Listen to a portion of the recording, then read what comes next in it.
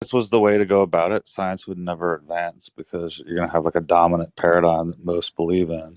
No. And if you just accept it based on consensus or whatever, then you'd have no advancement in knowledge. That's the point I was going to make. Science is always changing, and the preconceived, the current beliefs, whatever they are, is always changing. That's how science advances, by overturning what the majority always has believed.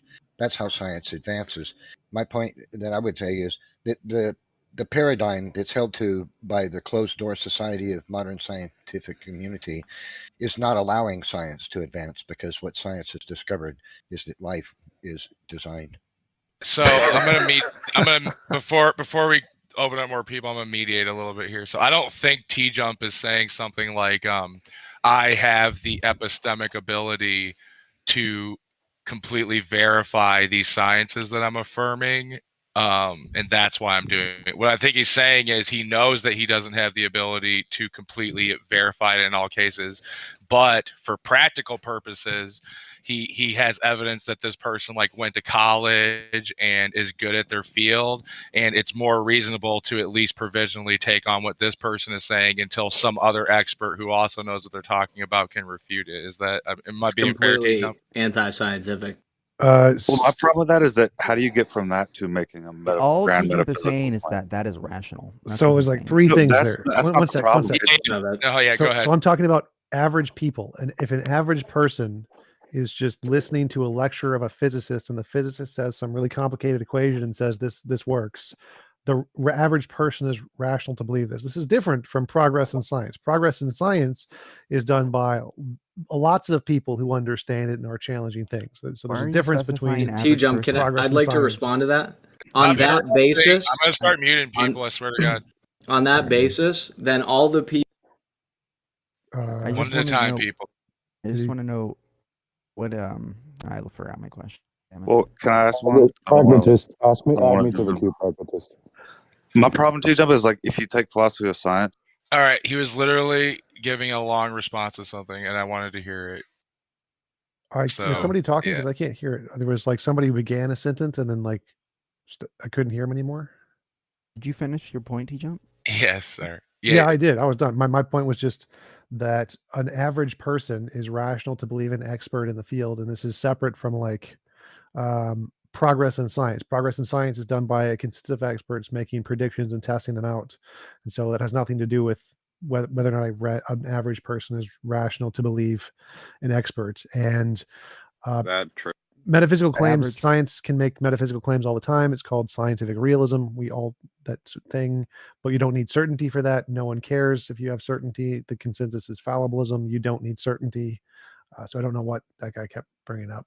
You just, by average people, you all just right, go ahead, non-experts. What I was saying was that not in the field, right? That's what you're talking about. The United States persons would be destroyed by nuclear fire according to yeah, go ahead, Paul. Okay. What I was saying was, by definition, metaphysical claims cannot be investigated by empirical scientific method. It rests on metaphysical assumptions. My only issue is that when people appeal to science as like disproving or proving a giant metaphysical claim of what it is. What definition? Scientific method. It's an inductive. It's the Baptist, whatever Why your do name people is. keep jumping in? I don't know. One second, What's Baptist. the guy's name? It's called Baptist Mold. That's what his name is. Yeah, Baptist. I wanted to ask you. So, why can't science investigate metaphysical claims? Because scientific realism is again the consensus among scientists. So they disagree with you. Like they all disagree with you. Why do you? The empirical scientific method is by definition assuming a bunch of metaphysical assumptions, right? And it's only investigating repeatable inductive reasoning about giving you more probability of certainty about patterns in the material world. I'm not following. You can't make metaphysical claims. You can infer them from the results of that, but you have to like plug them into your metaphysical assumptions. You cannot investigate metaphysical claims with physical, empirical, scientific methods. So the way science works is you make a hypothesis, which you can make up whatever you want. Magical pixie leprechauns are ruling the universe, whatever hypothesis you want. And then you say, if my hypothesis is true, here's what we would expect to see under some experiment. Do an experiment and see if you get the result. And if you get the result, that's evidence for whatever metaphysical hypothesis you have. So I'm not sure. How do you test a metaphysical truth under a microscope? According to that, I can show that life is designed. Yes, you could if you had novel testable predictions. But so the point here is that any metaphysical hypothesis you have, the world is purely material, the idealism is true, God is real, don't care. You can make up whatever you want. The way to indicate that it's true is you make novel testable predictions. And if they're confirmed, that's evidence of your hypothesis. For example, in Hinduism, the Bhagavad Gita predicts the age of the earth is 4.3 billion years old, which is within 5% accuracy, which is a very good prediction. That is some very minute evidence that the Bhagavad Gita's God thingy Brahman is true. So yes, you can indicate metaphysical truths with empirical science. Right. You have to assume a metaphysical assumption today, like the uniformity of nature over time and stuff. That's what you're not seeing. You have a blind spot epistemically.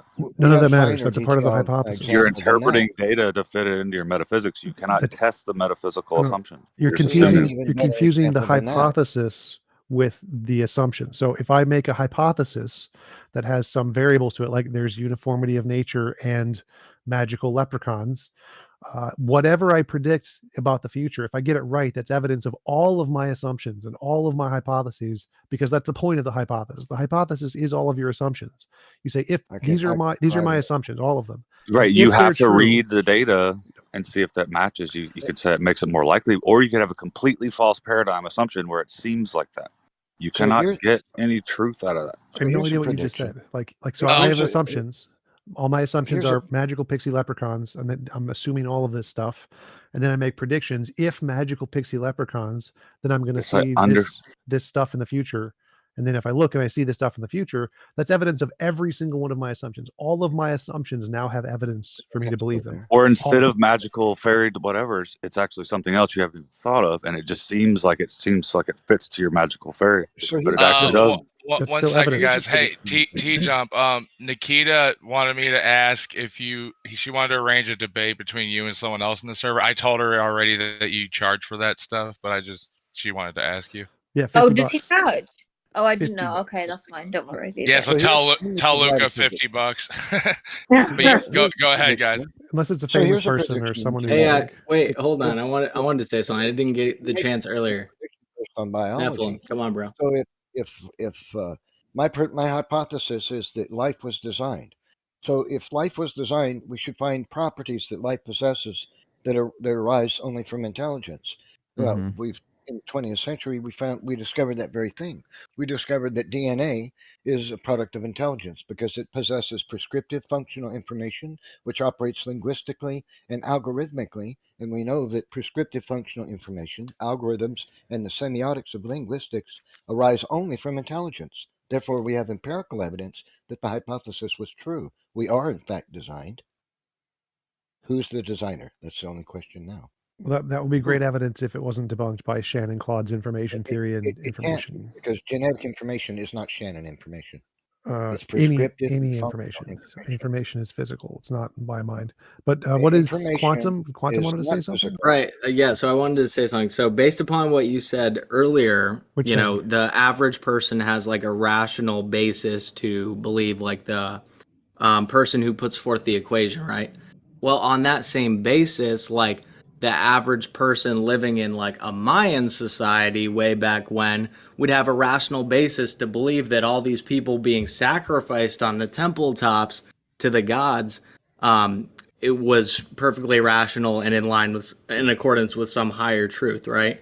So that's part of the problem with that way of giving authority to people just on the basis of an arbitrary you got to ask a question and stop speaking and not assume your question. So no, they were not justified because they didn't have any demonstrable results of the people sacrificing. So if the people sacrificing virgins or whatever could consistently cause storms to arise or not arise, then yeah, they'd be rational in believing that sacrificing virgins was effective. They did. They'd get harvest of the crop, or they'd have a whole solar eclipse, and like that's proof right there. I mean. That's if they could do that, then, so if, for example, the sacrificers knew when the eclipses were going to happen, and then sacrificed a virgin right before an eclipse, and the average person doesn't know this, and all they see is, oh look, someone sacrificed then eclipse, then yeah, they would be rational in believing that the people doing the sacrificing knew more about them, about the yeah. By your methodology, it's the same thing. I think is what you point out. No. All right, can I ask a question, Super Saiyan? Yeah, go ahead. We talk about this appeal to authority or experts, and that's a great hypothesis or in a hypothetical world. Of course, we have morality that enters into the equation. But my question is, at what level or when is it decided someone qualifies as an expert to be able to challenge the consensus? Well, those are so like you don't need to be an expert to challenge the consensus. Those are two separate topics. But what makes someone an expert is the ability to create results in the field. So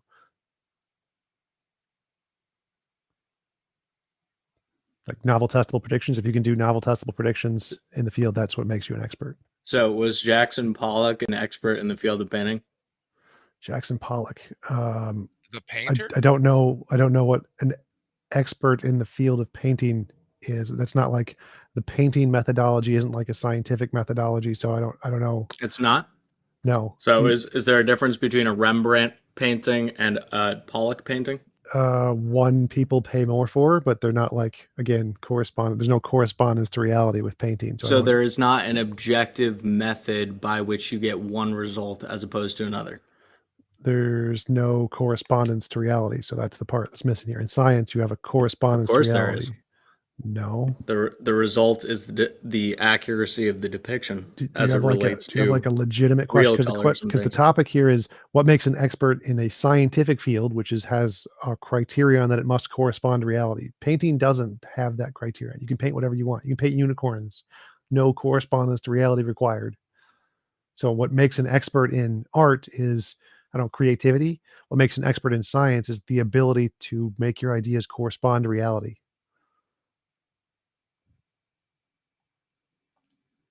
That's not exactly true, but that's I don't know what you're getting at, Quantum, because like art does not use the scientific method. It actually does, but we believe that art is separate from that. But yeah, but even if it did, okay, wait, hold on. The main point I was trying to make. Thank you, whoever did that. Anyways, Quantum, even if you were right, that wouldn't be a problem for TJump because then art just would be an analogy for science, but it's not. That's the problem. Yeah. So what I was saying was that making an effect in a field isn't the same as making an advancement in a field, right? Like we would all say that Jackson Pollock made an effect in the field of painting, but that doesn't mean that he, actually made a valid contribution upon which other things are built. He in fact regressed that field. So the same thing can be in the field of science. You can have people who are quack science. Okay. Pragmatist. Just 1 second, pragmatist, if I can. I've tried to explain this to Quantum so many times. Science is a methodology. The fact that you can apply the scientific method to art doesn't make art the scientific methodology, does it? Right. So our hypothesis. No, but they're putting authority in the hands of particular scientists. Chrome wanted to say something next, and I think Alex wants to say something. I was just trying to point out, I think what Quantum's appealing to is like specific techniques in the field and this, that, and the other, and different techniques give different results. And as far as the painting themselves, right? I think that's what he's appealing to, but it does seem kind of like a bit of a derail. Yeah, so I'm not following which pseudoscientific, like flat earther, for example, has an effect on science without actually making progress.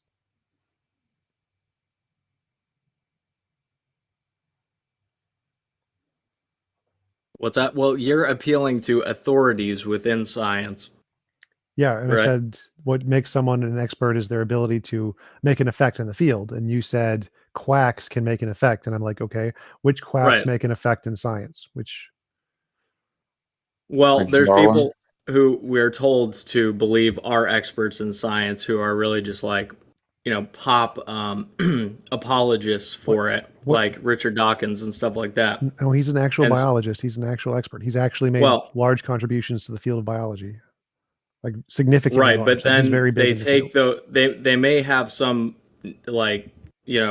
small area of discovery that they have actually made some contribution to, but then they take the next step and they make metaphysical claims or claims about the nature of reality that you can't extrapolate from those discoveries that they have made. No, and so that would constitute a regression. No, that's scientific realism. That's the consensus in science. Yeah, appeal to a consensus is also a logical fallacy. Wait, I thought No, OD got banned from the server. It's completely rational to appeal to consensus. You saying it's rational does not make it not a fallacy. Well, that's what a fallacy Quantum is. is It's irrational. Just listen to the experts. Something, I'll just because post you the say definition something, of it. Are you? if the consensus Wait a minute. actually Hold says on, it, it's hold not on. a fallacy. So is Quantum's Still ad populum. critique of Dawkins based on the fact that Dawkins speaks about things that, I mean, we point to the same criticisms with like AIG, right? That they appeal to experts who have like PhDs and they speak to fields other than what they hold expertise in, right? And that's a legitimate criticism. And if you want to criticize Dawkins' views on theology on the basis that he's not an expert in theology, okay, whatever. Yeah, it's legit. So if he's not an expert in a field, then he doesn't qualify as an expert in that field. So to be an expert, you have to make progress in that field. So that would be covered by my previous definition. Can I throw out an example that I think it would be nice if people could address? When somebody goes to the doctor and says, I am ill, the doctor checks them and says, you have this illness, and gives them a prescription and tells them these are the side effects. They take the prescription. They accept that that is the consensus of medicine and that this authority is speaking on behalf of the consensus to say, for your pathology, this medicine is required. If people want to go online, research the pills, find alternatives and whatever, they are more than welcome to, but it is not required. To be rational, all you have to do is say, I have gone to an accredited doctor, I have given my symptoms, and I have received the pills. Even if you're skeptical, you could go to a second and a third doctor. You're going to appeal to the consensus authority of those doctors to then go, okay, I'll take my pills. Fun fact, it's actually irrational to do research on your own. People who do research on their own usually get it wrong. And so trusting the experts is actually more rational than doing research on your own. I, of course, Example, Neff.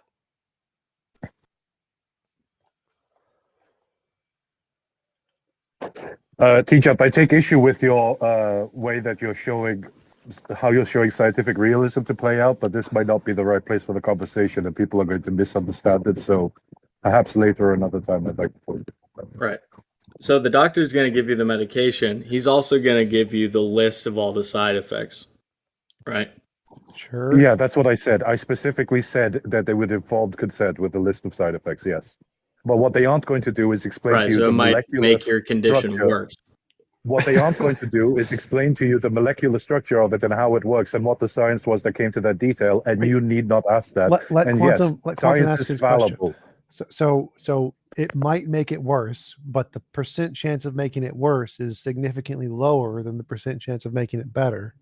Oh, that's just an arbitrary thing that you're saying. It would depend on each case specifically. Well, no, that's literally the on what opposite of medication arbitrary. that it is. That's literally the opposite of arbitrary. The whole point of medications is that it has a higher probability of making you better. Have you ever heard like there's lies, there's damned lies, and then there's statistics, right? Because people aren't statistics. So if one person takes a medication that works for other people and that person gets sick or ill, I mean, it's just a demonstration that what it's believed that medication does isn't necessarily the case, or it may not be accurate fully.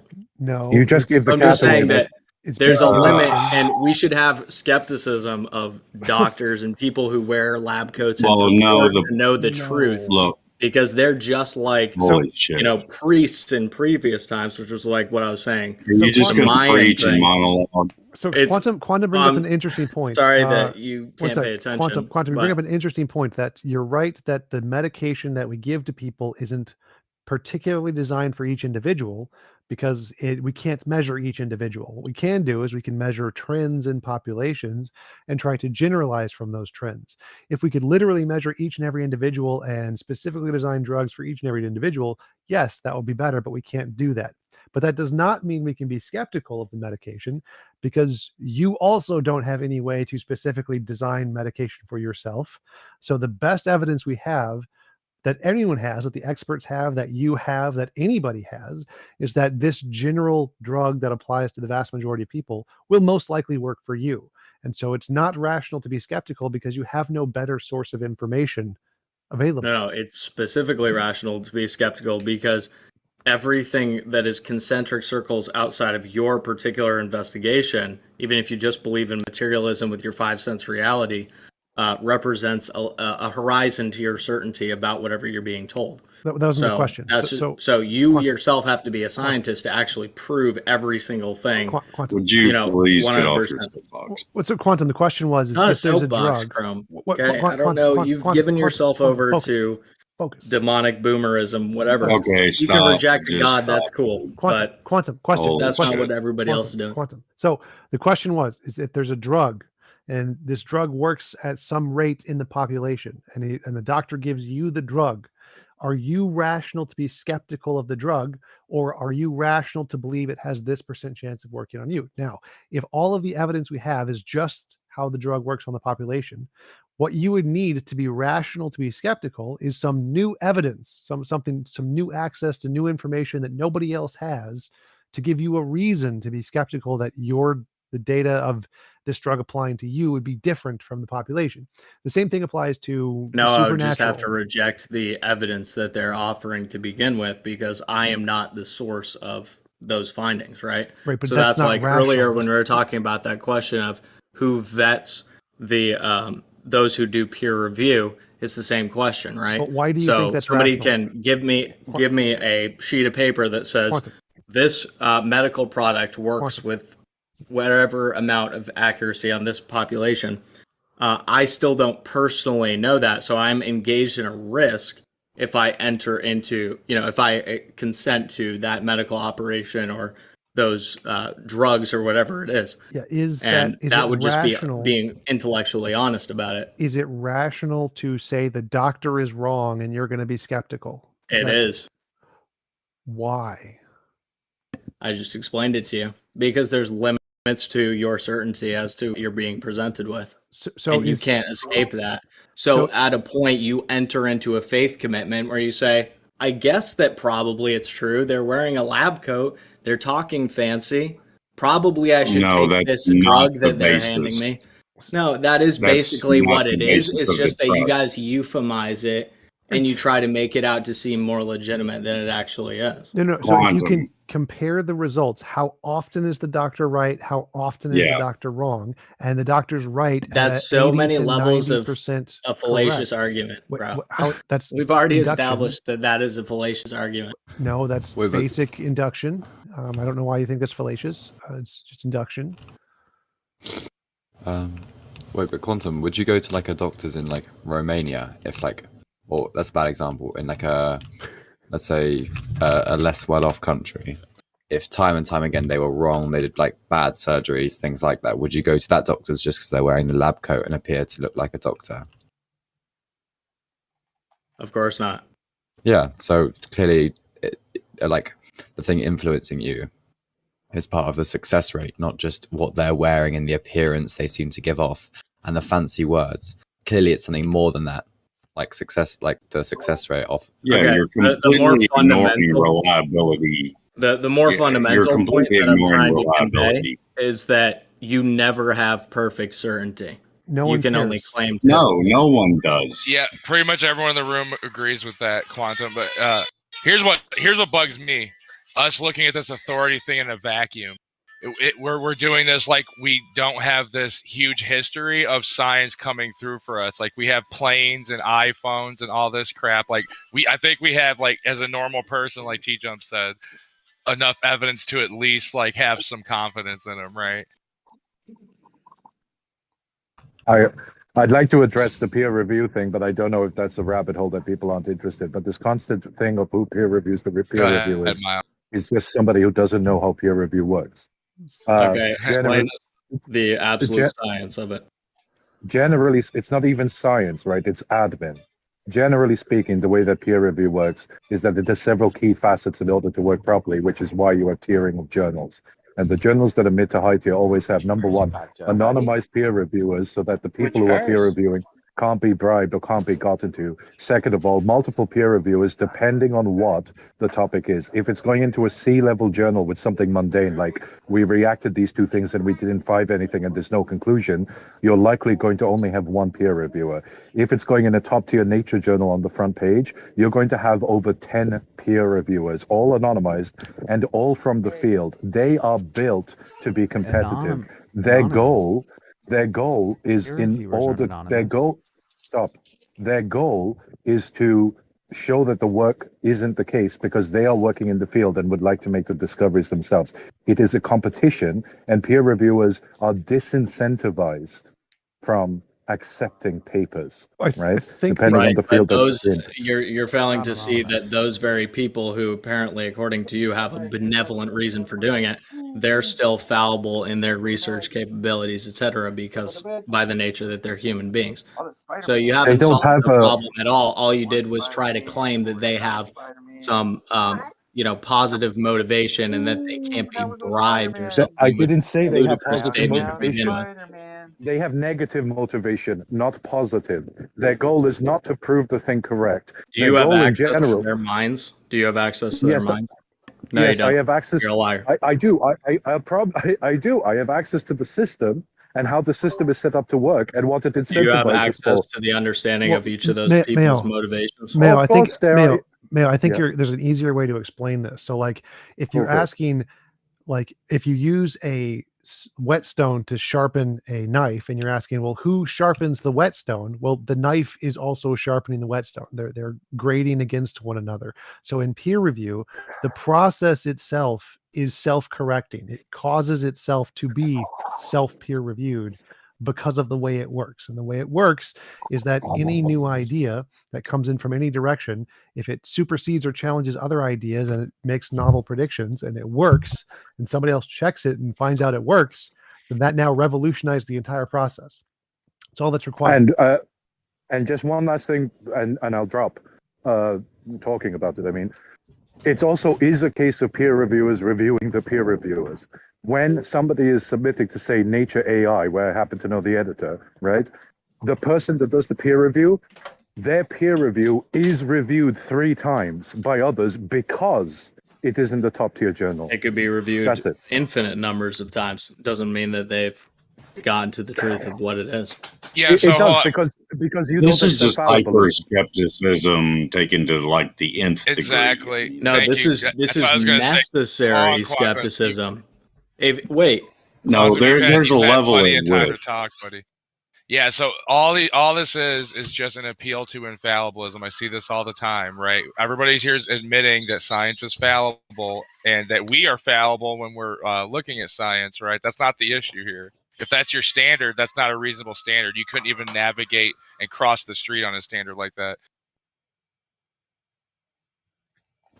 Yeah, the point of the appeal of science is reliability, right? Science works; it produces results.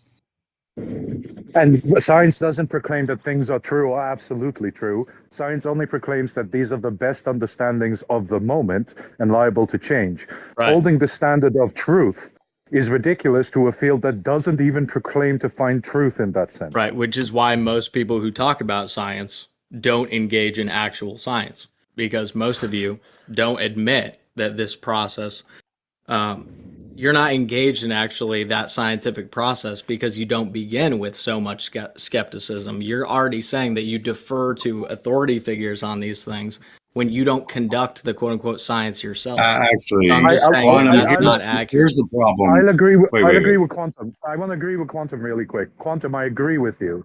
When you have your bespoke definition and no one else holds to it, you are right that no one else is holding to your bespoke definition. It's also true that no one cares, though. Well, I would say, Quantum, you're free to criticize all you want. But if you have a more reliable method, I would love to see it. Nobody cares about your proprietary definition. I care. I care. I want to know its proprietary definition. But just in, the purview of context, you want to know the actual argument more, of course. I think his definition is going to be more funny. Well, as it stands right now, this is still the most robust system we have, and I'm still waiting for someone to produce a more robust system. Okay, I'll give you the proprietary definition and we can move on and you'll be happy, TJump. Here's the definition. Science is only methods that produce absolute certainty. Cogito. Cogito is science. Cogito is science, and I, myself, am the physical body of fucking science.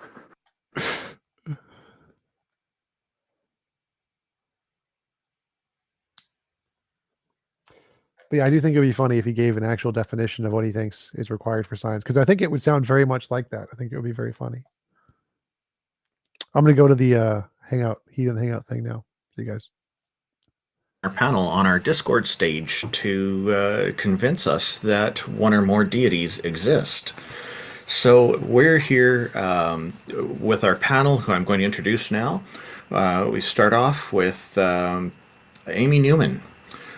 She's known for her trademark slogan, Sending Love. She's a professional comedian and skeptic who hosts debates, interviews, and conversations on her YouTube channel. She also creates educational and other important content. Her YouTube channel is at youtube.com/Amy Newman. TJump, or TJump, is an atheist philosopher who hosts conversations with professors, philosophers, and other academics about topics ranging from biology and physics to religion and morality and so on. TJump's YouTube channel is at youtube.com/TJump. J. Mike is one of the co-hosts of the Talk Heathen show, and he joins us from time to time as well. Jefferson Spatchcock is an atheist inquisitor and intellectual who has particular expertise in analyzing and reviewing debates. His YouTube channel is available in the YouTube video description. J.L. Warren is an atheist activist, educator, and entertainer. He runs the Bridge the Divide YouTube channel, where he addresses irrational beliefs, the irrational behaviors that often follow, the societal divides they create, and how those divides can be bridged with education, rationality, and reason. His YouTube channel is at youtube.com/JLWarren. I'm Randolph Richardson, an atheist from British Columbia, Canada. I'm the founding president of the Canadian Atheists, and I'm an advocate for freedom, fair justice, and critical thinking. You can find out more about the Canadian Atheists at canadianatheists.ca, that's the website, and my YouTube channel is at youtube.com/Randolph Richardson. IX is a Tom Unboxes subscriber and former atheist community of Discord admin who enjoys long walks through evolutionary biology-inspired computer science, archaeological, academic, biblical criticism, and so on. Jack Burton is a self-described middle-aged, college-educated nobody who drives the Pork Chop Express truck in his spare time. He's a deist and mostly non-committal to philosophical stances. Peter de Tucker is an atheist from the Netherlands who handles the production of various YouTube channels, including Aaron Ra's channel, and generously contributes his professional artistic skills for free to atheists all around the world. His YouTube channel is at youtube.com/GonnaGoForIt. Taco, our organizer, is a #1 Discord debater who has never lost a Discord debate in his life. Thank you, everybody, for joining us, and thank you to everybody on the panel for being here. Did anybody have any burning points you wanted to make before we started our program? I think we should do intros last at the end when most people are here or to actually listen and potentially care. Do intros at the beginning kind of waste because there's only like 10 people in the audience when we first start. You can do it at the start and the finish. It's not a big deal. So we've got Prax, Pred. I don't know how to say that, but he wants to come up and talk with us about there being a potential simulation that's not necessarily a god existing, right? But it sounds pretty interesting.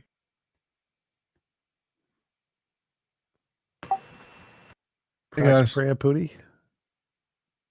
Good morning, Peter. So, I guess Pax might be a little busy at the moment.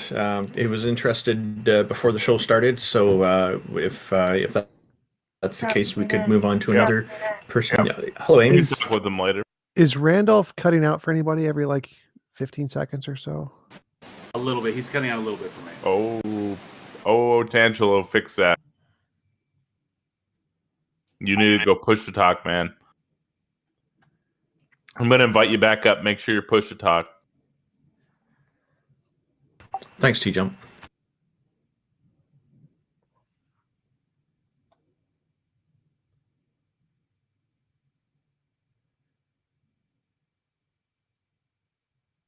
Oh, it looked like Godless Girl is wanting to come up. Shall we bring her up? Sure. Good morning, Godless Girl. How are you? Muted.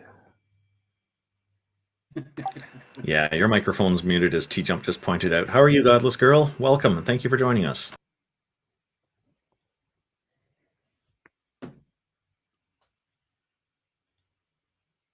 Okay, I guess. Sorry, I couldn't figure out how to unmute. Well, we can hear you now. How are you doing? Okay, how are you guys? Pretty good, pretty good. So, you're godless, which means you're not a theist. Did you have some perspective you'd like to share with us? Yeah, well, I'm really critical of other atheists, though. I debate them more than I do theists. My ears perked up when I heard that Taco thinks he never lost a debate. Is that like just a joke, or is that true? The world may never know. I think it's meant to be tongue in cheek. So, no, it's completely legit, 100% factual, unquestionable, objective truth. Once again, the world may never know. Otherwise, an atheist challenging Taco is not really the purpose of the stage. Oh, sorry. Yeah, so how would you guys respond to somebody who is saying they were a deist, but it's not like rationally justified? They're just believing it because of some intuition. If they're intellectually honest about it, then there's not a problem. So you wouldn't have an argument against it? No. Well, it's unfalsifiable. So it's just, if they believe in it and they're holding to it as an emotional appeal, they're aware of that. They're intellectually honest about it, and they're not running around making assertions about reality that everybody else should believe in it. Then they're allowed to believe whatever they want to believe, just as long as they're intellectually honest about it. That's cool. Oh, okay. I thought somebody would have, at least one of you would have some kind of objection to it. But just because something is unfalsifiable doesn't mean that you can have like an a priori argument against something. Well, I can tell you the objection I would have is if they're trying to impose those beliefs on others. And because I'm very much in favor of people having intellectual sovereignty, as I like to call it. So, but I don't think that really addresses your question, does it? Well, I thought you guys would try to argue that somebody couldn't rationally hold that belief. Well, it's irrational, yes, but it's as long irrational as they're aware, or irrational. It's irrational. It is not rational. It is irrational. So they can hold that. You can hold an irrational position as long as you're aware that it's irrational, and you can accept that. If you're intellectually honest about it, then there shouldn't be a problem there. I don't think it would be irrational. Yeah, that's what I would want an argument for, because I don't think it's irrational. I think it's just irrational when you believe something because of an intuition in the absence of a defeater. Right. So I think it'd only be irrational if they claimed to have evidence that they didn't, or something along those lines. If their beliefs were not proportional to the evidence that they claim to have. If they just choose to believe based off intuition and don't claim to have any evidence, then that's not irrational. They're just choosing to believe, and that's fine. Okay, so TJump agrees with me, but JL Warren does not. He thinks it's irrational. Do you have an argument that it's irrational, JL? It's not rational? Yeah, it's irrational, like I said. Irrational with an A. Okay, then it's irrational. Oh, you're backpedaling? I don't care. It's irrational. I don't care. Because this is not the purpose of the stage. You don't care if you backpedal? Okay. But I would just point out that there's no evidence that a mind can exist without a brain, and all the current evidence actually points to the fact that you need a brain, a physical, natural brain to have a mind. It's not backpedaling, Godless. I'm just giving you what you want so you can go away. Oh, okay. I don't have to be on stage if you don't want me here. Cool. I love everybody. Mwah. All right. Thanks for coming up. A friend of mine, Neil Spirits, is in the audience. I was PMing him here. I think he might want to come up. I'm going back and forth with him right now, but he has a lot of experiences with ghosts and spirits, so I think that would be a fun one if he'll come up. experience with ghosts and spirits. Now that's, I'm assuming that's not just Halloween. Are we talking like I went to Valley Fair with him. experience, or are we talking Demi Moore experience, or are we talking like Ray Stantz experience? I don't know exactly. That's why I'm saying I'd like to have him up here because that seems like a very, very interesting topic. I saw him on the audience, and he's got some cool graphs even. The TJump, you recently were in a debate with Kent Hovind, as I understand. How do you think that went? That was interesting. It was so close to like a really fun debate, but he kind of weaseled out of it because the debate was testable predictions, and he didn't really understand that in science, testable predictions isn't just literally predicting anything about the future. Like I could predict that in 5 seconds I'm going to pick my nose, and if that happens, clearly that's not evidence of anything in science. No one cares. What people care about in science is novel testable predictions, things that we don't know about yet. But he kind of evaded that topic as much as possible, desperately. I watched that debate, and so Me too. I was really curious, Tom. What did it say in the email that the title of the debate was? Because I know for a fact that you have to pin him down on a topic. If you don't do that meticulously, he's going to run away from it. Oh, I didn't set it up. So it was Donnie, Standing for Truth, set it up. So I wasn't a part of that. Yeah, what confused me is that apparently there's a series and it's the same topic for every debate, according to Kent. I'm surprised. I mean, I don't think TJump, did you get a chance to see McKinnon Mitchell's documentary on Hovind? He literally said maybe, I don't know, that he wasn't required to defend his position. Well, yeah, I don't think Kent has multiple debate strategies. He has one debate strategy and he just repeats the same strategy over and over again, no matter what you do with the title. Yeah. Okay, guys, we just have brought up a guest, Zeet. I hope I'm pronouncing your name correctly. Welcome. How are you doing? Zeit. Zeit. Thank you for correcting me, Zeit. How are you doing today, Zeit? No. Zeit. Starting with a T. Zeit. Well, okay. Zeit has disappeared. He was offended. Well, thank you for joining us. Oh, he wants to come back. I think it was his time. And if anybody else would like to come chat with us, feel free to raise your hand and we'll get you in the queue. The letter is fine. Hello. Hello, welcome. Hello. What you got for us today? You can begin your arguments. The floor is yours.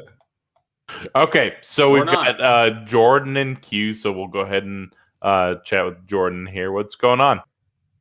Good morning, Jordan. Good morning to you guys as well. What you got for us today? I apologize if I'm not very experienced in this topic, but one of the arguments, although by philosophers is not really that many have found that convincing, one that's been influential for me is like the moral argument for God. And the reason why I see it as convincing is because when I look at things like moral naturalism or moral particularism, I generally usually assume moral realism is like the default position that most people have, because we don't believe usually that morality is subjective, that there must be like some sort of explanation for that, and the way to account for that objectively would be a moral lawgiver, because it always seems really intuitive to me, like an objective moral law would need an objective moral lawgiver. And I know people would like to object, isn't that God's opinion? Well, if he is sovereign, then he would be the foundation of such principles. So just wondering. So if there is an objective moral, then it should be independent of a mind, I would think. And so, what would justify classifying it as objective when it is issued by a deity who obviously has a mind, a god or a goddess? I'm wondering how you justify that, because it seems to me that like the laws of nature, laws of physics, and whatnot seem to be just an emergent property of reality, and so and they're objective. So if the moral laws that you're talking about are, and maybe you can give an example of a moral law that would work for this, but I'm interested in seeing how it would be. Kind of an emergent property of reality, I guess, part of reality. It should be, I think, independent of there being any deities. If I can add to that just a little bit. So I agree morality is subjective, but why not think morality being objective as a law of nature rather than a law given by a mind, like a law of legal system? Thank you, TJump. We also just to piggyback on that, we also understand that moral concepts being subjected to individuals, to groups, to societies, to nations, to the world in and of itself. That we understand that these things they derive from our empathy, from our ability to empathize with other people, formation of mirror neurons and the like. And of course, these are empathy and our ability to connect with the people, our ability to love. These were positively selected traits because they were. They supported our survival. And so as human beings evolved over the past 2 million years, that we developed these, and because connecting or cooperative action and empathy would allow us to survive better than selfish action. And so we would typically ostracize those individuals that worked against the group. We'd kick them out, which means that they would not breed and spread those genes. And then those individuals who were more inclined to be empathetic with their fellow human beings were a part of the group. They passed their genes on. And so we artificially selected for our own empathy as we were protecting our group as a survival mechanism.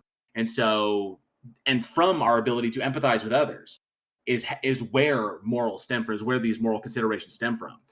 So we understand this as a product of our evolution. And instead of making a statement, I'll give it back over to Jordan to answer it. But I do want to know afterwards just questions about hell if we are going to talk about the moral argument. But feel free to respond to anything those three gentlemen said. I apologize if I can't get to all your objections. They all seem like they're very worth considering. If I just don't remember them all. But if I were to just look at this in order, people spoke, I think Randolph pointed out morality isn't an objective morality. Wouldn't seem like it would be dependent on a particular mind, and I think that there's some substance to that. And I think when I've talked to a lot of theists. Sorry, can I just clarify? What I did say, maybe I'm misunderstanding you, but what I did say was, it seems to me if it's going to be objective, it would be independent of a mind, is the wording that I used, like the laws of nature. So the moral laws would be the same thing, emergent properties of reality, regardless of whether there's a deity. And that's kind of what I was getting at. Fair point. I'm sorry if I misrepresented you. No problem, man. No problem. Regardless of that, I think in my experience, when I've asked this question, people usually ground the moral properties as like the essence of God or in his properties. So it's not just based on the mind, but on like the divine. They're often referred to as like transcendental categories or properties of God. And what I've experienced, people will usually ground that to say that, oh, well, it's not like he's making a decision. It's in his essence in which we can derive that these laws are given. And if I were to move on to, I think it was TJump. Can I just respond to that? Can we break the laws of physics? They seem to be consistent. We don't seem to be able to do that. We seem to have to be working within those laws. So, and they seem to be objective. If that's also the case, we have objective morality, then I would expect logically this to be the same. We would not be able to violate these moral laws, and yet people are violating what people consider to be moral laws, like not murdering other people, not stealing from people, not vandalizing property, and things like that. Well, that's a good point. Though I think what I'm just going to appeal to a distinction David Hume made, is that there just seems to be a distinction when we look at the laws of physics between is claims when we're describing the world versus describing an ought. Like there seems to be a difference between the claims that someone is murdering another person versus you ought not murder that other person. They seem to be like they're categorically different. So in that sense, it doesn't seem like you could derive like a statement that's just a fact describing it versus like those ought statements. So that's why I would probably just draw that sort of distinction, because how would you derive any sort of moral claim? Say that someone goes up and kills another man. How would you derive that is good or that is bad from just looking at the empirical facts about the situation? In the science fiction story I'm writing, I've been working on this since the 1980s in my spare time. I'm working on a lot of things. There's one planet where there's a society of assassins where killing people, killing other. They're alien species, but I'll just call them people for simplicity. Killing other people is not considered to be immoral. There's certain situations where it's not acceptable, but most of the time it's something that can happen. They've got a huge overpopulation problem there. They multiply like rabbits.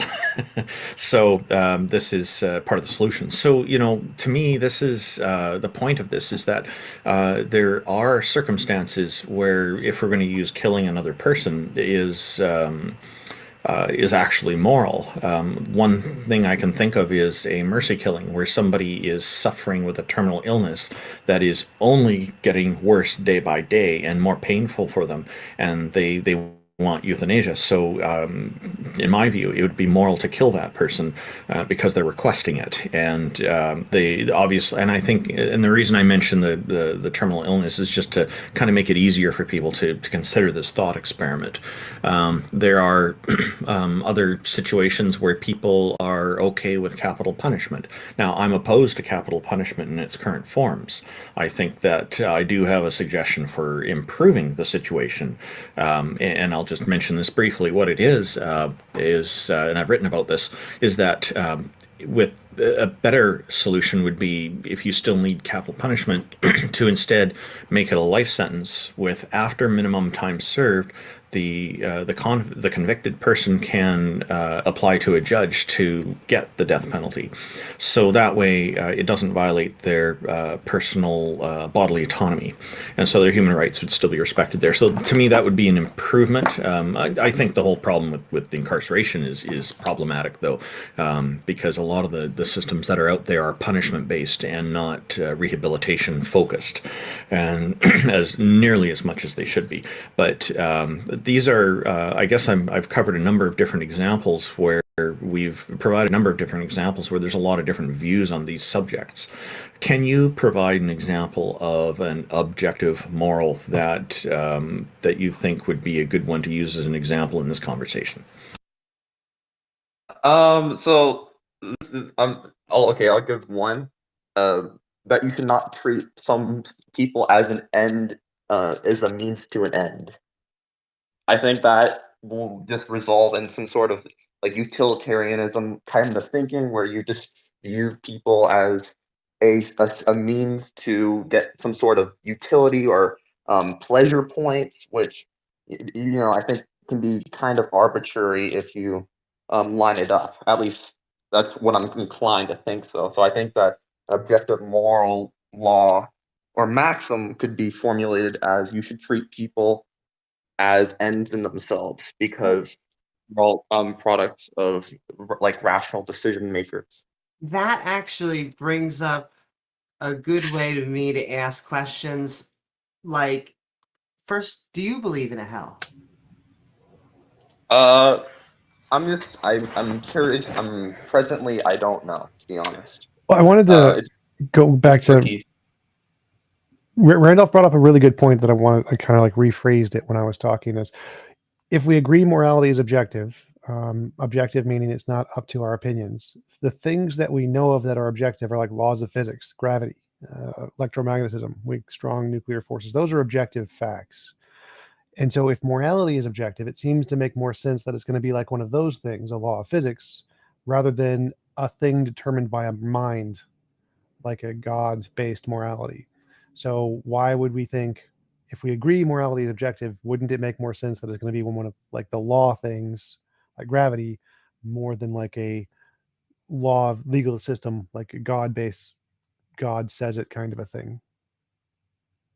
Well, here's the thing, though. I do treat it as like those laws of physics, and I'm not saying that of it being objective, and that it's purely based off of like a will of God. It's in his very nature, not just a decision. Otherwise, you get problems like the Euthyphro problem. I can't pronounce that right, but the Euthyphro dilemma.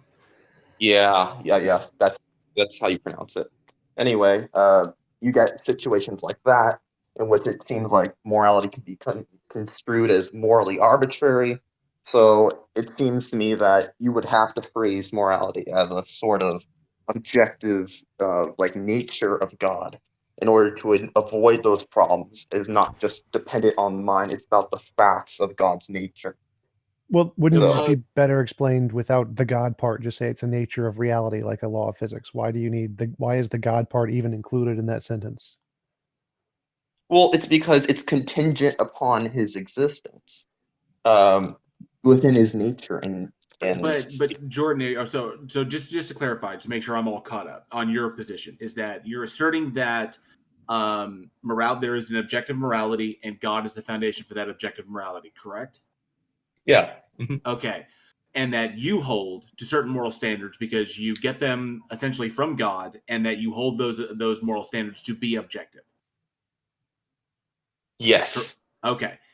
But if your God were to command you to do something that was different from that, like if your God commanded you to kill somebody, and you believed in 100% certainty that it was coming from God, despite the fact that you priorly held the moral consideration that you would never do that, if it came from God, then how would you reconcile that?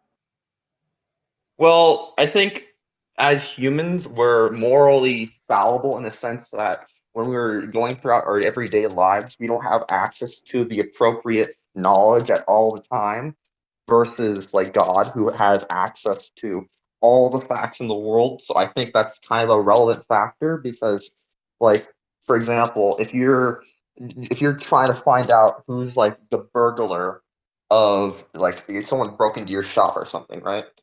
And you see a person who's just coming out and he looks very suspicious, and you want to go and interrogate him, but like somehow God reveals to you that you shouldn't do that, and it's probably part of his plan, and somehow he gets find out because the police are waiting outside, and you didn't have to deal with anything because you're inside, whatever. I think that's kind of a bad example, but what the point I'm just trying to illustrate is that, I think if God were to somehow reveal to me directly those types of messages, I should trust him because of the knowledge he has.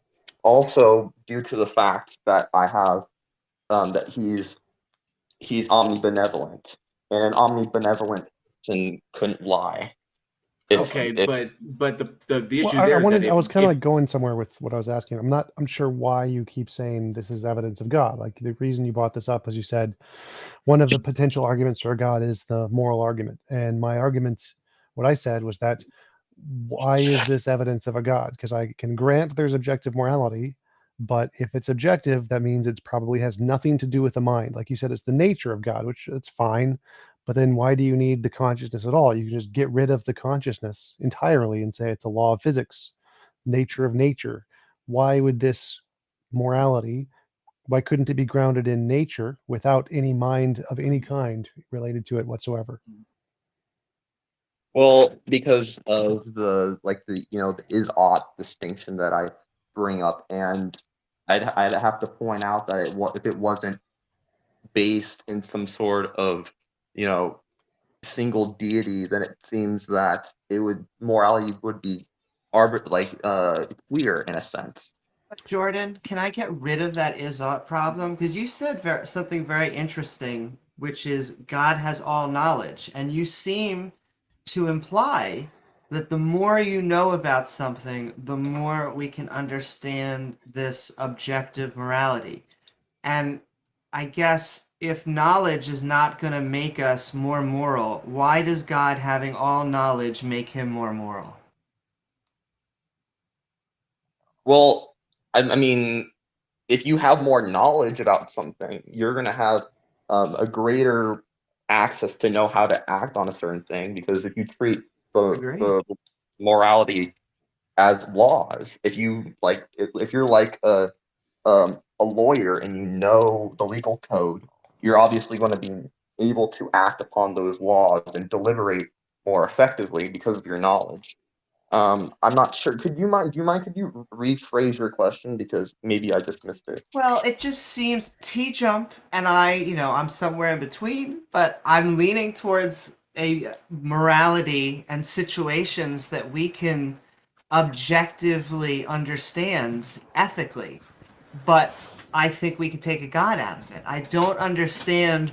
In fact, it seems to lie on this being that is all knowledgeable. And I just don't think we have good evidence for that. Nonetheless, I think we can become more knowledgeable in ethical situations, in morality. Well, if we were just going to go from that premise, I can see how you might want to do that. You'd have to engage with things like the problem of the criterion, which I think is especially potent in epistemology, and it can apply to morality, is that the problem can be phrased as, how do you form a criterion for that? And if you say you put in a criterion, right? Like, just say it's utilitarianism, for instance. Say it's God's nature. Then you could just say, what's the criterion for that? And so forth. And I think if you don't have some sort of like objective grounding for your criterion, then it seems that people can disagree about what morality is. And if people can disagree, that means there doesn't seem to be a truth of the matter. If this only is the case if morality is grounded in human beings, for instance, then it seems that disagreement would lead to moral arbitrariness. Well, so you could apply the problem of the criterion also applies to God. So you can say it's grounded in God's nature, and then we can disagree because we're atheists. That doesn't make any sense. And so the problem of the criterion applies to every model, including the God model. The God model doesn't solve the problem. So that wouldn't actually help your position there. But I think Amy brought up a really interesting point. With the is-ought problem, knowledge is all is. So all is statements. And if God has omniscience and knows all is statements, that still doesn't get you to an ought. So the is-ought problem would mean that his omniscience is kind of irrelevant because it can't get you from any of those ises, and all of his infinite knowledge, they're all is statements, and none of them get you to an ought. Well, I mean, it just seems like God would have some sort of moral ought, like his. I don't know exactly what part of him would be an ought, but there would be some sort of ought in tribute to God, but I'm currently not really sure in how that would be, like what type of foundation that would take place in. Yeah, it doesn't make sense to me to say that like ought exists as like a part of God somewhere. Like I don't even know what that means. It's one of his attributes. We normally say benevolent, omnipotent, or at least in the Western theistic sense. And all the other omnis are attributes of God. I mean, that doesn't seem too out of the ordinary. Well, oughtness isn't one of those things typically. Oughtness, I don't think can be it's not like a property. It's not even, it doesn't even work that way. I don't know what it means for oughtness to be a property. Would you consider yourself like a moral anti-realist? And you just I'm a moral realist. I'm very much moral realist. I see. Then I'm curious how you would think that moral facts would like manifest themselves, or like the laws of physics. Yeah, so I think instead of God's nature, it's nature's nature, but I don't think it has like a property of oughtness anywhere. I don't think there's like an oughtness particle hiding. Like I don't think that even makes sense. I think oughtness is a category we label things. Once like you can prove that oughtness isn't a part of morality. Like is something moral because you ought to do it, or ought you do it because it's moral? Like try to answer that. Can you say that again? Should you do it because you ought to do it, or you ought to do it because it is moral? Is something moral because you ought to do it, or ought you do it because it's moral? Euthyphro. No spoilers. Couldn't either way, like. Well, no. So the first horn is saying, if you imagine a box that contains all the things that make something moral, oughtness would be one of the things in that box. So it is something moral because you ought to do it. That means oughtness is one of the entailed properties that make something moral. And the second question is, ought you do it because it's moral? That means there's some box and all the set of moral properties are in that box. And once you know that, then you apply this outside property of oughtness that has nothing to do with morality. You're just applying it to the moral things. And to me, the second one seems to make more sense. You ought to do something because you know it's moral. So once you have a set of moral facts or whatever makes something moral and you know what that is, then you can say you ought to do it. But oughtness is never going to be one of those facts. Let me try and give my thoughts on what the Euthyphro dilemma would look like. I usually interpret it as saying either gods, like he did in Euthyphro, the Plato did. He formulated it as should the gods do something, or is something pious? Because so just to clarify, what I said literally has nothing to do with the Euthyphro dilemma other than the structure of the argument. So my argument is something moral because you ought to do it, or ought you do it because it's moral? So forget the Euthyphro dilemma. I'm going to be honest. I don't know, to be honest. Okay, that's fair. To me, it seems like obvious you ought to do something because it's moral seems to be the correct answer there. So I would say that no, oughtness isn't really a property in morality anywhere. It's something we add on later. But I still wanted to go back to also if moral determinations can change, or if God determines what moral considerations are, like what moral valuations are, or what the morality is, if God makes that determination and there is a change in that determination, or if there is a change possible in that determination, or if God can change it, then it's subjective to God. So it's subjective to God or it's subjective to human beings. It's one of the two. Because if it was objective, then God would just be appealing to something outside of it. God can't violate the objective morality of the universe. So it's subjective either way. It's subjective to us or it's subjective to God. It's one of the two. Well, why couldn't it be like, how foundationalists have some non-inferential beliefs? It would be like a sort of non-inferential belief with God being the foundation of morality. There would no be further justifier, because that would be the self-justifying belief. I forget what foundationalists use as the term, but it's basically like self-evident beliefs or something like that. Well, it doesn't work because, again, it goes back to what I said before. If you want to say that there's some kind of foundation, ultimate foundation that is the ground for morality, you can just say it's nature. You say there is a necessary aspect of nature, a quantum field or something, and it grounds all the laws, and morality is one of those laws.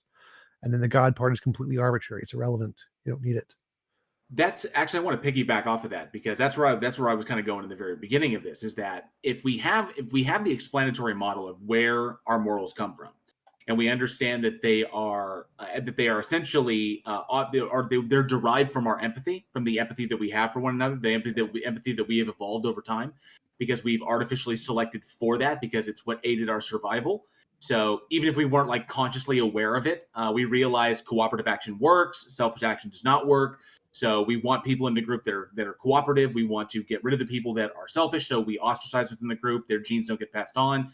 And so empathy becomes a positively selected trait. So we artificially selected for this. We understand this. It has explanatory power. It explains things. So just saying God is it doesn't offer anything. It's not an explanation. It's simply you're making an assertion about something regardless of the evidence at hand.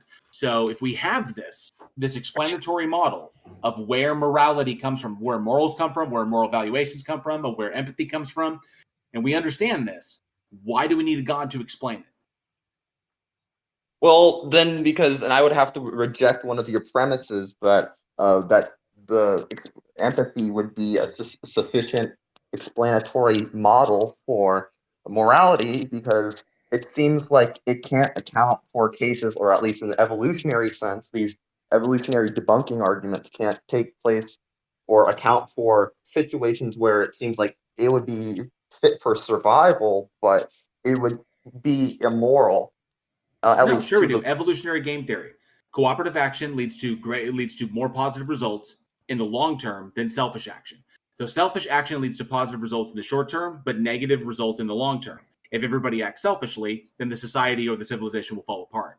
If everybody acts cooperatively, then the society will flourish because we get long-term positive results because of this. We share food, we share shelter, we work together. So we learned this very early on, and the thing that facilitates that is our ability to empathize. But that empathy comes from mirror neuron, and mirror neurons are things that exist in many species, not just us. So we understand this, that mirror neurons are integral to developing empathetic relationships with other people. So through this evolution of mirror neurons and our ability to empathize with other people, we understand and we have an explanation as to where all this comes from. As to where our moral considerations, our moral evaluations, why they are subjective, because they're subjective from individual to individual, group to group, nation to nation, all over the planet. It's all subjective. So we understand this. I'm saying in the face of an explanatory model, why do we need to appeal to something that offers no explanation? Jordan, I can illustrate this to you, what JL is speaking about. Say you are walking down a street and you have a sandwich, and you notice that a homeless person is on the street, and so what you do is that you split the sandwich in half and you hand it to him and walk away. Now, my question to you is, why did you split that sandwich, and was it God? Well, I think there could be a numerous different reasons why someone would do that. Like hand a sandwich to someone. It could be for selfish reasons. Like he could want people to recognize him for fame, for approval upon his peers. He could do it because he just wants to help out the guy. And like the empathy that DL Warren was talking about. But he gave him the sandwich because he looked hungry, right? I mean, in this hypothetical situation, it could be that or many other causes. Yeah. Yeah, sure. I mean, he's looking at him. He looks like he needs a sandwich. He looks hungry. He's not asking for one, but you decide to do it anyway. It doesn't matter why. It's how did you make the determination that this person was in need? Is because you recognize what need looks like in yourself. And so you empathize with the fact that they are needy, that they are in need. You recognize that. You internalize their experience, mirror neurons, and then you react accordingly. So it's either you reject it, which you can find considerations, which makes, you can subjectively say, no, I don't want to. I'm really hungry and I want to eat my sandwich and he should get a job. Or you can say, no, I have this and I don't need this all of this sandwich, so I'm going to split it. I'm going to give it to him. Or it says, oh, you know what? I wasn't really all that hungry anyway. Have the whole sandwich. Or, hey, oh, look, everybody's looking. I ought to do this because it makes me look good. Doesn't matter. You wouldn't have been able to identify with the other person's plight without those mirror neurons. So to summarize, they're saying morality is subjective. It's not objective. Therefore, you don't need a God to explain objective morality because there isn't one. That's their argument. My argument is even if morality is objective, that doesn't indicate a God because it can be objective without a God. And I agree with both those assessments. Well, that's quite interesting. I'm just wondering, how TJump's view, because he thinks that morality is objective because it's like a fact. At least that's what I think he thinks.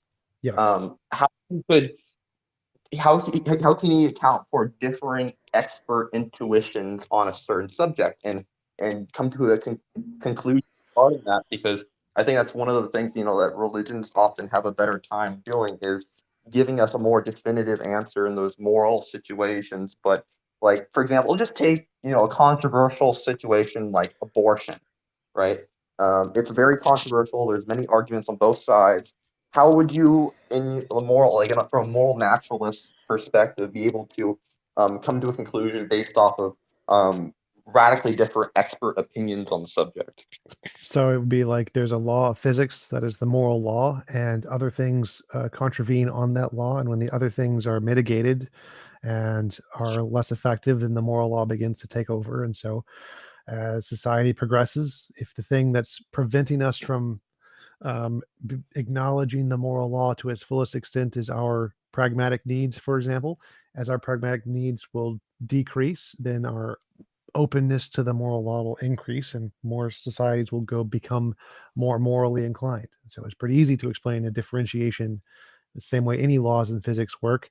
As one law is predominant in one domain, if the domain changes, then the other's law becomes dominant, which causes a gradient. And why, I don't know why you think that God answers that question better, or why religions answer that question better, because as far as I know, they don't have a good answer for that question. Well, oftentimes they can come through the form of divine revelation, or like the Bible or Quran, or other sorts of guides. But what I'm raising here is some sort of like moral skepticism towards that view, because it seems that even if it were to be true, under like an atheistic type of source or anything, related to that domain, that it would be hard, at least almost impossible, to get moral knowledge regarding specific cases. And if it can't do that, then it doesn't seem to be a good model, because, even practically speaking, as you say, we would want to have those sort of conclusions Not in mind. sure what you're arguing there. So like, I'm saying that our moral intuitions are kind of like our eyes. We see things, they're not always accurate. They are inaccurate many times, but we can still gain knowledge about the world through our eyes. And so the fact that our moral senses would be exactly the same as any of our other senses would make perfect sense. We can gain knowledge in the same way we do for any other senses, essentially. But I don't, like, when we're comparing that explanation to the Bible and the Quran, and people have a bunch of different religions, it seems like the more plausible explanation of what explains moral disagreement is our moral intuitions are like a sense, like eyes, and they're fallible, and they come up with different conclusions. Seems like a much better explanation than there's a whole bunch of different Bibles. Well, if it's grounded on intuitions, the whole point of bringing up is that then when we look at human experiences, people have differing intuitions. So yes. How are we going to decipher about that? Like, with perception, it's a little bit different, because, we're looking out to an objective world that exists beyond our perception. But with like intuitions, like it can get a lot more fuzzy in that realm. Well, so I'm saying it's exactly like that. So our intuitions are kind of like our eyes. They're trying to sense the moral law. They're trying to see what morality is, just like our eyes are trying to see what the world is. And you do that in varying degrees. Like you have disabilities, like you're blind, people literally can't see. People who are psychopath have that intuition disabled. They don't have a moral intuition. So I'm saying that in the naturalist view, morality is exactly like all of the other senses, and they come in gradients, and you have different opinions, and you have diseases that affect them, and that makes perfect sense. Seems to make a lot of sense, a lot more sense than there's an all-powerful being God, but a whole bunch of different Bibles. That seems to make a lot less sense. In fact, I would say that we have one less presupposition than theists. Well, like you have the benefit of parsimony. Well, I mean, I would, that's a different argument, but yes, I would say all-powerful, all-knowing, all-loving being has infinitely many more assumptions, but it's a different thing. So, but Jordan, I mean, if you can, I don't know, I kind of wanted, because they never got an answer on that. It was like, but in the face of an explanatory model, why would we need to appeal to something that offers no explanation? Well, I mean, I think that was a little bit of a loaded question, because obviously, well, I mean, if you have two options, right? Okay, so I've got option A and option B, and option A maybe fulfill some sort of psychological utility with me or whatever, but it doesn't offer a mechanistic explanation for a phenomena. And then I've got option B that offers a mechanistic explanation for a phenomena. So I'm looking for a reason why this phenomena occurs, and I've got two options. One has the mechanistic explanation, one does not. Why would I favor the one that offers no mechanistic explanation? Why would I do wouldn't? That? You Exactly. wouldn't, and Yeah, and but that's not what I'm saying. From my perspective, I'm arguing that there are attributes about like objective moral laws that concern God that can explain some things. Like, because I generally take it as a premise that there are moral duties that kind of transcend, the evolutionary makeup of the mind. Because um, if we're going to consider objective, in my opinion, it shouldn't be dependent upon what anyone else thinks. So but in your worldview, it's dependent upon what God thinks. It's not just what he thinks; it's about the fact of the matter regarding his essence or Yes, his but as indicated by the Bible, that can change. When God makes a determination that one group of people should be killed and then other people should not be killed, and the reasons for those are different, then he's justifying murder under certain mitigating circumstances, and then saying murder is not justified under these mitigating circumstances. For example, if you're Jewish, you shouldn't murder your fellow Jews, but if you are someone else, go and murder them. See, that makes it subjective. That's a subjective determination. So, like I said, give me a moral law, give me an objective moral law that doesn't require appealing to an agent.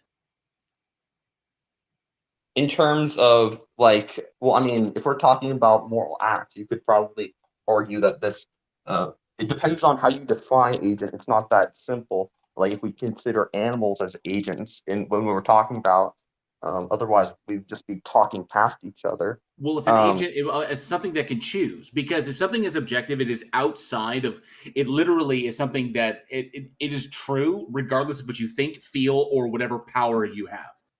Okay, you appeal to the objective, and if there's no objective to appeal to, then it's subjective determination. So that's what I'm saying. If these are objective, then God is not appealing to them. Then I'm saying that, but we see the evidence of it, that it is subjective to God. God makes these determinations on the fly. Like, for example, at one point, if God exists, if God actually exists, then slavery was moral at one point and had specific rules set down for it. But now, slavery is not moral. So there was a change there. Well, even if we take in general principles, I don't think that anyone would dispute the fact that even if there's an objective law that it can differ in some cases, but that doesn't mean it's subjective.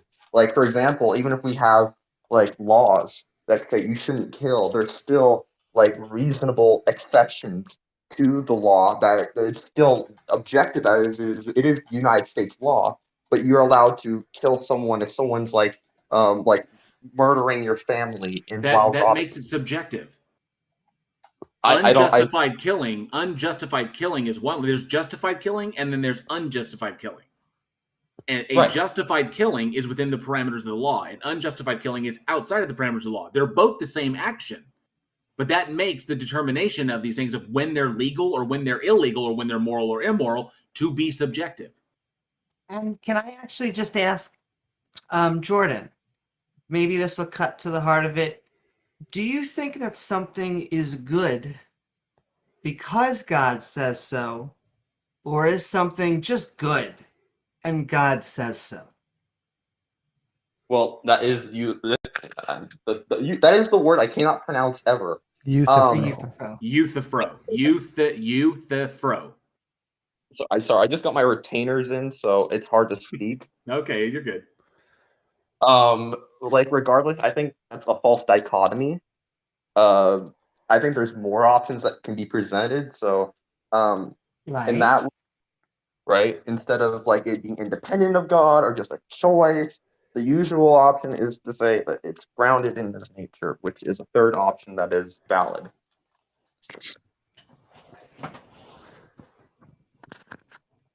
Grounded in its nature. Yeah, I apologize. I have to go. I have to go take a test. I thank you. So thank you guys for the call. I apologize if I wasn't speaking clearly early on. No problem. You're good, Jordan. Thank you for coming up. Jordan, you did great. We really enjoyed the conversation. You brought up a deep and fascinating topic.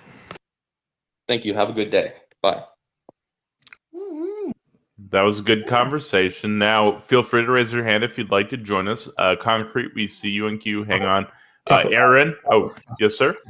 I'm just wondering if maybe J.L. Warren, you sound like you're familiar with the Euthyphro dilemma. Would you be willing to talk just briefly about it?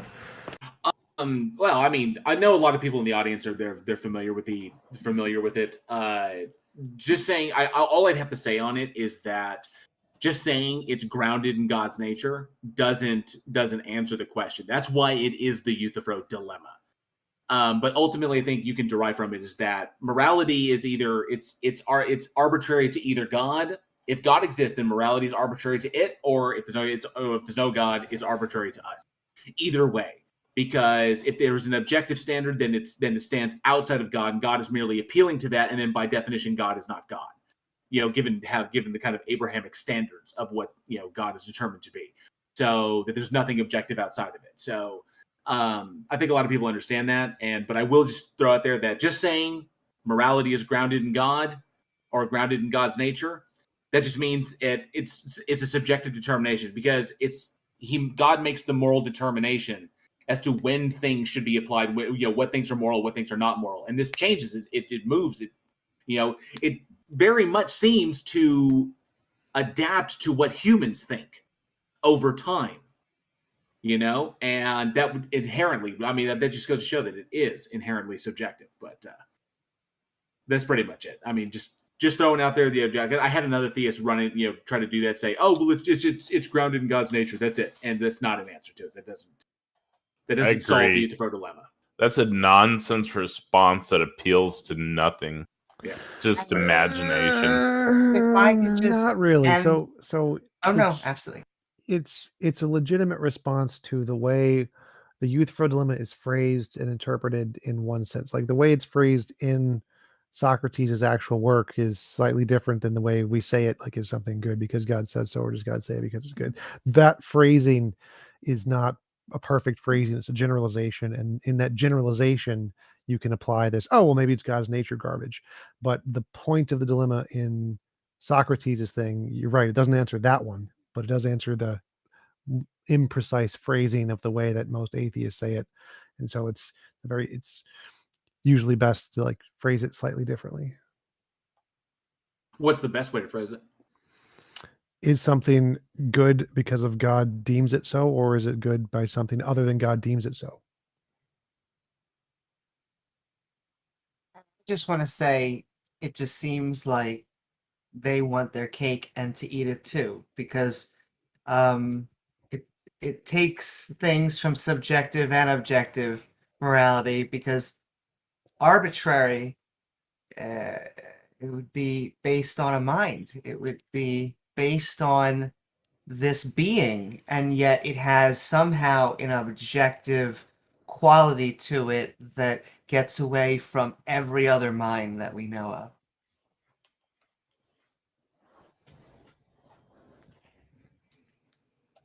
Oh, welcome, Aaron.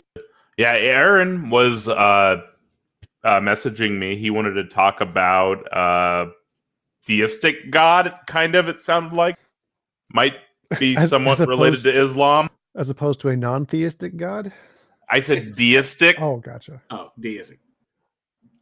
Where's Jack? Hey, Aaron, how's it going? I'm good, how are you? Good. So first I would say I don't mean to be throwing Jordan under the bus here, but I don't think the moral argument really works here because mainly because one, it comes with the presupposition of morality is objective without the evidence of morality being objective. That's a first. And second, it doesn't necessarily naturally follow from objective morality to therefore God exists. I don't think it necessarily follows from that. There's more explanation outside of that. So but, dare I say you're preaching to the choir? That's what my argument and Taco's argument were. Those were the two things we both said. Yeah, I would say I agree with those arguments. Or JL Warren, Taco, JL Warren, me and JL Warren. That was. Yeah. I would. So I mean, okay, this is not exactly a conventional way to get this conversation going, but I would. I've heard JL Warren talk a lot, and I wanna. I know that rather than making the whole contingency argument over again, I think we've all heard it. over here. So I want Jail Warren specifically to explain to me his understanding of the contingency argument, if you don't mind. Well, could you like give like, is this an argument for God? Could you present it instead of asking him to present your argument? You should probably. No, I want to basically what the aim of it is just to understand, just to see where we both stand with regards to the argument, just so I can know that, just to see that like if we're on the same page, because other people have made the argument before, we've all heard the argument, but then I just want to see that we're on the same page with regards to the argument, like with what the argument is actually saying, not whether we agree on it. I don't know about him, but if someone was agnostic to, I mean, this ultimately boils down to a necessary being claim, if I'm not mistaken. Yeah. And if somebody was, say, agnostic to the necessary being claim, maybe it's a brute fact instead, or something else, right? Well, a simulation. I'd like him to present his version so we actually know what he's talking about. Yeah. So okay. Could so you prove a necessary? So Aaron, just to being? clarify, you're talking about everything is either necessary or contingent. That things are either necessary or contingent, and because since not every being can be contingent, it follows that there must be a necessary being upon which all things are contingent, right? It's more like it's more like by virtue of the existence of contingent beings, there cannot be only contingent beings. There must also be a necessary existence upon which those contingent existence. So I hold that the argument for contingency doesn't get you to God because there's no logical contradiction in infinite regress. That you could have an infinite regress of contingency. So you're essentially saying that there can be an actualized infinite. Yes, absolutely. That is logically possible. Yeah, there's no logical contradiction there. So how's some type of physical substrate? I don't see how there can be an actualized infinite. Because Aaron, there's no logical contradiction there. No, I would argue there is a logical contradiction in saying that there can be an infinite regress. What is it? Okay, let me put it this way. Could I ever get to this point in time if I had to wait an infinite amount of time before getting to this point in time? It's not a logical contradiction. How's that a logical contradiction? It's not a logical. A logical contradiction is P and not P. So, in order to say that there's a logical contradiction with a past infinite, you're going to need to show which property in the past infinite is logically contradictory, as in it literally the thing exists and does not exist at the same time. So no, I'm saying this point in time exists, right? Yeah, I'm saying it is impossible for it to have been. Go ahead. Aaron, for example, whole numbers go forever in either direction, right? But 6 still follows 5, and 4 still precedes 5. Mm-hmm. So those are there. Okay, you can still have a number chain and still get to 5, and still get to 6 and 7 and 8 and 9 and 10. So there's no logical contradiction for there to be an infinite number chain and us simply be at 5, 6, or 7, and so on and so forth. Mm-hmm. So there's no logical contradiction there. I'm not saying. Okay, here's what I'm not arguing against that. In abstraction, it is possible for there to be there is an infinite number of potential outcomes, let's say, or there's a potential infinite, right? Infinity can manifest potentially, but it cannot manifest actually. It cannot be in the physical world. Yes, it can. That's the argument I'm making. The universe could go on eternally, and yet we could still have a finite beginning with the Big Bang. Wait, so you need to show then that means it's not infinite. If there was a beginning for it, there isn't. You need to show the logical contradiction. There is no logical contradiction with a past eternal infinite. Even if, like you say, the present moment exists. If the B theory of time is true, there's a past infinite and the present moment exists. If there's a way to a variation method in order to skip different interval times, the present moment can exist and there can still be a past infinite regression. There's no logical contradiction with there being a past infinite regression and the present moment existing. The only way that would be impossible is if you must necessarily go through every single point in time sequentially from the beginning And even so, there's still going to be a present moment at some point. And that's why... Which means it cannot be infinite. No, it can be infinite. And so that's why the argument for contingency, that all things are contingent except for this one thing, that doesn't work. You need to be able to... So if all things are contingent, except for one thing, you're just special pleading this one thing out in order to justify the argument. So, because there's no logical contradiction, in an infinite regress, then that's the best explanation we have given the evidence we have at hand. Well, I want to understand the point that you just made. Special pleading something because you're special pleading something out in order to basically end the chain. Well, I want to understand something before that. So you're saying that I'm essentially making an exception for the necessary existence, right? In that it is not contingent. Is that the point of the argument you just made, or have I misunderstood? No, it's because the argument for contingency relies upon special pleading. How so? Because you're special pleading God. Everything is contingent except for God. Yeah, I'm saying that occurs by necessity. Okay. Because everything is contingent. But you're simply defining God as that. How do you get from a physical necessity? I'm concluding. Okay. No, I haven't mentioned God at all. I'm just making the case for a necessary. But that's what the argument goes to. But the whole point is that you cannot eliminate the possibility of an infinite regress because an infinite regress is not logically contradictory. And I'm making the case that it is logically contradictory. And you're wrong. You're defending some type of atheist or non-atheist view right now, but I'm more interested in how Aaron would go to God and how he would get from like a physical necessity to some type of God, right? Like Grandmoppy poses some type of like physical necessity, right? But like, how do you get from that to God? Because that's a big step. Yeah, and even if it was a God, even if it was a God, that God could still be contingent on a previous God.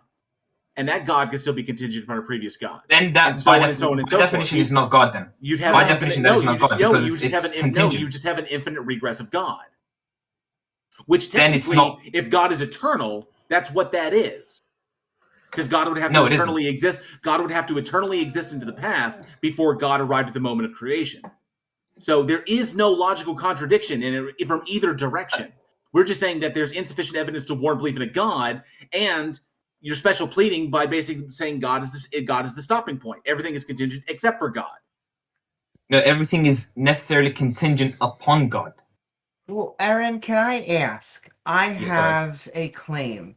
I believe that God is contingent on humans, and that's where all the evidence lays. How would we know the difference between God being contingent on humans or humans being contingent on God?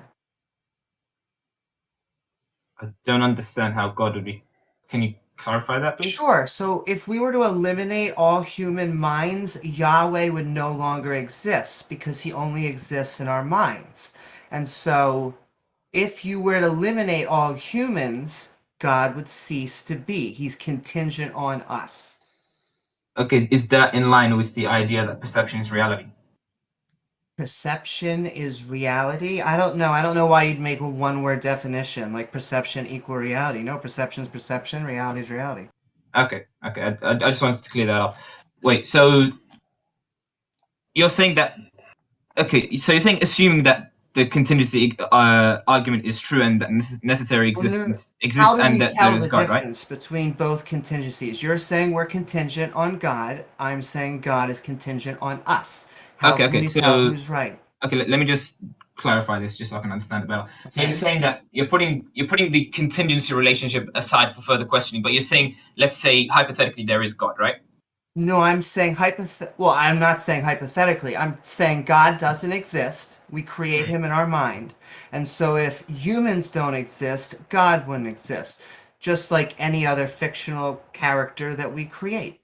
Yeah, that presupposes that we do create God in our minds. It does. How can we tell the difference between you presupposing that God just creates us? I don't understand. I mean, I don't know how else to tell you. Like, do you think, how about this? Do you think that Thor and Odin would still exist if humans did not exist? I'm saying Thor and Odin don't actually exist. I'm making the case that You're God actually starting to exists. understand the atheist position. And we are saying that God, the No, I understand what the atheist Add position one is. more god. Add one more god. Aaron, and in the category of gods that human beings have created, the Yep. Abrahamic God is a part of that category. And I'm making the case that it isn't. there is no way to determine that is not true. No, I'm arguing that it isn't, though. I'm arguing that God objectively exists, necessarily exists. That's what I'm trying to argue right now. I'm saying that God objectively and necessarily exists, whereas all the other ones don't. To do that, I don't think that. No, but Aaron, in order to do that, you have to show how the impossibility of that. You have to show how it can't not be impossibility of the contrary. Because the infinite regress is not logically contradictory, it still holds as a valid conclusion. Well, you could just present a contradictory position, right? So you could be like, Aaron, so that's impossible because the physical necessity exists. Sorry, could you just reiterate that? Yeah, I'm saying, how do you get from the physical necessity? I presented a contradiction. The physical necessity exists. You're saying it's God. You're saying the necessary being is God. I'm saying it's some type of physical substrate. I'm saying, okay, it's impossible for it to be physical. Well, that's impossible because it is physical. It's impossible for it to not be necessary physical. existence? Yes, it's impossible for it to not be physical. It must be physical. Well, you're saying the necessary existence must be physical. Yes, absolutely. It is impossible for it to not be physical. I'm saying it's an impossibility because something that is that's impossible because it has to be because it is. No, I'm saying a physical something that is physical is contingent upon the parts that it's formed by. No. And that contradicts the whole idea of the necessary existence. No. Necessary existence cannot be contingent. Quantum fields are not composed by anything. Well, it would be necessary, not contingent. So there's no contradiction. It just contradicts your view. That's why you aren't understanding it. It would be necessary. What would be? Could you just like rephrase that? Yeah, it's the necessary existence, like a necessary being, but it's more like a necessary substrate, if you will, whatever the physical substrate is, whether it be quantum fields, energy, whatever that ultimate physical substrate is, where it can no longer be further broken down. That would be the physical substrate. That would be, or quantum fields, whatever it ends up being. That is the physical necessity that exists. And you're saying it's something else. And we're saying that's impossible because that already exists. No, I'm saying it's impossible for it to be physical. I'm saying it's impossible for the necessary existence. That's impossible because it's physical. It necessarily has to be physical. Let him finish. Let him finish. So I don't understand. What do you mean it has to be physical? Why would it have to be physical? Because physical is all that exists. That's a presupposition. You don't know that. Yours is also a presupposition. And you don't know that. Which part? What do you mean? Which one's a presupposition? That physical things can't be necessary, or physical things need parts that God can be is not. No, that's just a fact. If something presupposition. If there's an existence that's physical, okay, that physical thing is contingent. Do we agree on that? No, that's your presupposition. Nowhere in physics does it say that. Why is it not contingent? Science. It has parts upon which it depends. It can't be contingent if it's necessary. It's the definition of necessary. There's nothing. I'm saying it's not necessary. There's nothing. But you're wrong. You're just saying that. There's nothing. How am I wrong? There's nothing in any branch of physics or science that necessarily states that anything that is physical must be contingent. In fact, contingent isn't even a property in any science field at all. I'm not making. That's the thing. I'm not making the case from a naturalist worldview. Right. So I know. Here's the problem. Look, here's the problem with viewing things as everything is physical. That is that is not even a scientific view at all. So you're applying the scientific method to absolutely everything that could possibly exist. I don't think so. The point here is we're mirroring your argument. We're saying that if you want to say that something is necessary, you can say whatever you want is necessary. We can say a physical thing is necessary. You can say a supernatural thing is necessary. We can say a physical thing has no parts. You can say a supernatural thing has no parts. There's no evidence for either of those. They're both equally ad hoc nonsense claims that we're just asserting out of our butts. And I No, just I'm saying that based on natural but I've is matter had and energy. I'm saying that so comes we off can the back of a have- whole. Sorry, was it? Well, no, I just want to put, as far as natural goes, we have matter and energy. So non-physical things could be maybe our thoughts as electrical currency, but it's still energy in a physical world. That's not what he means by non-physical. That is true. But I'm saying you don't know that everything that exists is physical. Yes, and Can you we don't at know that least there agree is a on that? supernatural. Yeah, well, you could just provide one non-physical thing, and then we can all agree. No, I don't. Because right now, none of us I'm agree with not. you. No, I'm not in a position where I have to prove that something that is non-physical. Then we can just say exists. no. It's only physical. I'm saying there's no non-physical. No, can you say that? How can you verify that everything that exists must be physical? Because that's the only thing that exists. It's the only thing that you know exists, but can you say that it's a fact that everything that exists must be physical? So the argument is that you are asserting that something is necessary. We can assert that something else, something different is necessary. Just like you can't prove that God is necessary because you're just making it up. We have the same lack of ability to prove things are physically necessary. So just like what you're claiming about ours, we can't prove that there's a necessary physical thing. You can't prove there isn't, and you can't prove God is. But okay, look, that's the whole point of the argument that I'm making here. But then you're just throwing it out here, without regarding the argument We're that came before. taking your argument and using it for a different conclusion. So we're using exactly your same argument for physicalism. Mm-hmm. So your argument, either it works for both or it works for neither. When did I argue that? No, that's my argument. So you are arguing for a necessary being, and we're saying we can also argue for a necessary being. And you have no way to show that one kind is more likely than another kind. I'm not purely just saying no, there's a necessary being and that's it, full stop. There's a whole argument that comes before that. Before that? Well, that's the part we're trying to get you to. We're trying to get you to show why is one kind of necessary being more plausible than a different kind of necessary being. It's what I was putting forth before, the contingency argument. No, so the contingency argument just says there's a necessary being. So there's a physical necessary being. That's what it concludes, yes. Yes. So it doesn't tell us which kind of necessary being is the correct kind. No, it doesn't necessarily say, it doesn't point to a particular necessary being. It just says there is a necessary. Okay, this is the conclusion of the argument. This is as far as the conclusion of the argument goes. It has some implications, but this is as far as the conclusion of the argument goes. It says that by virtue of the existence I know of the argument. So we can say beings, that there is a necessary being, but it's physical. Problem solved. So we grant the argument. It's physical. No, I'm saying okay. If you're trying to make that case by naturally following from the premises of the contingency argument, you can't say that. Because yes, you can. Literally, there's no premise. No, you can't. I'll tell you why. Go for it. Because if you take the premises of the contingency argument, okay, you are saying that anything that is contingent is dependent, and everything that is every contingent thing has to depend on the necessary existence, right? And the necessary existence cannot depend on anything else. Sure. Because it's necessary. Sure, and it can be physical. Right? Otherwise, you'd have. Sorry. Sure, and it can be physical. It's a physical quantum field. No, I'm saying it's not possible for it to be physical. I know you're saying that, because that would make it contingent. Stop. No, that would make it contingent. That contradicts it being necessary. Stop talking. You said it's impossible to be physical based on the premises of the contingency argument. None of the premises say it can't be physical. It's not in any of the premises. So I can grant all of the premises. I can grant the entire contingency argument and say it's a physical quantum field and it's necessary. There's no part of the argument that says it can't be physical. It doesn't exist. Okay. No one says that. Okay. Yeah. Okay. Now. And can I ask, Aaron, what specific God do you think it's contingent on?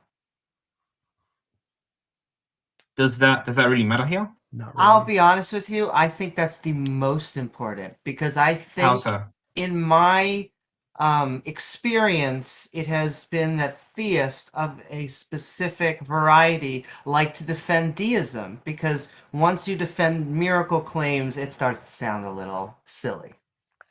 I mean, to be fair, if he could get us to deism, that would be closer than we are now, right? So it would be. I have big problems with deism. I have big problems with a mind existing outside of a body. We could go that route, but Well, it's not necessarily. I mean, deism I wouldn't make that deism could be a contingent. sufficiently powerful enough agent that kicked the football in the universe and then pissed off with no evidence of its existence, and it doesn't interact with us. So that could very well be deism. But if he's asserting something beyond deism, that's when you're going to get into problems with the logical entailments. Yeah, and I'd also say it's why most theists believe that. It's much harder to defend a specific kind of a god like Islam or Christianity. That's very difficult to do. So if you're trying to make him defend that kind of a thing, it's going to be a much more difficult task. So I like to give him the benefit of the doubt, give him the easiest argument he can possibly present, contingency, and see if he can actually make that work. So give him a much smaller burden of proof here than trying to actually pick a specific god. But Aaron, TJump is correct there. There's no provision that there cannot be a physical thing that is necessary. There's no provision for that. So it could be a physical thing that is necessary, and then all other things that are physical are contingent upon that necessary physical thing. Okay, can the necessary existence be contingent? No. No, by definition, in this argument, it's necessary. Yes. Okay. So we agree on that, right?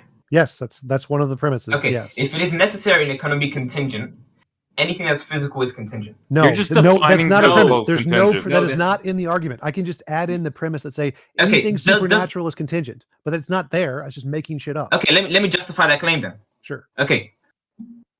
Do physical things depend on the parts that they are composed of? No. How so? What do you mean? No. Space and time are emergent. They require those parts in order to exist, right? No. Space and time are emergent. They're not the most basic things. So no, and there are many physical things prior to and outside of space-time. That doesn't contradict what I said, though. Yes, it does, because you said it's based on temporal, like what's before it. And so if space-time is a specific field, and there's a different field that's outside of space-time, there's no before. It's outside of space-time. So if space and time are emergent, I didn't make any argument about sequence or time. You said it's contingent on what's before it. That's what you said. No, I said it's contingent on what it is composed of. Sure. And so there's physical things that are not composed of anything. Quantum fields are not composed. They are not composed of parts. But they are dependent upon other things, right? No, they're dependent on nothing. They are the most fundamental necessary thing. They're contingent on nothing.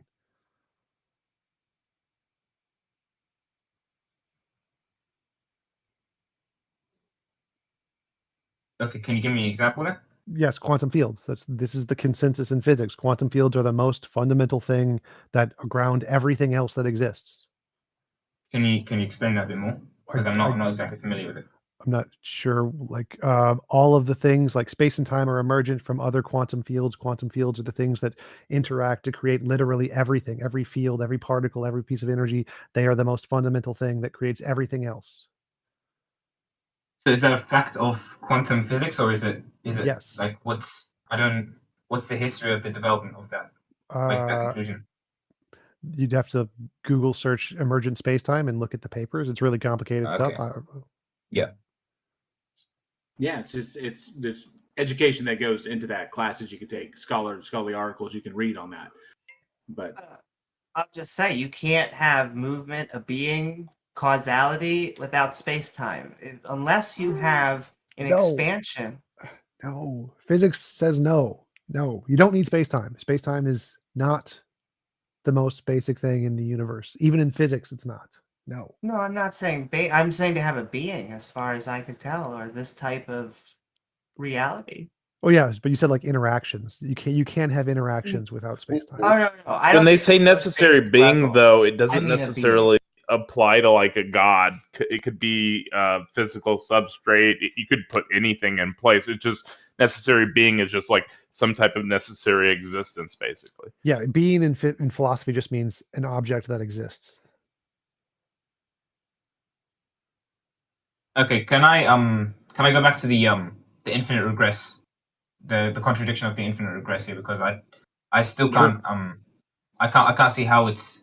Well, there isn't a contradiction. There isn't a logical contradiction in the infinite regress. So, okay, do we know of any physical example of an infinite regress that we know that to demonstrate possibility? Whether or not we know it doesn't make it a logical contradiction. So we don't need to know of one that exists for it to not be a logical contradiction.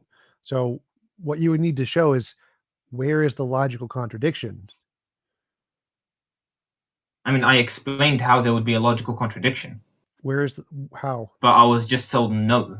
Like I don't. Well, what you said was. Well, no, explain it again. Explain it again. How? Where do you think? Because Aristotle, who came up with this idea of the potential and actual infinites, he admitted there's no logical contradiction in his works. William Lane Craig, who gives this argument all the time, has admitted there is no logical contradiction in infinite regress. All of the academics who talk about this admit there is no logical contradiction in infinite regress. So I would like you to explain to me, what is the logical contradiction? So the arguments they use that how would we get to the present isn't a logical contradiction. How is that a logical contradiction if we cannot possibly get to the present? If what was required to get to the present is an infinite amount of time to pass before that. The only way it would not work is if you assume the A theory of time, where you have to go from one sequential moment to the next sequential moment to the next sequential moment. Now, if you're doing that, then you wouldn't be able to skip ahead to like the 50-second sequential moment or whatever. If the B theory of time is true, that means all of the times exist at all points of time, essentially. They always exist, and you're not going from one sequential moment to the next sequential moment. And so if they all exist, then there's no contradiction with every moment being a present moment. And okay, that's one example. Can I give another example then? Sure, go for it. All right. If let's say I'm, and I usually I play volleyball, so let's say I'm about to take a serve, right? Yeah. If I had to get permission from an infinite number of people before I can take that serve, that's the will I take take that serve? That's the A theory of time. That's the same thing I just said. So if you don't assume the A theory of time, this different example is more for me to understand. Can you knock down B theory? Sorry? Can you knock down B theory? Can you explain B theory? B theory of time. It's that every moment in time exists at the present moment. So like there's infinitely many present moments. They all exist.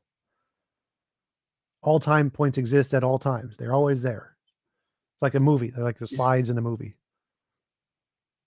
I don't see how I would have to refute that if we don't have any evidence that it's a fact. Because you have to show that B theory of no. You said it's logically impossible. I don't see how it's a fact. Wait. You said it's logically impossible. Yes. There's a logical contradiction, which means we don't need any evidence that it's true. All we have to show is it's possible. Because if it's possible, that means by definition, it is not a logical contradiction. So if B theory of time is possible, that means that no, there is not a logical contradiction with a past infinite regress existing. Doesn't matter if we have evidence for it. It doesn't matter. All we need to do is show there's no logical contradiction. That's it. There you go.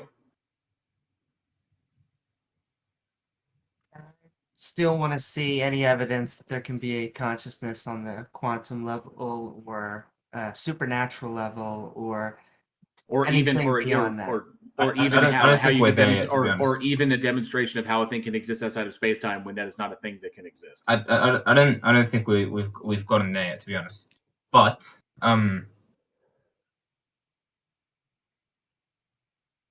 B theory of time is possible, which means the infinite regress is not logically contradictory.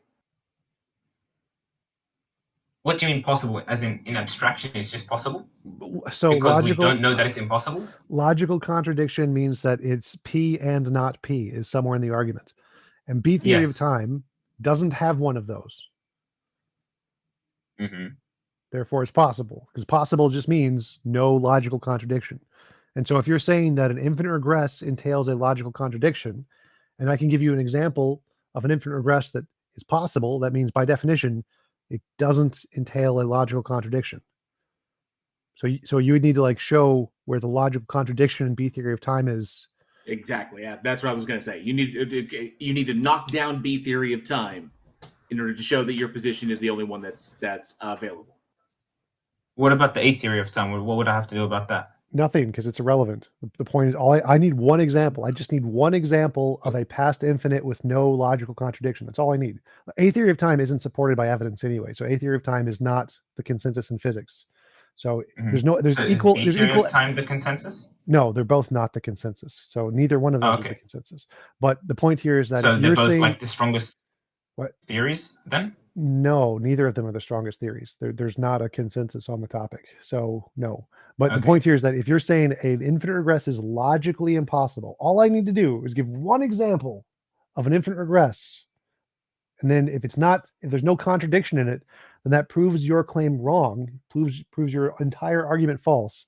that an infinite regress is logically contradictory. All I need is one example. So saying that there's even if a theory of time had a logical contradiction, which it doesn't, but it's harder to explain why. All I need is one. I just need one example. And B theory of time is my example because it's easier to explain. Okay, let me see if I've understood the B theory of time to begin with first. So the B theory of time is essentially saying that every point in time ever exists. It exists simultaneously happening. Well, it exists. They all exist. So it's kind of like a movie. Think of it like a movie reel, and all of the frames of the movie reel, they all exist. And you're looking at one right now, which we call the present.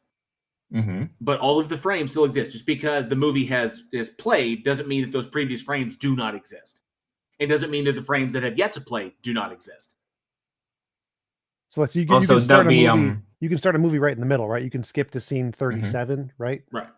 So it doesn't matter if there's infinitely many scenes. I can skip to whatever scene I want and just say we're going to play from this point, whatever.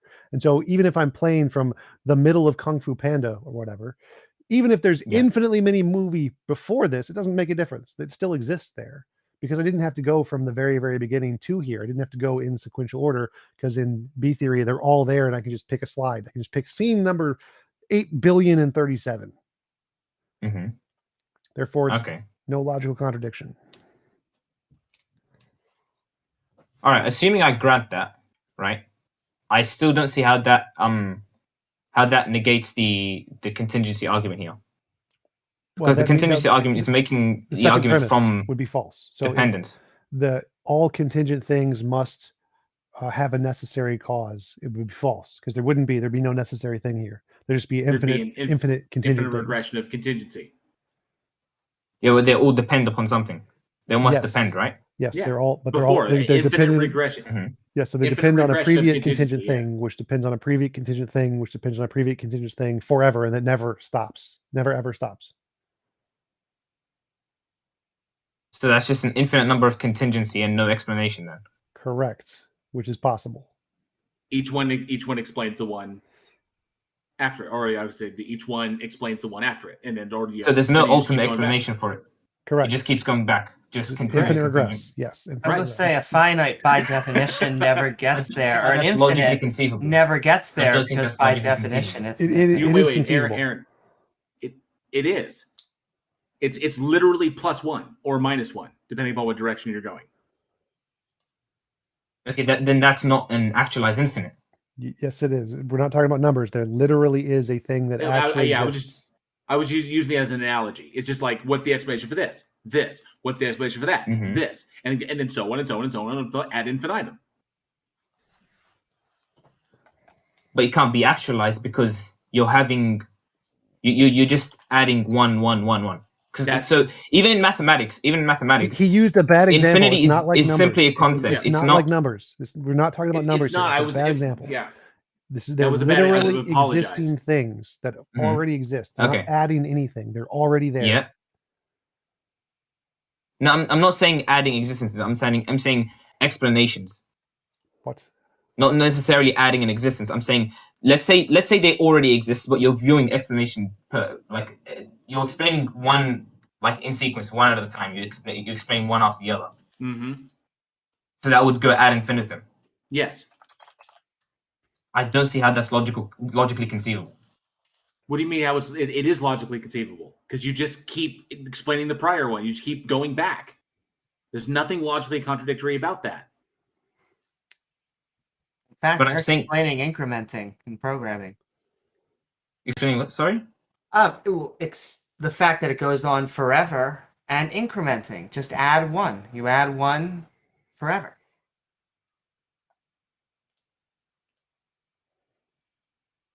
I would also just like to put that, once again, it could be that there was a finite past and an infinite future, as in the Big Bang is the farthest back that we can currently go, and it could be that we just go on for expanding. Yeah, it's like the Big Bang is the initial point of observability for our universe, but it makes no statement about what exists, the state of the universe before the Big Bang.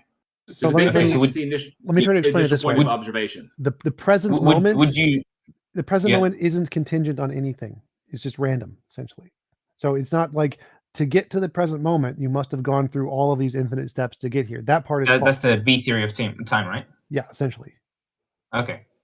Would you still make the case for the idea that everything that exists, i.e., the universe, is physical, and there's nothing outside of that that's not physical? Yes. Well, that's okay. Is everything that's physical quantifiable?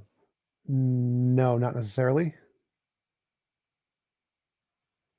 I mean, Can you give me an example of something that's physical and you not can quantify quantifiable? anything. I can say God is one. God has been quantified. So I don't know what you mean. As in, like, you can understand it through numbers. Yes, God is. Can count it. God is one. I just No, counted I'm not talking about God. Yeah, I'm not talking about God. You can understand literally anything through numbers unless it's a logical contradiction. So God, the supernatural, angels, spirits, demons, they can all be quantified. Quantified just means you put a number behind something. It's a label. Okay. Can you count things in the universe? Can everything physical be counted? Essentially. No, you can't like count parts of a quantum field because it doesn't have any parts. Okay, I'm saying I'm not. Okay, I mean. Well, Aaron, the whole point is that when you came up on the stage, you brought up the argument from contingency, and then we've explained ad nauseum that there is no logical contradiction in an infinite regress of contingency, and we've explained how it is possible. So unless you can knock down B theory, which you can't, then our position holds, and there's no defeater there. So if it's something that you need to go and do some more research on, or you need to look into further, then you're more than welcome to do that, and you can come back and we can address this again. But as far as the argument for contingency, it doesn't hold. I mean, I don't see how the infinite regress fallacy is not. It's not a fallacy. That's the point. It's not a fallacy. We've already explained. We've explained multiple times how it is not. Yeah, I understand that. Okay. So I simply disagree. No. This guy literally thinks that infinite regress is a fallacy. It's a theistic thing that's been going around for some reason on Discord, I guess. I've been encountered it a few times, but so infinite regress is not a fallacy. Infinite regress is a thing that you could demonstrate is like viciously circular or something like that. You could say their explanation is fallacious somehow, right?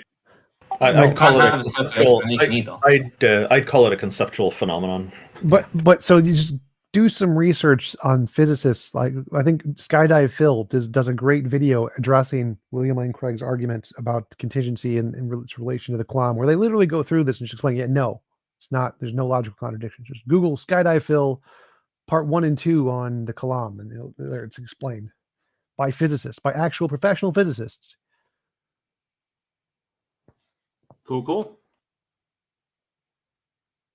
And I would just want to know how we would get to your God being the contingent thing, because it's one thing to say that we need something at the beginning, which I think we should only believe when we have evidence.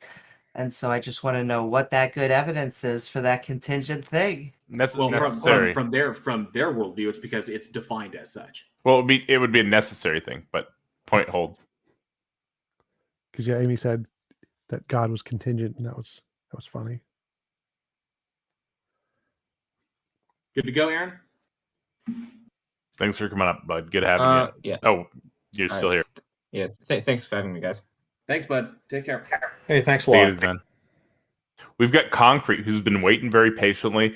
Cloudy Coyote, I'm familiar with. I recognize that name. He was a good conversation last time for sure. We've also got Fithis in queue, so we've got a few people that'll be fun in line. Concrete, come on up. Oh, too slow. Next. Let's go on to Cloudy Coyote then. All right. Cloudy Coyote, come on up. Hello. Hey, Cloudy. How's it going, man? What's up? I'm doing okay. So I just wanted to address the first thing, right? You said specifically jail, right? So I think you guys were saying that the contingent argument, correct me if I'm strawmanning, right? But you said the contingency argument isn't valid because everything in the set is explained, right? If it's an infinite set. No, it's valid. It's definitely valid. The conclusion follows from the premises. Okay, but I'm saying that, do you guys, like, for example, do you believe that everything in the set is explained by one thing or another? Like, for example, each contingent thing is explained in the set for infinitum, so therefore everything is explained? I have no idea what you're asking.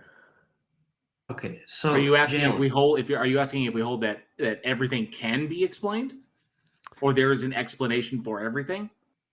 Yes. I like the posit idea of a necessary quantum field, so I think I like the necessary thing hypothesis. I would posit that there is an explanation for everything, even though we don't have that explanation yet. But I would posit that for every phenomena, there is an explanation. Yes. Okay, would you posit a necessary existence, Jalen, or no? It's possible that there's necessary existence. I'm inclined to go with the quantum field route. Okay, so can you explain a quantum field more in detail? What would that be? Go ask the physicist. It's too complicated, but it's more plausible than a god. It's infinitely better explained than a god. And it provides mechanistic explanation and predictive power. Okay, but like, I think because when I hear a field like in physics, it usually refers to like a property of the universe, right? So property of reality, like not the universe. Sure, property of reality, yeah, but a quantum field isn't an actual existence, is it? No, they literally are actual things that exist. Literally, It comes down to it, Cloudy. If I have two options and one provides a mechanistic explanation and the other one does not, why would I choose the one that does not? Okay, yeah, but you need to prove that. First, let me prove that it provides an explanation, right? No. But, It's no. I asked you a question. It's like, why would I choose the thing that offers no mechanistic explanation? If I have one thing, the quantum field, and it provides mechanistic explanation for what we see, I can make predictions using it, so on and so forth, and then I've got God did it, which provides no mechanistic explanation, has no predictive power. Why would I choose the God did it? No, I would disagree with that. I would say that God does provide a mechanistic explanation. And in terms of the quantum field theory, I mean, I would have to ask for at least a simple explanation for what it is. I don't. Well, you just made a statement that God does provide a mechanistic explanation for things. So please, the mechanistic explanation for how God did it. No problem. Yeah. So look, you would agree that contingent things require a reason for their existence, right? Correct? No. No. And granted, for the sake of the argument, a contingent thing by definition is something that could be another way, correct? Yes. Something that could fail to exist. Yes. Okay. So therefore, do you not hold to the principle of sufficient reasoning? No, but that's a different question altogether. So I can say that a brute fact is possible. No, it is. And are you appealing to reason as like a purpose or reason as in like a cause? Reason as in like explanation for why it exists. Okay, that's just cause. I mean, not necessarily. Sure. I mean, not necessarily. Yeah, but it sounded to me like you were saying reason is in like purpose. No, like an agential purpose for something to like I need this to happen because of for this particular reason. Not necessarily. No, that's not. Okay, I just want to make sure we're not abusing the language here. That's all. Okay, sure, no problem. So look, do you believe that a contingent thing, which it could be another way or could fail to exist, that doesn't require an explanation? Yeah, it's called a brute fact. Brute facts. Yes, brute facts are possible. Wouldn't a brute fact be necessary because it could not be another way? No, brute facts are a contingent fact that happens to be the case. Literally, a brute fact is like not that. You can have a brute necessity. A brute necessity would be necessary. Okay, so give an example of a brute fact. Anything could be a brute fact. A potato exists in a universe could be a brute fact. Like a brute fact is just the way things happen to be. But then you're denying the principle of sufficient reasoning. It has nothing to do. Yes, the vast majority of philosophers deny the principle of reason. It's like principle of sufficient reason. I don't hold the PSR. You don't hold the PSR? Yeah, it's garbage. Most philosophers reject it. I've never heard that most philosophers reject it. Yeah, it's what's Phil Survey's paper 2020 results. There's a question specifically about the PSR. Okay, can you give an explanation for why you reject the PSR? It's brute facts are possible. Brute fact is a contingent thing that exists without any explanation. Therefore, the PSR is wrong. You're presupposing that it doesn't have an explanation. Can you prove that it doesn't need an explanation? It's logically possible. So it's logically possible to have a brute fact existing. There's no logical contradiction. I'm saying it's logically impossible. So prove that it's logically possible. Well, if you have the burden of proof to claim it's a logical contradiction, like where's the logical contradiction with a thing existing with no explanation? I'll tell you why it's illogical, impossible. It's an impossibility for something. Be contingent by definition, and then also be not have an explanation for why it exists. Because if something could be another way, right? Like if an existence could be different, right? For example, like you give the example of a potato, right? If I had a potato on my table and it could be an apple, for example, right? Then it needs an explanation for why that specific potato is on a table rather than What does that even mean? No, it doesn't. It could be an apple. Not if it's brewed. So can you prove? Okay, so that and why? Because if it could be another way, it requires an explanation for why it is that specific way. And But if it has no explanation, it wouldn't need that. It doesn't need it. It wouldn't need it. Can you please explain why? I can't explain it. I can explain it. It has no explanation. I'm Dutch. A potato in Dutch is an earth apple. So the potato is actually an apple. Then we're done.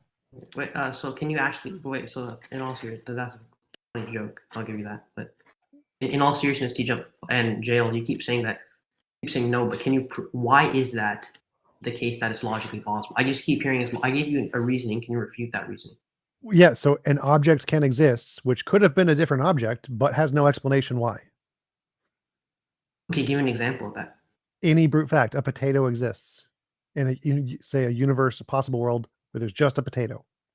I'd also like to know why a potato has the potential to be something else, but God has to be stuck as God. Well, so there's a possible world with just a potato, and there's a possible world with just an apple, and a possible world with just a tomato. Yeah, sure, those are all possible worlds. Yes, I'm not doubting that, and therefore I was trying to aim you with that one. Well, I don't understand why God gets this special reasoning. Once again, it's this agent outside of time and space that everything is contingent on. I'm going to say what I said before. We would need evidence for that because you are adding a presupposition that we don't have. Right. You're right, Amy. We could say that God is also, there's different ways God could be, and him just arguing that God must have one necessary way is arbitrary, but that's a different argument. Okay, so you're saying I'm still waiting. I'm still waiting. Okay. JL asked you a question, how God did it, and he said, "Can you explain that?" You said yes, and started talking about everything I but need to go that. forward with my No, argument. you don't. No, you don't. You just need to give me the mechanistic explanation. No, Cloudy. You just need to give me the mechanistic explanation of how God did it. Yeah, I know. My mechanistic explanation, right, requires you to at least to say that a contingent thing requires an explanation for its existence. It doesn't. The consensus in philosophy is that is not the case. That is dumb. It's very easy to understand. I would disagree with that. A contingent thing does not need an explanation. The explanation for its existence in this case would be you explaining how God made it. Irrelevant. That's irrelevant to what he's asking. So you're asking him to change the topic. Brute facts are a very well attested thing in philosophy. If you want to doubt brute facts, prove that's that fine. A brute fact does not have an explanation. You're presupposing and you're No. It's logically possible for a thing to exist with no explanation, which we would then call a brute fact. There's no logical contradiction in that. I don't want to change the topic. I want him to explain why we should add a God as a brute fact. I'm not there. Why we should add a God as a brute fact? You mean as a necessary existence? Yeah, that'd be brute necessity. Why we would be contingent on him? Yes. Yeah, no problem. I will go there, and I want to go there, but first I have to get past this step, and then I'll progress my argument. Okay, Cloudy, is there a logical contradiction in brute facts? No, there's not a logical contradiction in brute fact. There's a logical contradiction in saying that brute facts don't need an explanation. If you're saying a brute fact is contingent, then it needs an explanation. What is the definition of a brute fact to you? Something that could not be any other way. No, that's a necessary fact. So a brute fact in contemporary philosophy, a brute fact is a fact that cannot be explained in terms of a deeper or more fundamental fact. Okay, so are you using the argument from ignorance? So then just can God be in another way? So it's not an argument from ignorance. It's not saying this is it cannot be explained in terms of a deeper form, more not just we just don't know it. It does not. It is not explained by a more fundamental. So you're making that claim. Okay, so then prove that. I'm asking you to prove it. And there's no proof. There's no proof. Is it logically possible for such a thing to exist? Yes, that's the proof. That's the proof. Okay. Yeah, we don't need to actually show this object is a brute fact. We just need to show, is it logically possible? Because if it's logically possible, the PSR is proven false. If it's logically possible, the PSR is proven false. Okay, can you give me an example of a brute fact? Yes, right? a universe with only a potato in it. I've given you this 4 times. That would be a brute Okay, fact. a universe with only a potato. You gave that example, right? Yes. Okay. Can you prove that there's no explanation for why the universe It's is a literally potato my and not an example. I'm apple? literally telling you, this is my possible world. I know. You can say your example, right? But can you? That's not your argument. Your argument is that it is logically possible for a universe, right, with just a potato that doesn't need an explanation. So it's contingent, meaning it could be a potato or could be an apple. Right. Yes, no problem. So you're saying that there's no explanation for why it's a potato. There's no explanation. Correct. Okay. So can you prove that? Yes. It's a brute Okay, fact. how? There's a possible world with a Right, potato and a this is your possible. argument in Stop. circles. Listen. Cloudy, Listen to the words. Cloudy, Listen Cloudy. to the words. It's so the possibility that it can exist. That's the point. Because it can exist, because there's no logical contradiction there. Because it can exist, the PSR is proven is what TJump said. Okay, let me give you. I feel like we're going round and round here, and we keep it's literally you keep going back to the exact same thing TJump has said over and over and over again. Okay, fine. Let me give you an example. Maybe it'll help, right? So I think maybe you've heard this example, right? Okay. So if I'm walking around, okay, and I see a big orb, right, on the ground, yeah, and somebody tells me that there's no explanation for its existence. It just exists. The orb just exists. It's just there. Would you agree with that? There's nothing logically contradictory about it? Well, there's nothing logically contradictory about it, but inductively it's a bad explanation because inductively the things we all interact with have an explanation. Okay. So inductively everything has an issue, right? Yes. Okay. So if inductively everything has an explanation, how are you positing that a brute fact doesn't need an explanation? Because it's not logically entailed. The fact that inductively something like if all swans are white and you say, oh, therefore it's logically impossible to be black, and be like, no, I can imagine swan being black very easily. And that proves you wrong. It's not logically impossible for there to be a non-white swan. So if you keep saying that, oh, well, inductively things have a cause, therefore everything necessarily must have a cause. It's impossible for anything to not have a cause. All I need to do is just imagine a thing that doesn't have a cause. And I've debunked you. I've proven that it's not the case. That it's logically impossible for things to exist without a cause. Okay, fine. But I'm still waiting for you to actually debunk the principle of sufficient reasoning. It is possible for there to be a potato, which is a brute fact. Debunked. Okay, can you prove that? I just did. I'm imagining it. So if I'm imagining it, that means it's not logically contradictory. You can imagine a potato in the universe. There's no problem with that. Now, can you imagine that the potato I'm imagining a possible world. I'm imagining for a possible world with no explanation, with the potato with no explanation. So imagine a possible world, potato, no explanation. You can imagine the words no explanation, but the fact that a potato exists and nothing else exists and there's no explanation, but it could be an apple. If it's okay, let me repeat this, right? If a potato in the universe only, and it could be an apple, then by definition, it requires an explanation. There's no definition there. For why There's it's a no potato and not definition an there. apple. No, there is no definition there that must requires an explanation. It Okay, does not exist. So you anyway. said that. Okay, fine. TJump, can I ask you a question? Sure. Okay, so you said the universe is a potato, right? It's a hypothetical. Potato in the I'm not saying that you're saying the universe is a potato, but let's give it a hypothetical example that have the universe as a potato, right? Sure. Why is it not an apple? Doesn't have an explanation. It's a brute fact. Literally not a thing. You can't explain it. No, there but doesn't why have is it an not an explanation. apple? It doesn't have Do an you not know? explanation. I've already answered this. It doesn't have an explanation. I Could know. it be an apple? Yes, it could be an apple. There's a possible world where there's an apple, and there's a possible world with a potato, and it is not the possible world with the potato with the apple. Okay, then perfect. So either that it's necessary that the potato exists only. No, or I've already debunked this. So again, you're just demonstrating your Not ignorance debunked of this, you're brute facts. arguing this. No, I literally did debunk this. You're just demonstrating your ignorance of brute facts. Google brute facts. You don't understand how brute facts work in philosophy. This is a well-developed a brute concept. fact is contingent. Yes, it is contingent and has no explanation. It literally contradicts the definition of Oh my contingency. God, you're so dumb. This is a well-developed concept in philosophy. You saying it's a contradiction when literally every philosopher in the world says you're a dumbass is your problem. Okay, Google then brute okay, facts. please- Okay, Just let's Google not the call people definition. names, but Coyote, come on. Okay, wait, look. The fact is, right? Okay, can you give me a philosopher, right, that says that if something, Coyote, maybe I can help. Do you think a God exists? yes, Okay. Is he outside of space and time? Yes. He was sans creation. He was timeless. Yes. Why is he not a potato? Because potatoes are contingent things. Technically, nothing could be outside of space and time, so that doesn't even make any sense. But I mean, yes, time is a measurement of change, and it's just Prove that can you prove that? Can you prove that he's not a potato? You prove it again. This is Cloudy. Is God a mind? Yes, God is a mind. This is your line of questioning. Hang on a sec, Peter. Cloudy, if God is a mind, wait. This is your line of questioning. No, Cloudy. If God is a mind, does God have thoughts? Yes, but they don't progress in time. In the sense, sans creation, they didn't progress in time. No. Then that is like literally, if God does not have sequential thoughts, then God is not a mind. God has sequential thoughts, but it's a static state of affairs. It's not no, because if it's sequential, it adheres to time because there's one thought before the next thought. Time is a measurement of change. That is temporal. Okay, let me explain. That is temporal. That is the definition of temporal. No, it is not. That is the definition of temporal. If I have a thought and then I have another thought, then one thought came before one thought came after. Yeah, and if I thought about creation before I created, and this is a sequence of events.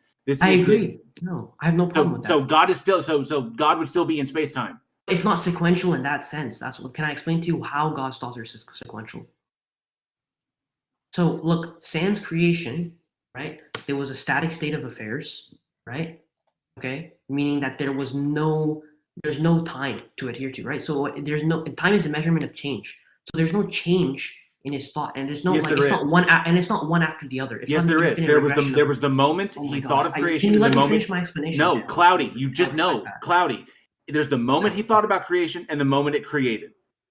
The moment it thought about creation and the moment it created are two separate spontaneous moments. Until bro, this is again.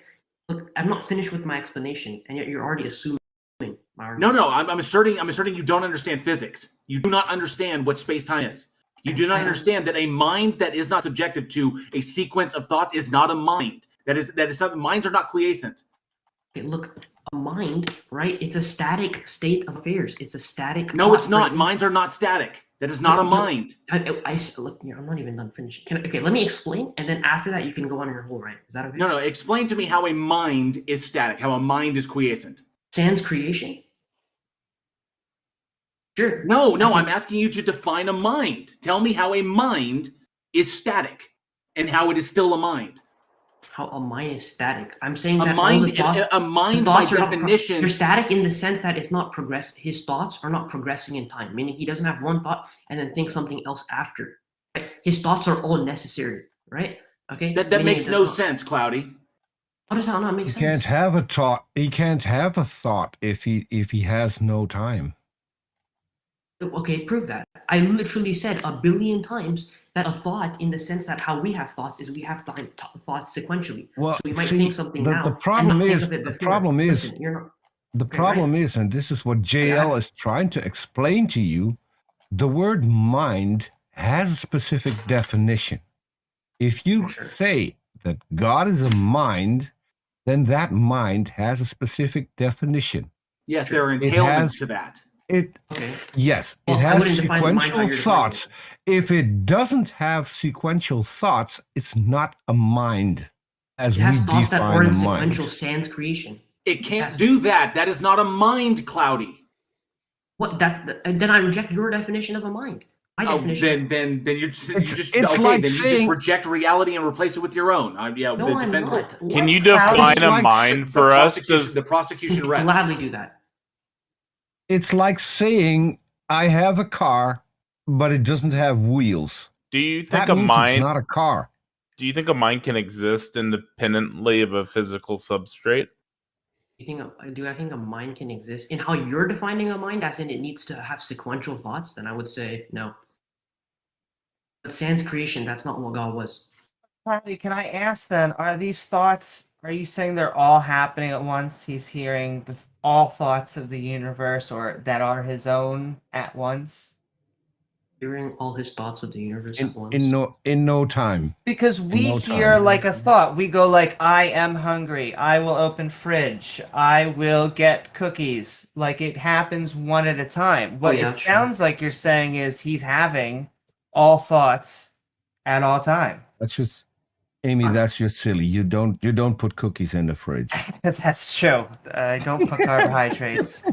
God is all knowing, so he knows all true propositions, right? By my definition. So if this God has thoughts, how is it having thoughts? Because the only thoughts that we know of require a brain, well, a consciousness, which requires a brain, which requires the body, which requires all these processes on Earth, which requires space-time to exist, right? And you're saying that this mind exists separately prior to everything, and that it doesn't function in the way, and that it does. No, we can even grant that this mind exists without a body and with no physical substrate, and it exists like outside of space time, and that time does not apply to it. That temporality does not exist to this thing. But that's the problem: is that then it is by definition not a mind. No, okay. You're simply calling, but that's non-existent. You just describe something that doesn't exist. That's exactly. Non-existent. Exactly. And just because it's cloudy, just because you want to call it a mind, doesn't make it a mind.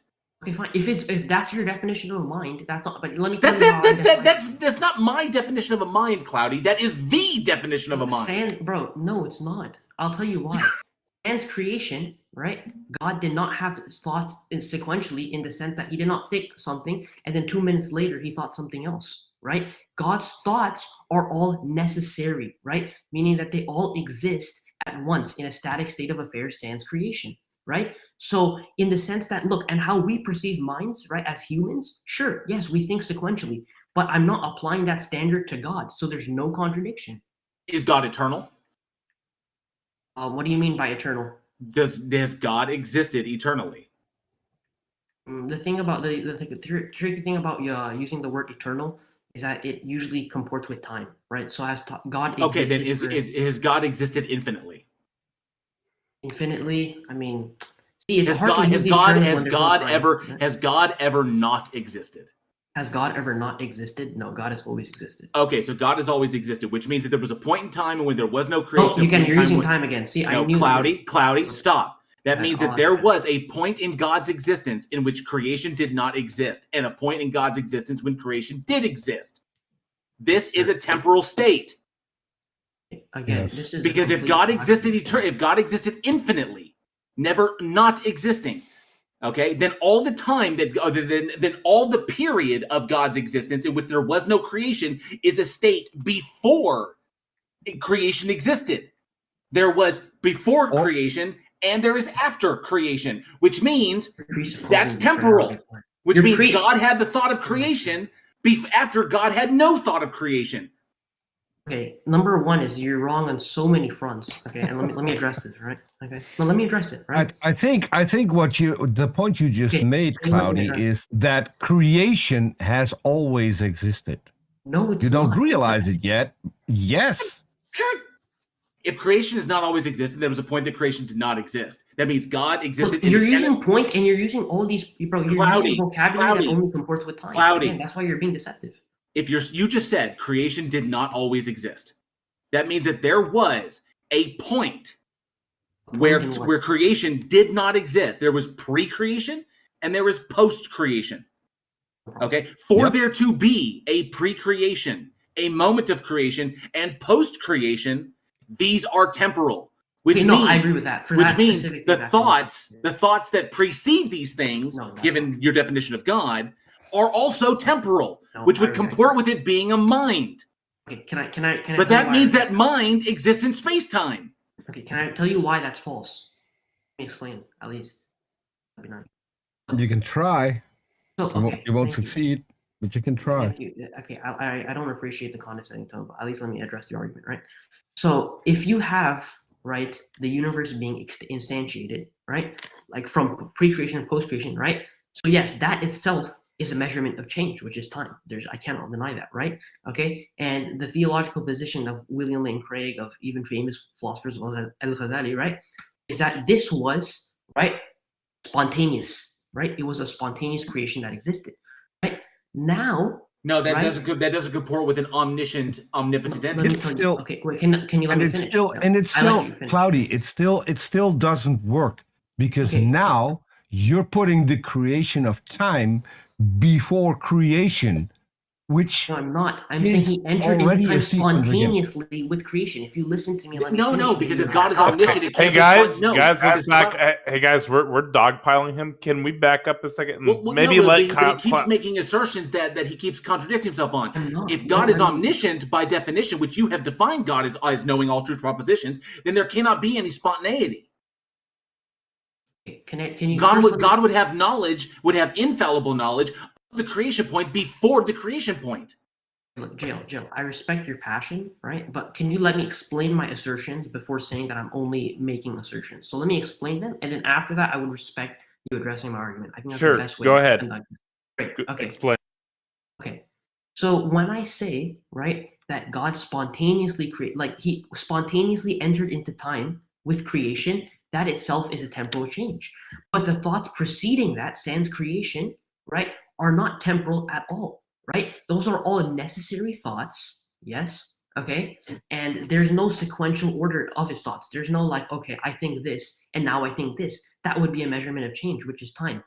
So so when we have creation existing, right, that itself, pre-creation and post-creation, right, that specific event, right, is a measurement of change, right? And spontaneously, right, God entered into time, right, along with that. So he entered into time spontaneously when the universe was instantiated. There's no logical contradiction with that, and I would like you to prove that rather than you making an assertion that it is logical. Go ahead. There is no pre and post if there is no time. And there is no spontaneity if the entity is defined. If the entity is defined as omniscient, then there is no spontaneous action. I use the word sans. I say without the universe. Not pre. And if the entity is omniscient, if the entity knows all true propositions as you define it, then there is no spontaneous action because it knows exactly at what point it is doing this, and it knew it before it did it. Okay, sure. And which also required time. No, it did not. Okay, no, it does not. Knowing yes, it does. Yes, it does. If you know you're going to do something before you do it, if you know you're going to do something before you do it, that requires a temporal change. So knowing that I'm gonna if God has like thoughts, right? Okay, that are not going in sequential order, not following time, right? If there's a thought that he is going to create the universe, right? That thought does not require time. The only thing that requires time is the instantiation of the universe. The thought doesn't. So Cloudy, listen. The thought that maybe not requires time, but there's a sequence between thinking about creating something and then creating something. No, there's not. Or it is if God existed. No, if God has existed has never not existed. Again, if God has never not existed, then you are creating the temporal state there, because that means that there is a point where God exists and there is no creation and God is independent and there's nothing else. And then there's a point where God exists and there is creation, which is then contingent upon God. Sure. Which you're already invoking a temporal change right there. No, I'm not denying that. I'm invoking a temporal change with the instantiation of the universe. I'm not denying that. Okay, so wait, listen. Which means that God's thoughts are not. Which means that God's mind is not quiescent. It means God has a sequence of thoughts. Oh, that thought before. How does that entail that in any way? Please explain. Because the thought before creation, and then the act of creation. It's timelessness. It's sans creation. Again, you're using before, so you can be deceptive and say that God. I'm not being deceptive. I'm saying that you're operating off of a definition that nobody accepts. That nobody accepts of what? Of a mind? Yes. Okay, what you are using as a mind is not a mind by definition. Okay, you are defining God completely out of existence is what you're doing. No, I'm not. Oh my God. Yeah. Okay. I'm saying that sans creation. Look, you claim that I'm making assertions without evidence, but literally all you've been doing is making assertions this whole time. No, we're not. We're pointing out the logical contradictions in your argument, Cloudy. You've literally not. Okay, let me explain this for like the 10th billionth time. Okay, right? I'm done. Okay. Does anyone else want to? Cloudy. Was there a point where there was only God and no creation?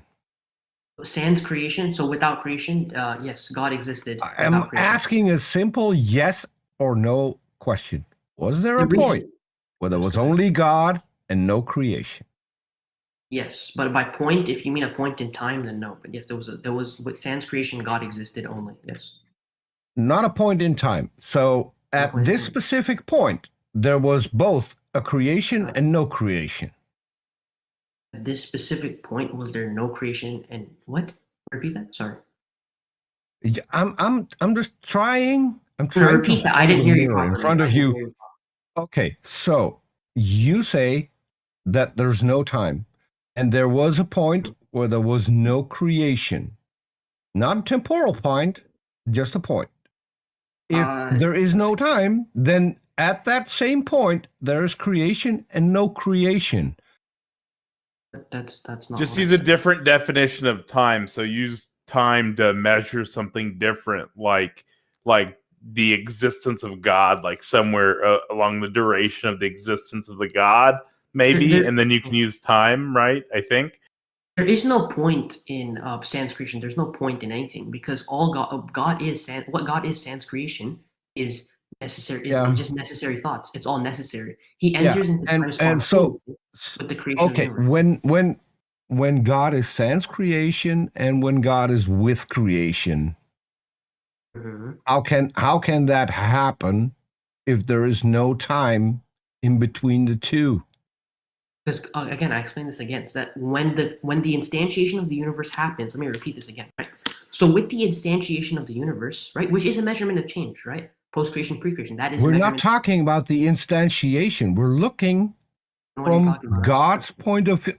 No, I'm trying to help you here. We're looking from God's point of view, not from creation's point of view, from God's point of view. No problem. So what can you repeat? Then what do you mean God's point of view? What's your argument? Explain how there can be pre-creation and post-creation without time. Easy. From God's point of view, how does this work? Okay, great question. I've answered a lot, but this time, can you listen to me and have an open mind this time? Don't try to refute me. That would be really appreciated. Let me explain, right? I'm having an open mind, which is why I'm asking the question. That's great. So let me explain it to you, right? So without the universe, right? And the reason I use sans creation and not before, right, is because time was instantiated as the universe. Time is not eternal. It does not eternally exist, right? So from God's point of view, right, is before creation. So I don't want to use before. Sans creation, right? God has a lot of necessary thoughts that don't go in sequential order. Now you can say that's not a mind. You can say that is a mind. Okay, but this is my position of God. You have to prove it's a logical contradiction, right? Okay. So sans creation, God has a lot of necessary thoughts, right? All of his thoughts, right, and his attributes are all necessary. Can you please stop talking about thoughts? I've asked you a specific question. I've asked you a specific question. There was no creation and there is creation, right? Two different things. Yes. God, no creation, God, creation. Yes. Correct? Yes. And there's no time. And there's no time. Before creation, there's no time. But within listen to me. Listen. I'm not going to progress into creation. I'm just addressing the point where there is no creation and there is creation. Sure. Those two things you say happened. Yes, and they require time. Yes. Correct? Okay.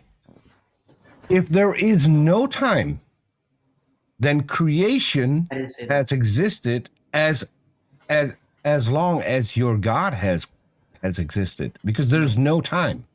You're saying that you're presupposing that existence requires time. Can you prove that? I'm not. Existence requires time. I'm not talking about existence. I'm using your words. Creation. No creation and creation. Yes. If there's no time for no creation to exist, I mean, there's no. Then no creation and creation have existed for the exact same time and your God has existed for the exact same time. Look, God has existed.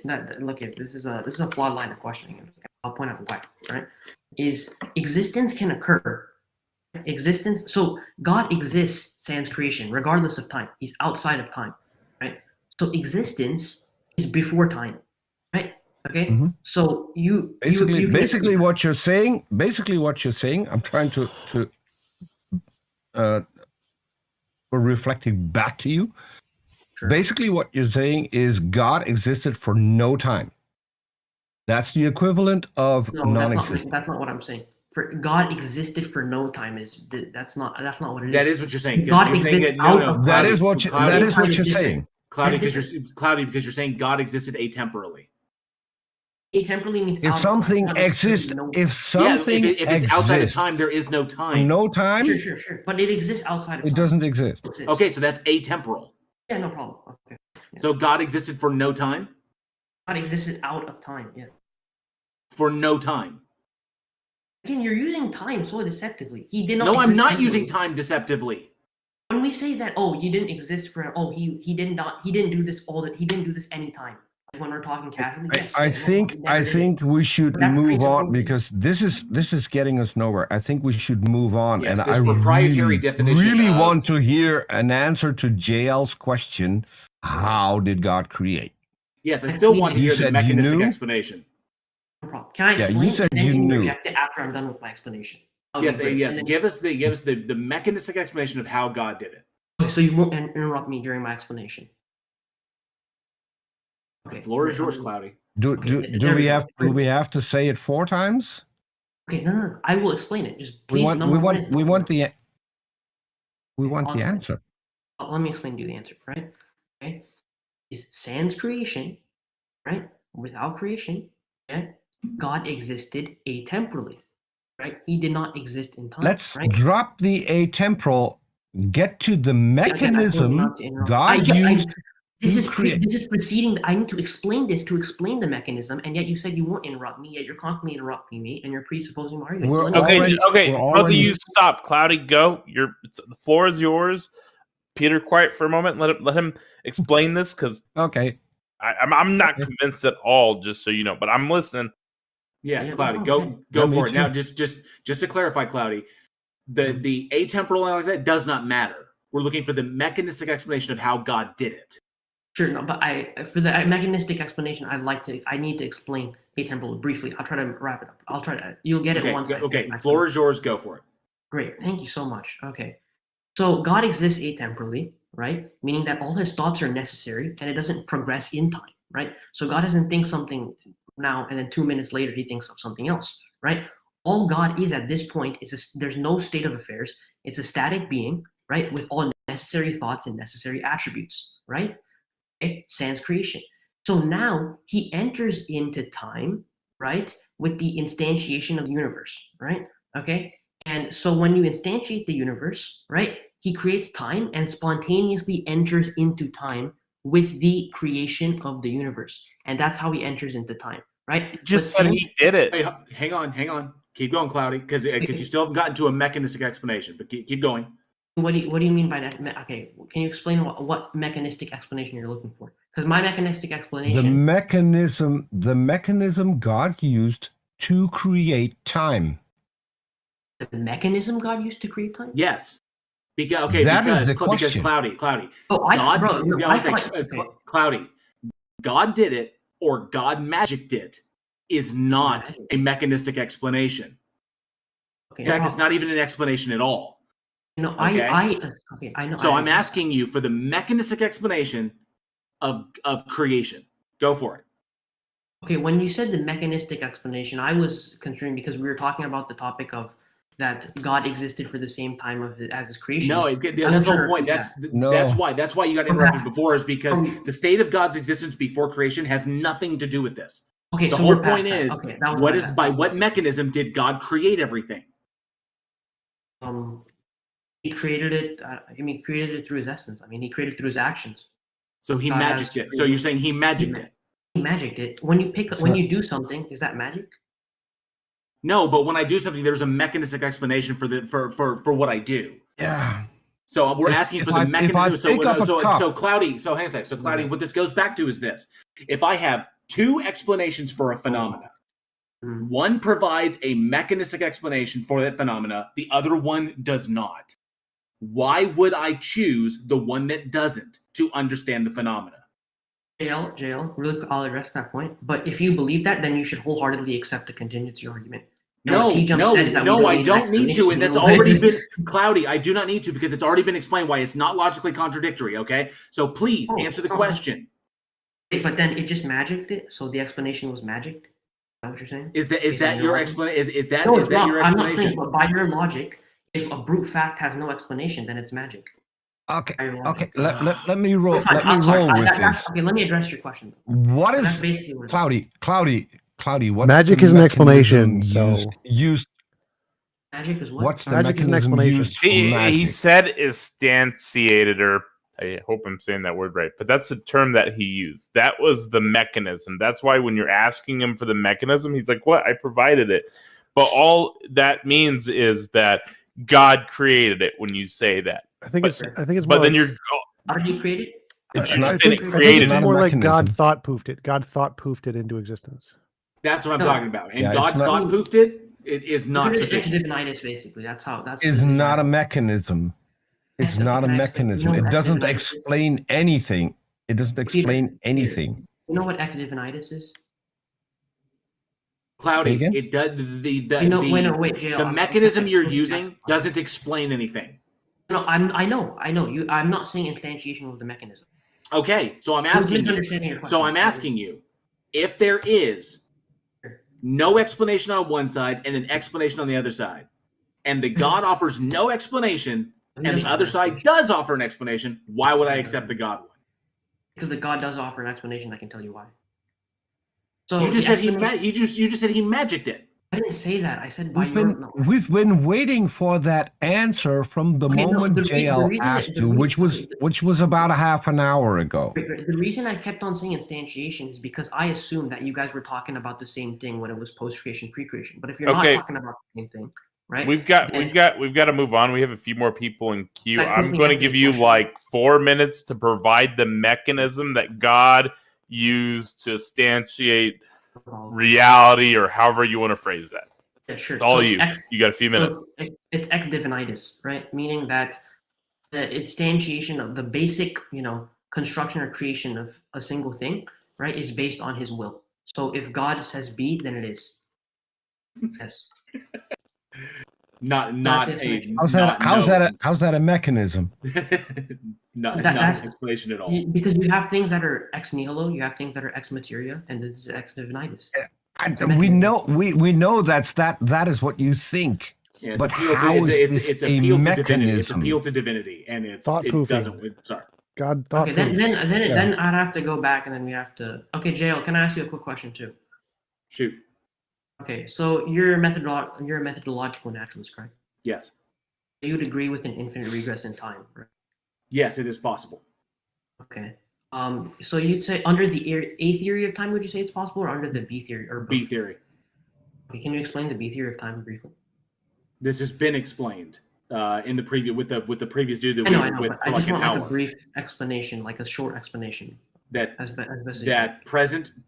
past, present, and future all exist. Okay. Do you believe in free will? That's a more complicated question. I think that there is evidence for free will and there's evidence against free will. So okay. No, but because our actions are defined by the information we have prior to that. So we don't really have free will, but we can still choose. So it's kind of like I kind of go with the Hitchens explanation of that. We have free will because we have no choice not to. Okay, sure, no problem. No, but basically what your position would entail, right, is if past, present, and future all exist, right, regardless of our point in time, or whether what we perceive as our point in time, right, it would mean that it would logically entail that there's no free will that we have. For example, if I could pick up a phone, or if I could not pick up a phone that I have right next to me, right?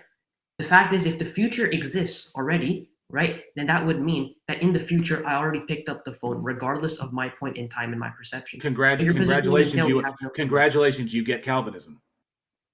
I'm saying your position entails that we have no free will.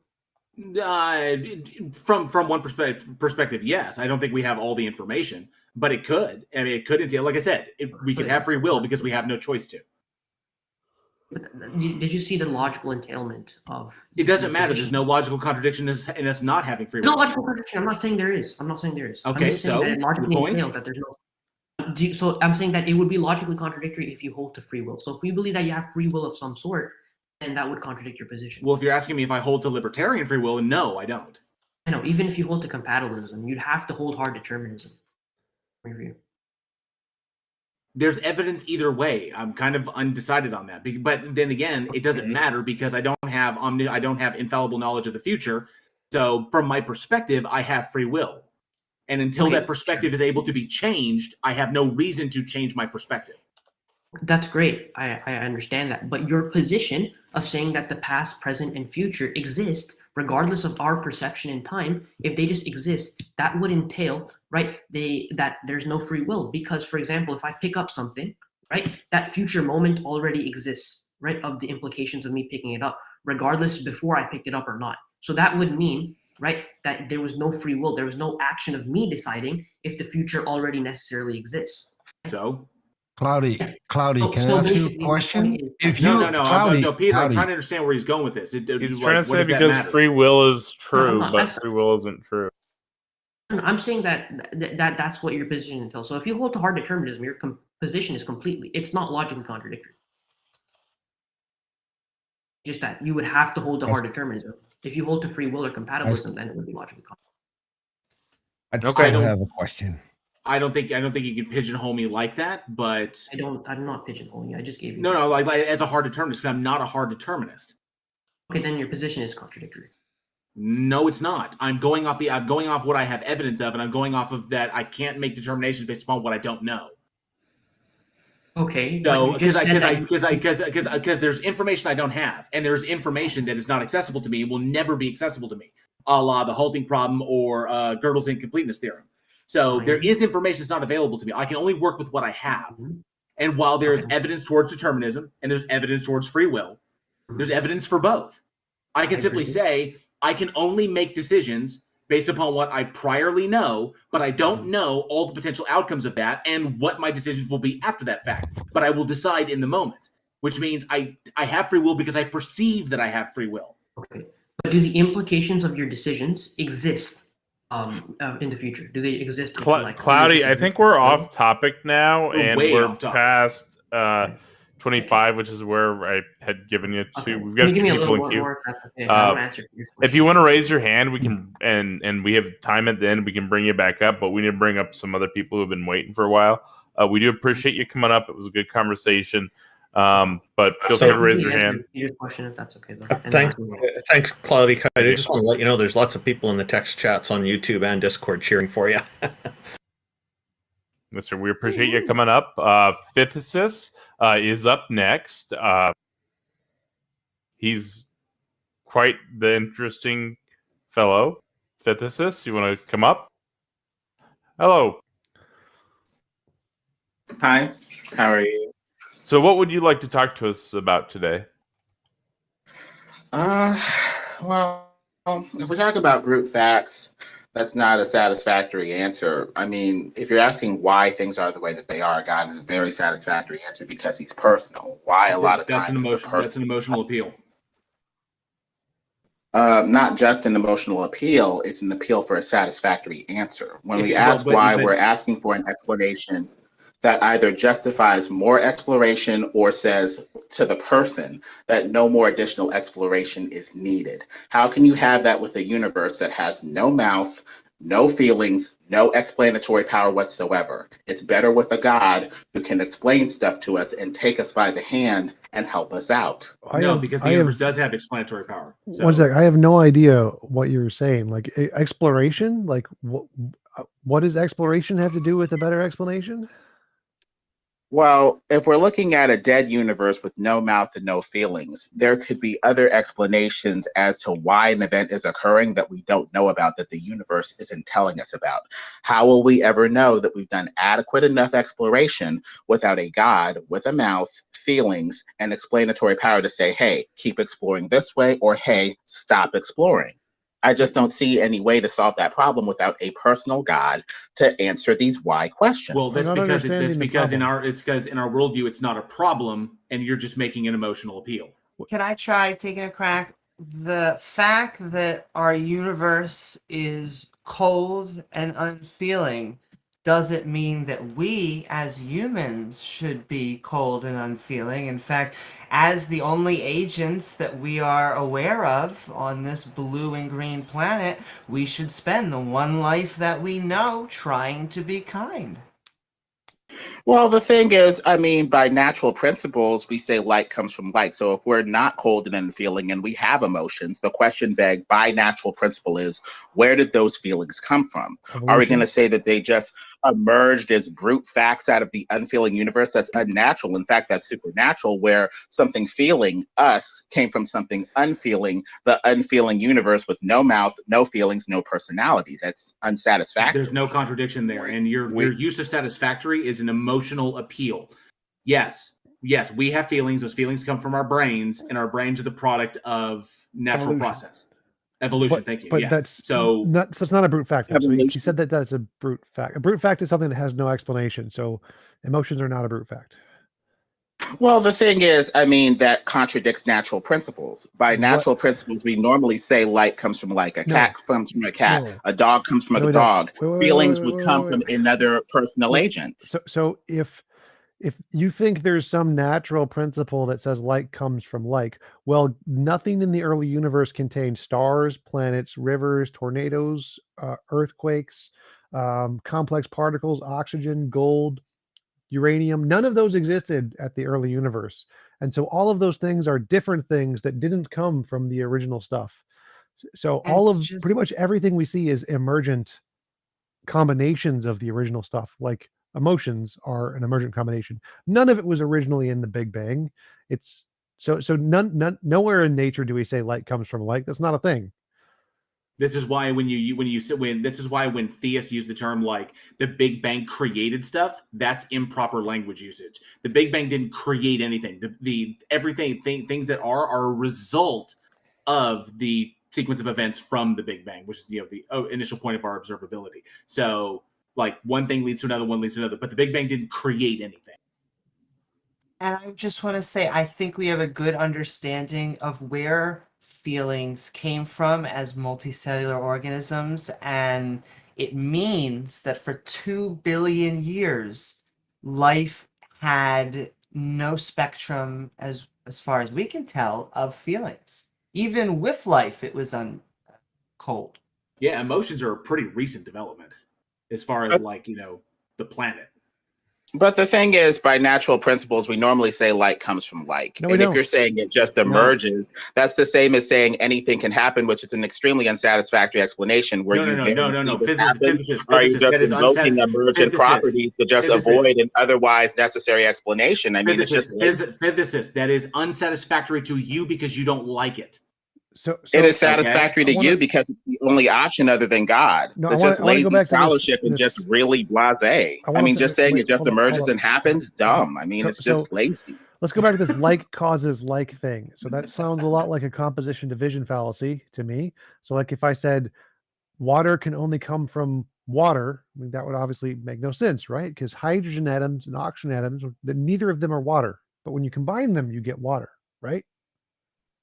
Supposedly, according to the theory, but we could go with other theories with that. I'm just trying to encapsulate what, if anything, natural means. Wait. Water is H2O. And according to the natural principle, when we define something as natural, it's like coming from like, if you're talking about something natural versus something that's supernatural. No, it's not. TJump just explained it. Water is literally H2O, but you separate those two. You have hydrogen and you have oxygen. Hydrogen and oxygen separate are not water. The two of them together are water. There's problems even with the atomic theory of water saying that it's hydrogen and oxygen. When they were doing their chemical studies, they were getting different ratios for hydrogen to oxygen. They were getting 100 to 1, 50 to 1. They were all over the place. Water may just be an indivisible elemental thing that's not necessarily hydrogen and oxygen. So even that theory is problematic. The point is, if we're going to define natural, it's like coming from like. So to break that natural circle that's going to last forever and be an infinite regression, you need something supernatural to step into the circle and jumpstart things like a god or something like that. No, you don't. No, you don't. In physicists, you need to stop using theory when you're trying to use hypothesis. Okay? When you think theory, when we say theory, think explanatory model. And when we say hypothesis, think educated guess. Okay. Okay. Well, you're using those terms incorrectly. That's first and foremost the problem. Okay. You're trying to come up with there's no theory regarding the chemical formation of water, which is H2O.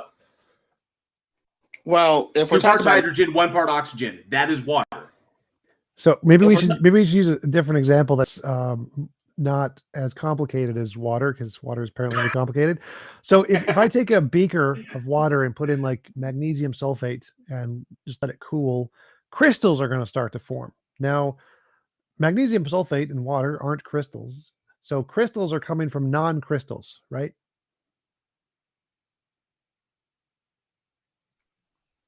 Crystals would just be the magnesium sulfate. It's just magnesium sulfate, forming in a different way. That's just structure. No. That's just a structure, though. No. So you understand chemistry as well as you understand physics. Okay, gotcha. So the only way to break natural circles like this, where we say something comes from something else with similar causative power and similar ability to create the thing, aka humans coming from other humans, and to break the infinite regression for a theist and philosophically appears to be something from outside of the natural circle, something supernatural in the category of God, or something that at least breaks this natural stuff where like comes from like. No, again, it's competition division fallacy. You're making a competition division fallacy, and I'm trying to like walk through this. So let's go even simpler example. A brick. No brick is a wall, right? But if you add a whole bunch of bricks together, you can build a wall, right? But aren't you making like a fallacy of a category, or like a category fallacy or something? You're saying that the crystal exists in the magnesium sulfate example from the micro, level to the macro level. We think of the ultimate stuff that's there, the thing that's essentially there being magnesium sulfate. The crystal is just a different structure of the same thing. No, the crystal is a result of the combination of the water. Crystals coming from crystals, we categorize it as what? Magnesium sulfate coming from magnesium sulfate in a different form. So aren't you kind of making a category error? No. In chemistry, they bond. You're confusing the structure of the thing with the thing itself. If you put two different chemicals together, the chemicals mix and create a new thing. Two completely different chemicals, add them together, they fuse and make a new thing that was neither in either one of them. So you're talking about the molecular mixing, making a new compound. Okay, yes. That's fine, but the way that we define that thing is by its structure, not by its essence. We say that the magnesium sulfate is not essentially magnesium sulfate. It has an essence that is deeper than magnesium and sulfate that can be broken apart into pure and pure constituents. So yet again, I'm going to have to call category error, where you're confusing the structure of a thing with the thing itself. That's emotion. So emotions are a result. Emotional appeal. Well, no, not an emotional appeal. That emotions are not a structure. What are you talking about? Yes, they are. They are literally a structure in the brain. We can literally measure the structure in the brain, and we can mess with the structure in the brain. It's a structure in the brain. It's like crystals. I think you're appealing to that as a materialist atheist, but you can't show me the structure of happiness, the chemical structure of sadness. I don't think you can. Sure, we can. You said life comes from life. Is that true every time? And one quick question. I'll hand it over to Randall. Sorry, and just then answer that. One quick question from our YouTube audience. It seems a little flippant, but it's from Kenat Hovand. It's asking, can you ask him if water is wet? Back to our regular program. Well, wetness question. I have a better question. Synthesis. I have a better question. What TJump tried to explain with the magnesium sulfate and the water, you said it's just the same thing, but it's a different structure. How long can you breathe underwater? Because it's oxygen, right? Yeah. How long can you breathe? Breathe underwater before drowning? A minute or two, maybe, if that, depending on whether I'm an Olympic swimmer, or 1 to 10 minutes. Well, but maybe longer if I've done different exercises, but usually like 1 to 10 minutes. According to you, water is still oxygen and hydrogen, right? There's no difference.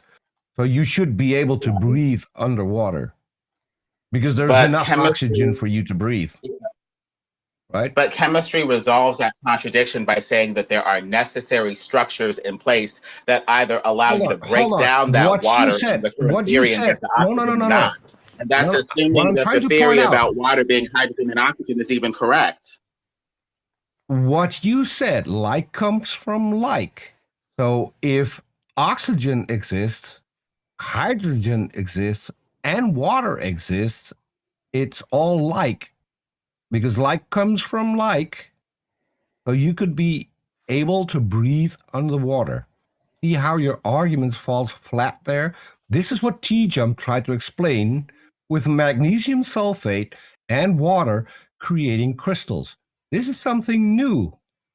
Well, TJump appeared to be like water is something that's something emerged. Just like water is not like oxygen, is not like hydrogen. Physicist, we have an audience question for you, by the way.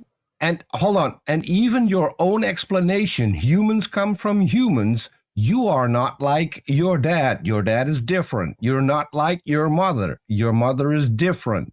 Like doesn't come from like, because if that were the case, you would be a clone. Well, if unlike can come from something else that's unlike it, then why are we even talking about natural principles? Why are we invoking naturalism? In that case, if unlike can come from unlike, then fine. We have a spiritual God that made physical stuff like you, me, and other stuff to square the circle. I mean, either way, it still counts. I'm just wondering what, if any, working definition of naturalism you have, other than the rejection of theism, spirit, and anything that goes back to God. What does naturalism mean when you say something is natural or supernatural? Oh man, no one JL explained to you that we can go back to the Big Bang and we have an explanation for everything, pretty much everything we see.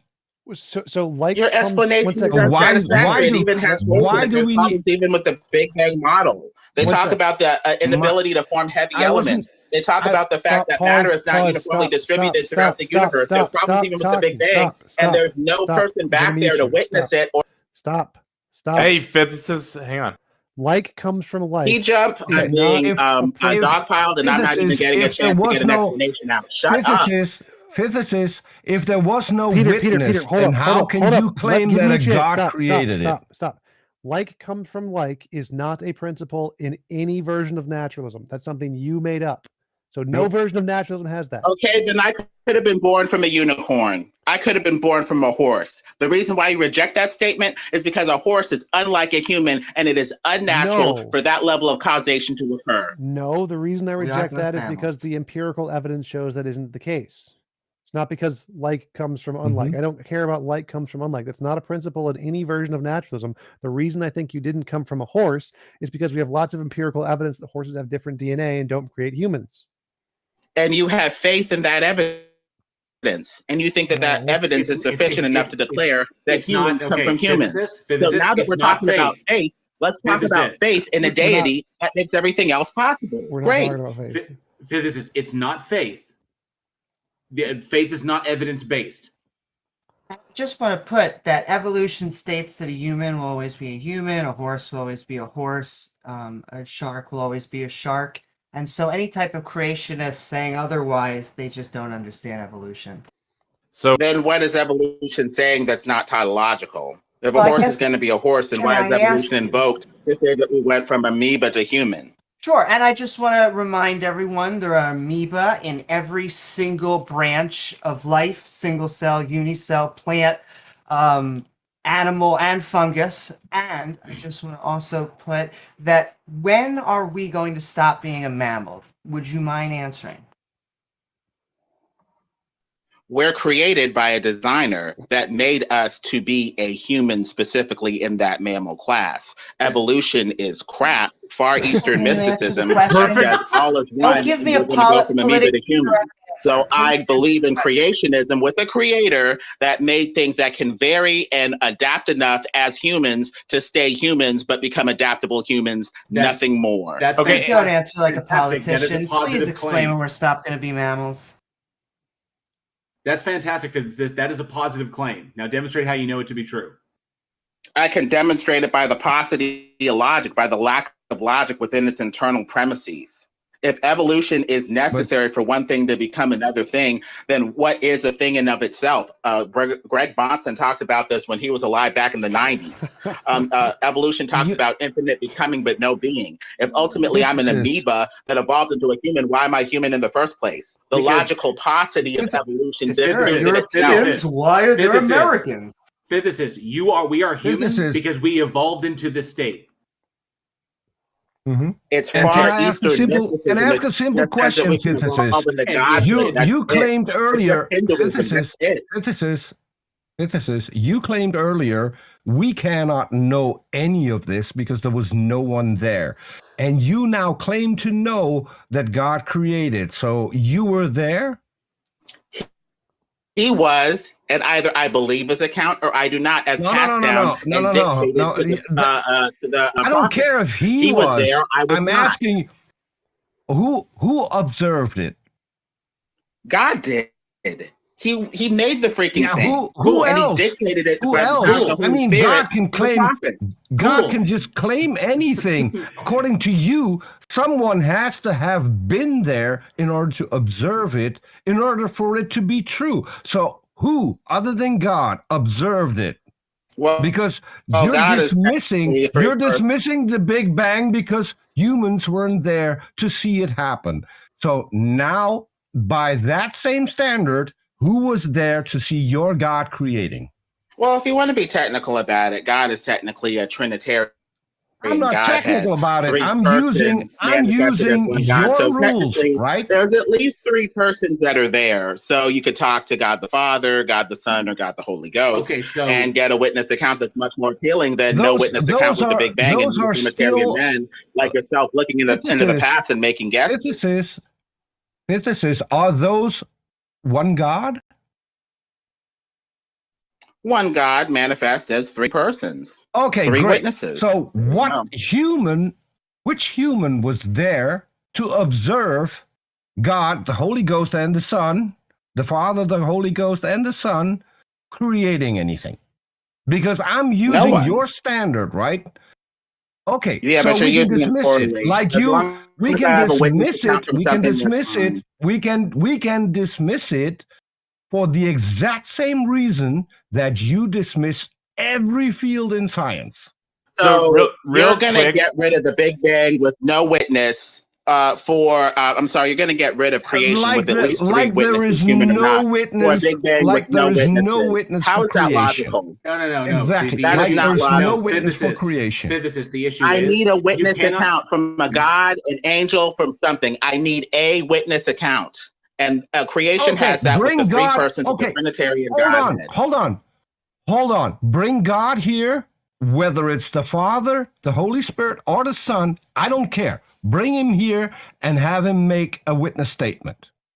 We have the prophets. We have the Bible that is more than sufficient. No. Even if God came here, if you're ignoring that witness, we wouldn't even believe him if he said it. I'm sticking to your standards. The prophets weren't there at the moment of creation. Only God was. So only the Father, the Holy Spirit, or the Son, any of those can make a witness statement. Can you bring them here to make a witness statement? That'd be great.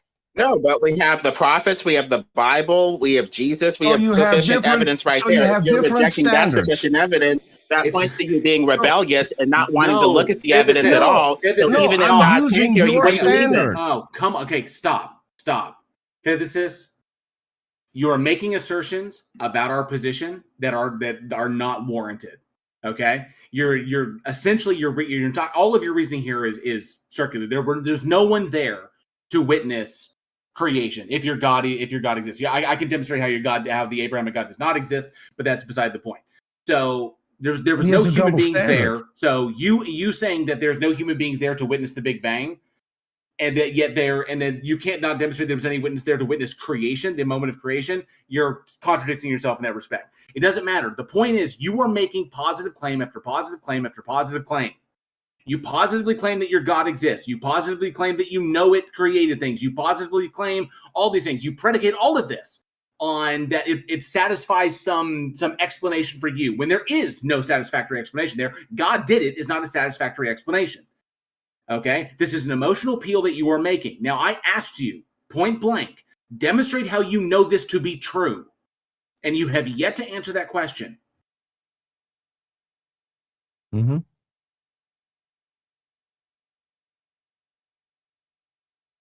Broke him. Oh, he got raptured.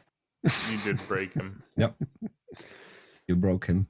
Anything JL. emphasis? You vicious guy, JL. I will point out that somebody in our YouTube audience, K-Nut Hoven again, is saying if he wants a witness account of the Big Bang, it is called deep space telemetry and cosmic background radiation. So that's a serious comment. Yeah, I wanted to go there, but this just goes to show the lack of understanding of physics, the lack of understanding of cosmology, the lack of understanding of biology that he's operating. Hang on. That's a little much. Physicist, can I ask you a simple question from an audience member real quick?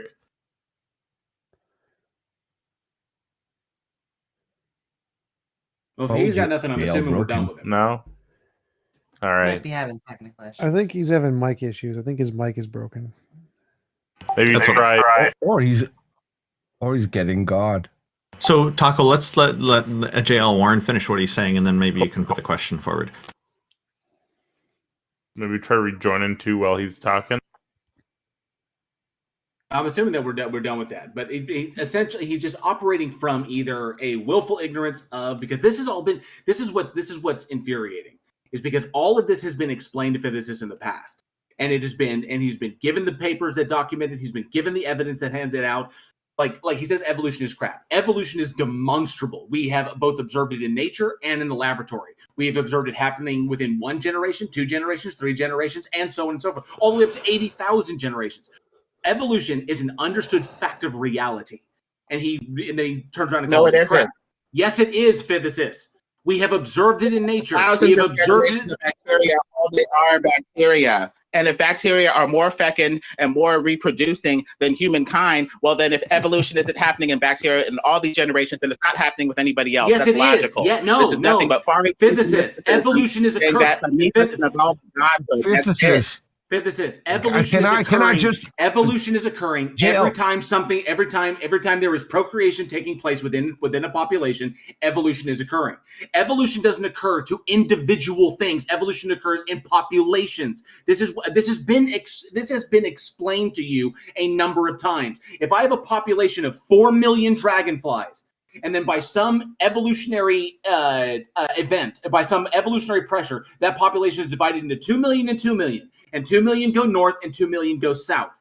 Okay? Over time, because of evolutionary pressures, certain traits will be positively selected for, some will be negatively selected for, and that results in morphological changes in those two populations until eventually the two can no longer breed with one another. And if enough morphological changes occur, then eventually you will not have one population will no longer resemble dragonflies anymore, but they are still genetically descended from them.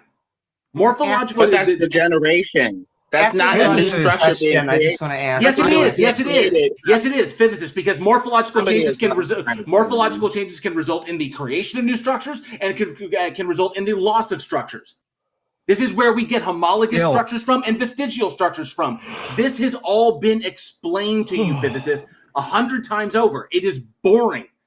And we're tired. We are tired of taking you to school on this every single time. JL, let me explain one thing to physicists. He said bacteria are still bacteria. That sentence is exactly the same as saying animals are still animals. Does that mean that an elephant is exactly the same thing as a snake or a human? Animals is still animals is a category that is useless for this level of discussion. Which is exactly the same thing with bacteria. An amoeba becoming a human beyond just a generalized animal class. Well, then what you're saying is not logical and meaningful. Okay, everybody stop. Physicists bounce. So here's the problem. Here's the problem in his reasoning. He is equating what we understand to be amoebas today as what existed 3 billion years ago. And that is where his failing is. Amoebas that exist today are not what existed 3 billion years ago when abiogenesis took place. Okay? What we have today, these unicellular organisms, the very primordial essence of when abiogenesis occurred, is where life branched out from. It is a massive tree on which everything you observe today draws back to this one singular event. Okay? Amoebas, as they exist today, are not what is claimed to have existed 3 billion years ago. That's not how evolution works. That's not the way it goes down. Okay? Humans didn't come from apes. Humans are apes, and we evolved alongside our taxonomically related relatives, which are the other taxa, the other genera, which are Pongo, Pan, and Gorilla, and Homo. We are the last remaining members of that genera. Okay? And that all goes back 14 million years to another common ancestor. And then those go back even further. Everything goes back in a tree.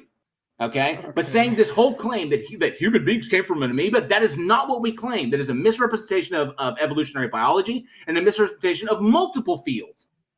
Okay? This has been explained to him 100 times before. And he keeps coming up just like Otangelo does, making the exact same arguments when they've been debunked 100 times over. They all do that. So next. That's just mean. What's going on, Nephilim? How are you doing today, sir? Muted. Gotta unmute yourself. Speaking of the person who, no, I'm not going to. I would try to bring it up. I'm not going to bring it up. There.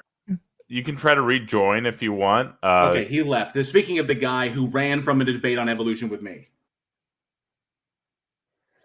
Gotta hit the unmute button, Neff. He ran from everyone's debate, as far as I know. Oh, he's server muted. There's probably a reason for that. Okay, so I guess we need to move on to the next person until that can be taken care of. Let me get him on server muted.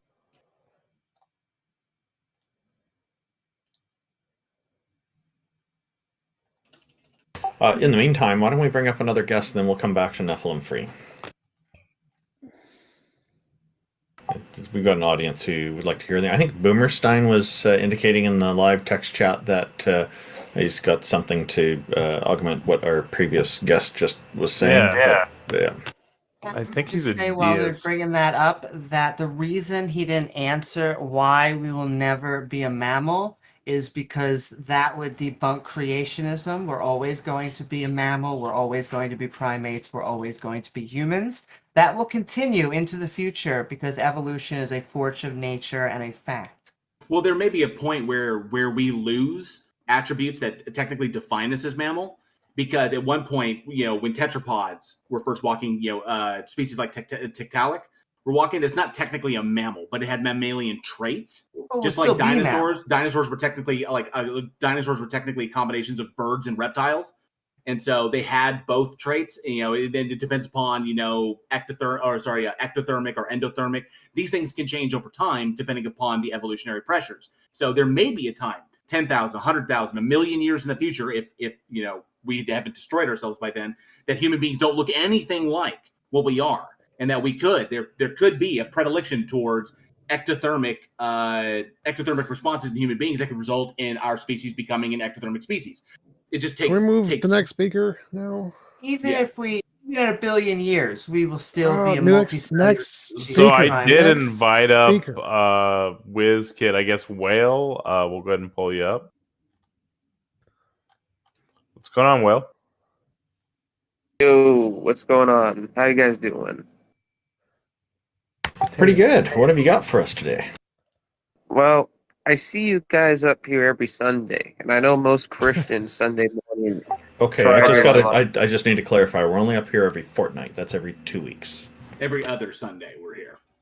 So how do you know God ain't trying to communicate to you on these other Sundays? How a cable company's hey, I'm going to be here around this time at this certain time. Oh, this is a great question. So he's trying to get in touch with me about my extended warranty? What a lovely question. No, exactly. No, that's all I got. I thought I'd get a good laugh out of you guys with that one. Woo-hoo. Thank you. That was a lovely question. All right. Well, no, I enjoy hearing you guys talk every Sunday. I enjoy everyone up here. I love what you guys are doing. You can put me back down now. I need to clarify every fortnight. And I'm just curious, are you theist or atheist? Or... Before you go, Will, can I answer your question?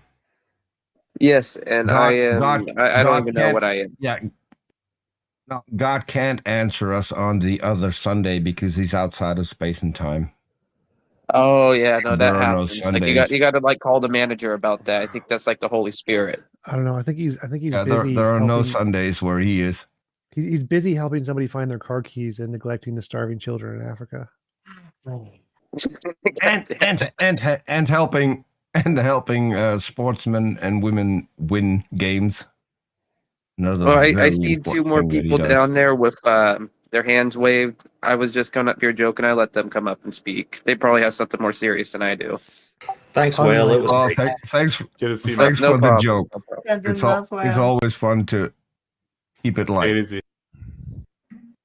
Hello, Nephilim Free. What's Hello. going on? How goes it? The giants are indeed free. Mm-hmm. I hear breathing. And most of them were you got created for us? on a forum that I was part of.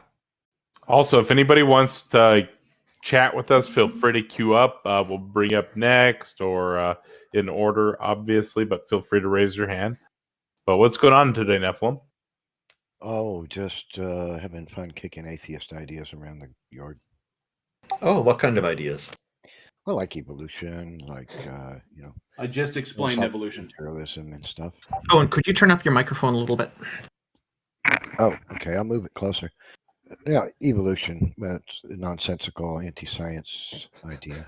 It's not. I just explained it. It's disproved by 20th century science. No, it's not. Sure it is. No, it's not.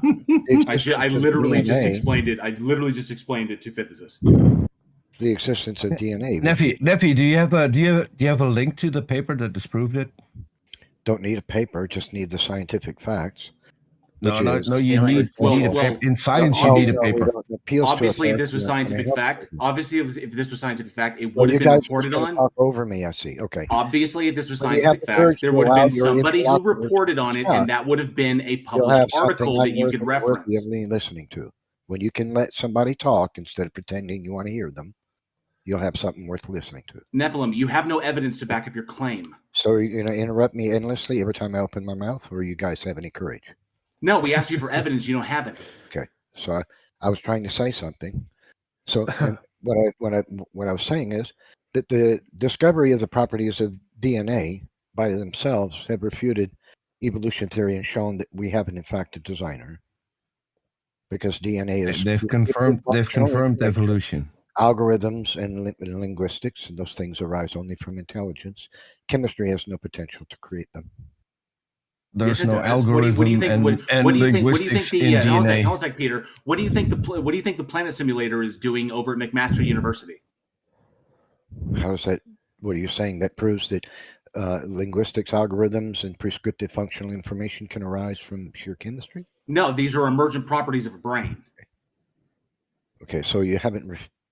You have some argument against what I said? Also, DNA arose naturally, so you Yes. would need a reason why it's intelligently designed. I just demonstrated it can't be. It can't be what? It can't be intelligently designed. I You agree. didn't demonstrate it. You just claimed. No, Neffy, there's a because- difference because- between claiming something and providing evidence for your claim. Those are I two did. I different told things. you the properties. You're of in the DNA. business. You're in the business of claiming, and you're very good at claiming. You're I very pointed out- terrible at providing evidence for your claim. No, I provided. Which is why I asked. explained that Which modern- is why I asked you for the paper. Okay, so I explained that modern science has discovered that DNA is a four-dimensional package of prescriptive functional information which operates algorithmically and linguistically. A and that four-dimensional? Those properties cannot be Can you produced. link us? Can you Can link us not, to that talk over discovery? me? I Have gotta you find. any I gotta courage? find Just this paper. curious. Do you have any courage? I'm curious. When you have the courage to curious. not talk over me, Nephilim. you'll have something worth listening to. I'm just I'll try curious. again. Do you have a link Try to again. that discovery? He's done. I'll try again. Okay, so Yeah. yes, Do you I have have. a link I to that have. discovery? Are you done? Okay, so science papers publish this. It is published in the mainstream journals that DNA is Where? prescriptive functional information, algorithms, and linguistics. Oh, he's Where? quoting from Creation Ministries And International. therefore, no, mainstream science journals No, like no, Nature. this is creation.com. Okay, This is No, literally mainstream creation.com. science Link us, like Nature. Nephilim, link us to those discoveries. Okay, so Where can we find those? Where did you here- find them? Well, Okay, so I'll Neff, respond Neff, when you're there's one ready. thing you didn't explain you yet, ready? because you said that these things can only come about by a mind. Is there a scientific paper that says processes and coding can only come about by a mind?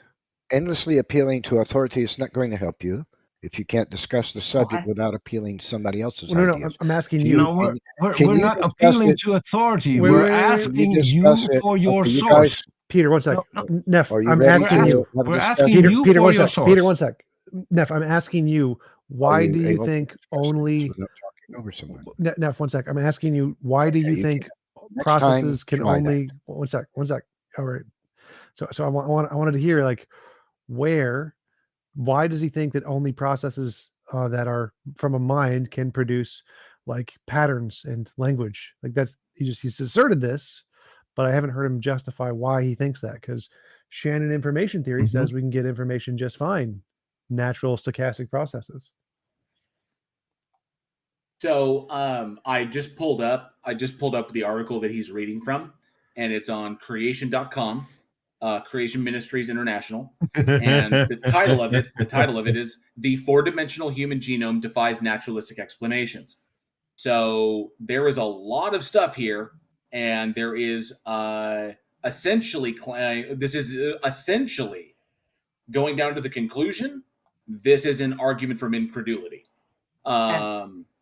And completely, it says nothing about abiogenesis.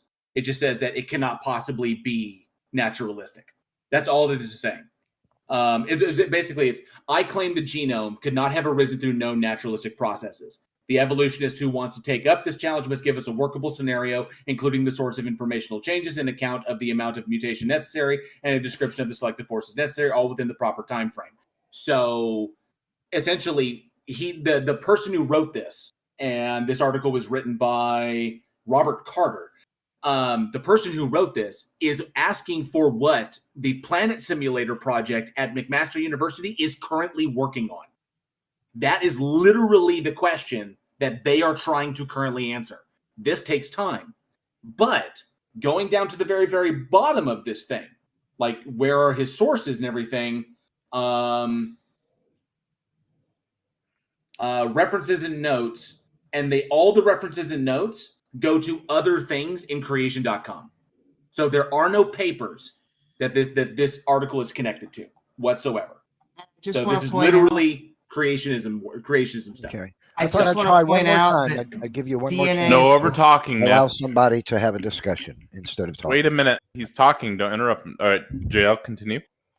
So that debunks this. So this article that he's quoting from creation.com has no reputable sources behind it. All of the sources that it's citing also come from creation.com, and at the very, very end of this whole thing, of this whole article, is literally just in the conclusion of this whole thing, which is a massive deal, is literally, I claim the genome could not have arisen through known naturalistic processes. There is no explanation as to why it is impossible. It's just saying, I claim it. So no, you're literally, no, Nephilim, you're literally citing an article I found in 30 seconds, like 10 seconds. Okay, you're citing an article in which it is literally just a claim and there is no evidence given. It's literally, this whole thing is literally an argument from incredulity. Okay, so can I that respond? we've been having Can I respond? genes for 4.5 billion years, and we haven't had intelligent creations until the past million, and definitively past 100 to 200,000 years. And there you go, Neff, all yours. So can I respond? Yes. Okay. So I didn't refer to anything in creation.com. I'm referring to papers published in mainstream science journals, including Nature. Okay, for example, the Karolinska Institute of Sweden, one of the world's foremost biomedical research facilities, states that the grammar in the human genomic language is more complex than that of any spoken human language, published in 2012. And I have other sources. So that it's doesn't a say modern anything about a discovery creator. that DNA is in fact prescriptive functional information. Now, It hang on a second, operates Nephilim. Let's look at the first algorithmically. ones. Nephilim. It Stop. operates Let's look at the first algorithmically claim. and Nephilim. linguistically. Let's look And at the first one. Those are The first properties paper that you can only cited, arise from intelligence. Nephilim. The first paper you You're cited talking over me doesn't again. get you to a I didn't creator. get It's to simply finish my saying statement. that genetics is complex. I'll talk to you when you don't talk over me. So Nephilim, literally the first paper you cited is not evidence for your claim. It's literally just stating that genetics is very complex. No, it's that the combinations of GAT and GATC are very complex. That's it. No, and no, technically, actually, it's not a language. That's an abuse of language. Just like genetics, just like GATC is not a code. This is an abuse that's of not language. what the papers say. The papers don't say what you say. They say that it is linguistic, that it's algorithms. I mean, and that it's that the linguistics of DNA, the grammar. You have links to those papers? More complex than that of any spoken human language. That's what they actually state. And remember, We have complexity links is to those not the papers. hallmark of design. So what Neff is presenting is basically why it's natural. Wait, and Amy, like Peter Amy, said, where's Amy, those wait, papers? Amy. Excellent point, Amy. Amy, wait. Nephilim, do you have links to those papers you just cited? I don't have a link, but I can tell you where to find it.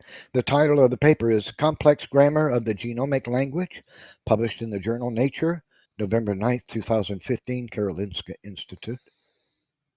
They state, and I quote them, their analysis reveals that the grammar of the genetic code is much more complex than that of even the most complex human languages. Yeah, and you see that in the summary of the paper that I just pulled up. Grammar is literally in quotations because they're not meaning grammar like language. They don't use quotations. I'm looking at it right now. I have it pulled up on my phone. The Karolinska Institute, November 9th, 2015. The Karolinska Institute. Okay, summary. The grammar of the human genetic code is more complex than that of even the most intricately constructed spoken languages in the world. Grammar in that first sentence is in quotation marks. Excellent. They are letting you know that it is not that it is not grammar like we think of grammar. Then demonstrate it's not. It's not. They're literally indicating it in the article. I have it pulled up right here. It's also prescriptive functional information that can't arise from nature either. That is a claim, and no, you can't back that up. Well, sure. Information arises from information is knowledge conveyed from a sender to a receiver, employing the language agreed upon by both parties. That can't. No, now you're applying information to two forms of information differently. Because genetic information is not a form of communication. You're using the communication form of information in a genetic sense, and that is an abuse of language. No, you can't do that. That's just like calling genetic. It's like calling genetic code a code, like a computer code. That's an abuse of language. And I just want to say, information is actually the translation of symbols. And so it doesn't need to be a conscious agent that does it. It's why you can just have a camera reading data and translating that into information to ship a box to a correct location. Well, that's incorrect. What's been discovered is that DNA actually possesses these properties. I'll give you a citation from Abel and Trebers. They state, and I quote them, no matter how many bits of possible combination it has, there is no reason to call it information if it does not at least have the potential to produce something useful. What kind of information produces function? In computer science, we call it a program. Another name for software is an algorithm. No man-made program comes close to the technical brilliance of mycoplasmal genetic algorithms. Mycoplasmas are the smallest known organisms with the smallest genome to date. How was its genome and those of other living organisms programmed? End quote. They weren't programmed. That's the problem, is that you're using terminology incorrectly. Denial of 20th century science. It's not a denial of 20th century science. It is a pointing out that you are abusing language when you do this. No. Okay, the two are not analogous. The two are not analogous, Nephilim. Nephilim, the two are not analogous, and you need to stop doing it. No, I'm just pointing out what modern science has discovered about No, DNA. you're not. You're abusing language. You're taking again. sources that abuse language. You're talking over me again. Yeah, you're absolutely, you're damn right. You're goddamn right. I'm going to talk over you, Nephilim, because so you you'd are have the courage to abusing debate language without in order to make talking your over point. someone. Something you say will be worth listening to. So Nephilim, somebody else, you are abusing language to make your point. The can two someone things are else not have a analogous. discussion? Is there anyone else who can have an actual discussion? Well, I just want to say that these papers aren't pointing in the direction of a god, and a I didn't say they complexity were. is not the hallmark of a god. So I want to Oh. know why you think we should believe in a god. Okay. Well, that's a different subject. I didn't say the papers prove God. What they prove is that life has a designer. That's what they prove. You The asked if question you wanted to have a the question conversation. today is not whether Nev- or not life is designed. The question is, who is the designer? That's the only question left today. Okay, Because if the question is who is the designer, then first we need to establish if the designer you propose actually exists. So I have reasons to believe. How can we get some evidence whether or not your exists? Because if he doesn't exist, he didn't design anything. Yeah. So I do have reasons to believe that the biblical God is the designer. I'm not asking for reasons for you to believe. I'm asking for evidence of your designer actually existing. My reasons Those for are two believing different is the things. evidence. No, that is the evidence. That's my reasons for No. believing. Your reason to believe and the fact that you believe is not evidence. Okay, you're not That is following a claim. along. My reasons for believing is the evidence. Can you follow that? Do you understand Yeah. that statement? What's your evidence? Well, there's multiplicities of evidence. One is that the Bible proves itself to be the inspired Word of God. Why should we believe the Bible? Because it has historical foreknowledge that goes far beyond what's reasonable. Why should we believe okay, the when Bible? you're able to allow me to speak without talking over me, you'll have something to say that that's worthy of me listening to it. Are you able to? Okay, we're done with him. So I just he wants to be want dishonest to all day know, long. I'm because- sick and tired of his intellectual dishonesty, and I'm sick and tired of his nonsense. The conversation is old. We already know where that's going to go. That his reasoning is that he's using the Bible to prove the claims of the Bible, and it's like I said, there's no point in getting on that merry-go-round because it doesn't go anywhere. And can I just point out that evolution versus creationism is a proxy war, because there is no evolution versus creationism. There is evolution because it's a fact, and you can either accept that fact as a theist or an atheist. And the big point, the really important thing on that is that God, the existence of a God, and the truth of and the fact of evolution and the hypothesis of abiogenesis these are not mutually exclusive concepts. They're not. A God could exist, like a God or a deity or a deity could exist, and evolution could be the means by which it diversified life, and abiogenesis could be the means by which it created everything. So these are not mutually exclusive concepts. Okay? And his intellectual dishonesty and willful ignorance is just aggravating as hell. Now to add to Amy's point, I often tell people, it's creationism versus abiogenesis. That too. True, yeah. It should be creationism versus abiogenesis, not creationism versus evolution.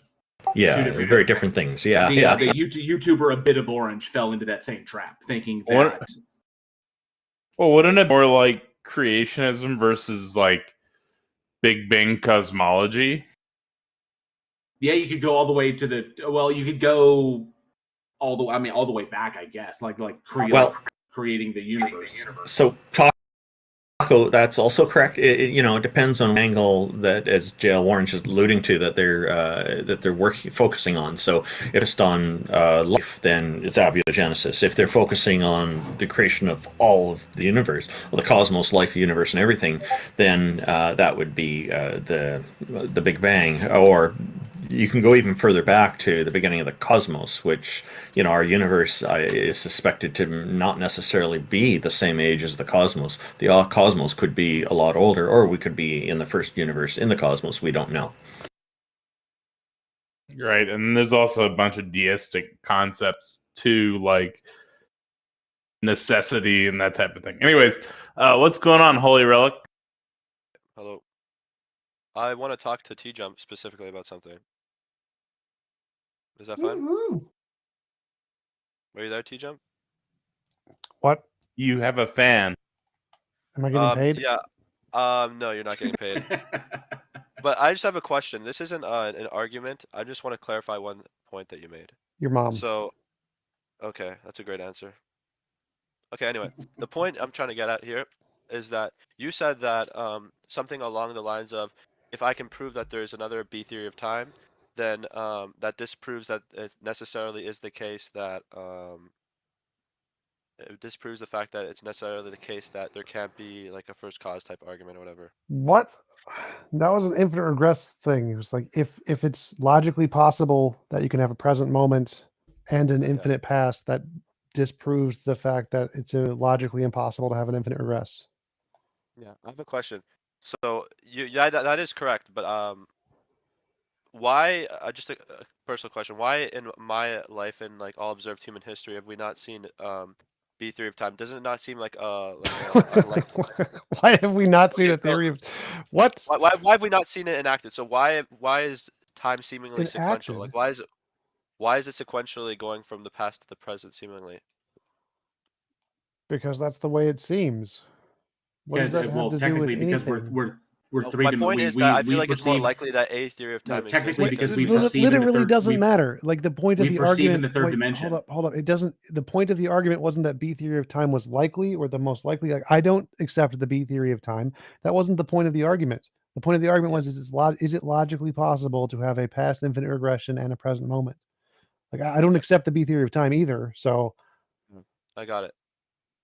So if would you accept that the A theory of time is the most likely to be true or no? no, it's not. It's not the consensus in physics. I go with the consensus in physics, which is neither the A theory nor the B theory. Okay, that's all I wanted to clarify. That's it. Thank you. Well, thank you very much. See ya. Awesome. And if anybody would like to come up, feel free to raise your hand. We'd love to have you come up here and chat with us. But do any of y'all have any comments on any of the guests we've had so far, or any other discussions that we've had so far? Yeah, Nephilim, get good. God, sorry. Nephilim's fun. He's just aggravating me ever since he ran from the debate that I was supposed to have with him on evolution. Hello, Viking Zek. Welcome. What is up, my fellow Canadian brother? So all I wanted to say is thank you to you guys in particular for lowering the intelligence of the entire Discord by bringing up Nephilim. That was amazing. My brain hurts. You're welcome. Right? That was my idea. You are 100% welcome. The combination of Nephilim and physicists, just outweighs like Otangelo by Epiphysis was definitely the first step. Yes, and it was the natural progression. The only thing worse would now to be bring up Mr. Batman, and that is not a suggestion. Please don't. No, last encounter we had on here with him, he got into all kinds of bigotry that I ended up making some rather strong statements in response to. Nothing bad. It's just, Randolph had to make an executive decision. He had to make an executive decision in the only way a Canadian can.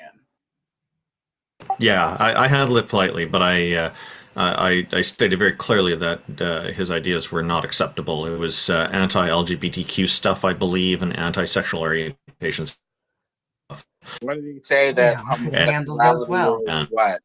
And I don't know why. Yeah, what just happened? I have no idea. He popped up and it said Vikings up here right now, so we don't need him up. So. And now God 420 just mysteriously appeared. Wow, this is an interesting stream. Okay, so Viking, did you have any ideas you wanted to present forward to us here? Not really. Unfortunately, I'm pretty much in the same boat as the rest of this panel. Oh, you're a fellow atheist. Well, hey, that's I'll make a note of that in the chat here, in the YouTube description. I gotta tell you, it's like it's a total side note, but as far as like Canada goes, I am like in love with Nova Scotia and Newfoundland. I really am. I like that, those coastal areas. I just like, they're gorgeous, and I fell in love with those through various shows I've watched that shoot up there in those locations. But man, those some gorgeous areas up there. Honestly, out in Prince Edward Island, you have the most beautiful country, and you have the most beautiful pink roads, and you have the best potatoes anywhere in Canada. He's calling for you, TJump. The best potatoes. Yeah, so you'll find those areas are kind of quiet. They have, and they're quite nice for people who want to have a quiet life. If you're more inclined toward big city life, you'll enjoy Vancouver, BC, or Toronto, Ontario, and places like that a lot more. It Well, also came back full circle. We're talking about good old-fashioned potatoes. Boil and mash them, stick them in a stew. Well, if I ever emigrate, which is looking more likely if I get the opportunity to do so. If I ever emigrate, if I try to get out of Gilead before it becomes Gilead, then I'm looking at Nova Scotia or Newfoundland because. No. You want to go to the Okanagan? Oh, really? I'll say that flat out. The Okanagan is the best spot in Canada. I have a question for the Canadians. Uh-oh. Prince Albert Island, is that a good place to get a piercing? I don't think I've ever been to Prince Albert Island. Yeah, I haven't either. I thought someone mentioned it earlier. I was Most curious. guys only go once. You mean Prince Edward Island? Anyway. I may have misheard. So I'm thinking that we're probably close to the end here, unless somebody else wanted to join in and provide any perspective. Otherwise, we can go with our final thoughts, and I think we'd be happy to let our guest here give some final thoughts if that's the case.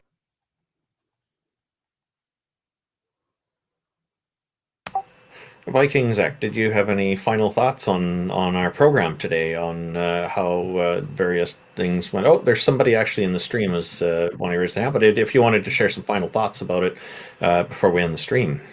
Yeah, and if anybody else that's a theist thinks they can convince us a God exists, we're totally open ears. We want to be convinced. That's why we're here, but not happening really. What's going on, Angel? As far as any final thoughts that I have, I think that J.L. Warren has pretty much demolished anybody who decided to come up here.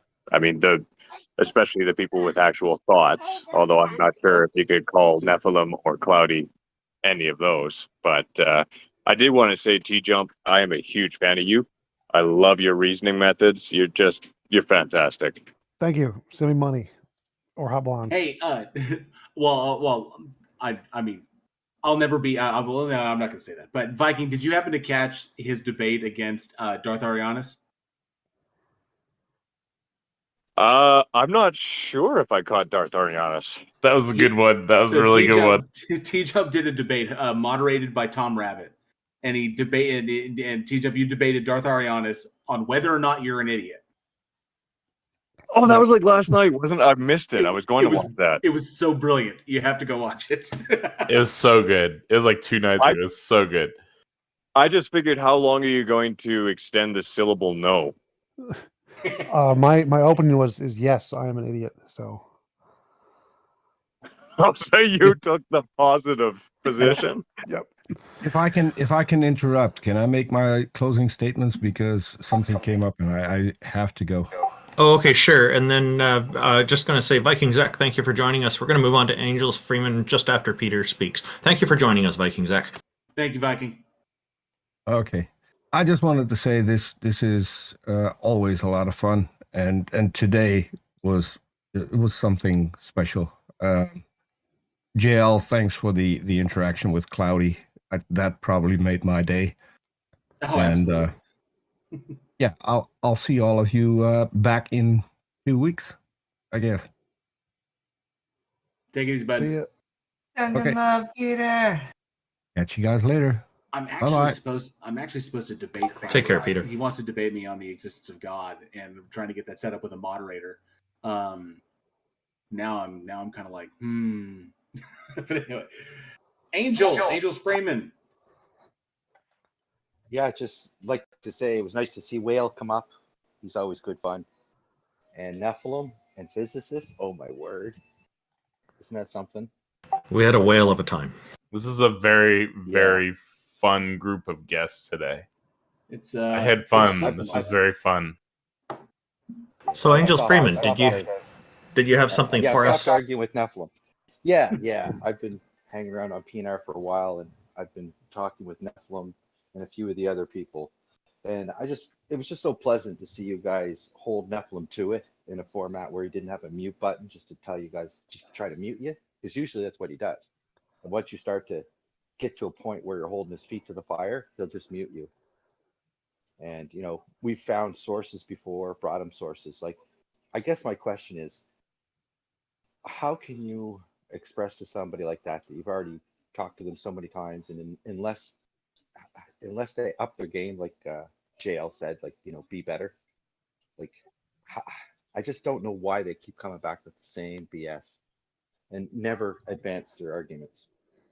From 1999. The only I could posit from this is that, I mean, you can posit it one of two ways. One is that they're being willfully ignorant. They actually do understand what we're trying to say to them, and they just willfully ignore it. It's like, nope, I'm just going to ignore all that, and that they're doing it on purpose. And the purpose, and the only reason they would do this is because they know that there are going to be people out there that they interact with who haven't acquired as much education on these things that they could potentially manipulate with this. They could say, "Oh, look at all this that I have," and then they can kind of overwhelm the less versed and manipulate them into believing their position. So, and they do this over and over, and I think that Nephilim personally, he does this because he knows he's going to get shut down, and it essentially makes him look like he's being persecuted. So it kind of fulfills the Christian persecution complex that he's got. Stealing my ideas, JL. Come on. Right. So Nephilim will come up here, and he knows he's going to espouse his stuff. We know he's going to espouse his stuff. He knows we're going to debunk him. We know he's going to debunk him. But if he's like, no, you keep interrupting me, you won't let me talk like that. I'm a victim. I'm being victimized. I can't. You're suppressing the truth. And then he eventually acts such a fashion that he gets kicked. Then he can say, I was the victim. They wouldn't let me speak. And blah, blah, blah, blah, blah. And basically, it fulfills his Christian persecution complex, and then he can go and appeal that to other people and be like, the atheists, they just won't let you talk. And, it's just the big vicious circle there. That, or, he's a Poe, and he's just doing it for the lulz. I think it's the lulz. Because he can't be that, I don't know what he's doing, but he's definitely not in the audience. He's already spoke, so he doesn't care to listen to anybody else. He could be busy. I don't know. But, it is the end.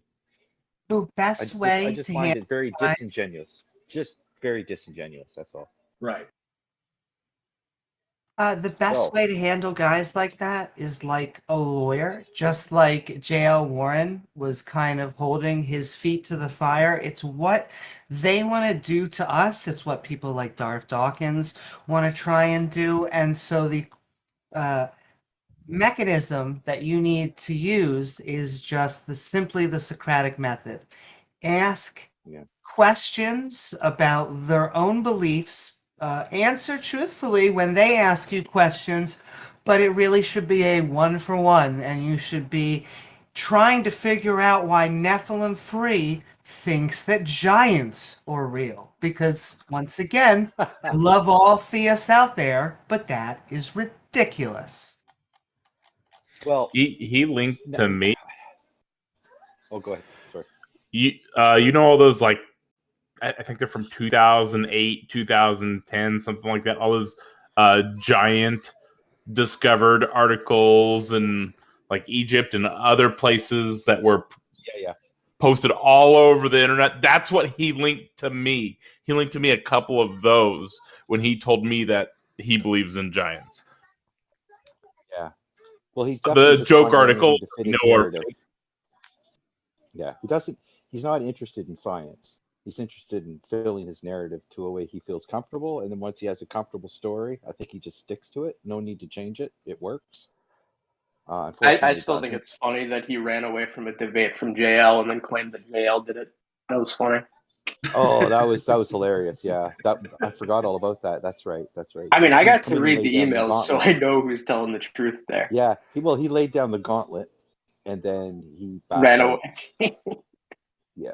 I Well, it challenge was you very to a nice to duel, see you do that, sir. JL. Again, I would like to find a way to calmly not, I don't want to hurt Nephilim.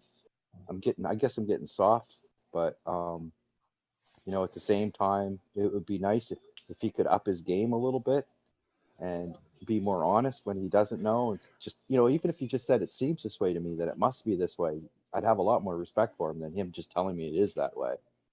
Agreed. Right? So I guess that's what I'm after. I'm after having the Christians be less confident in their assumptions, and I'm kind of curious how they can be so confident, like all in. And it's got to be some kind of brainwashing, self brainwashing. I don't know. It's But the anyway, I'll just leave Dunning-Kruger it there. effect, but I don't know what it is. Yeah. it's the but I'm Dunning-Kruger curious. effect. And I'll attest. I will attest. Indoctrination goes deep. Goes like big time deep.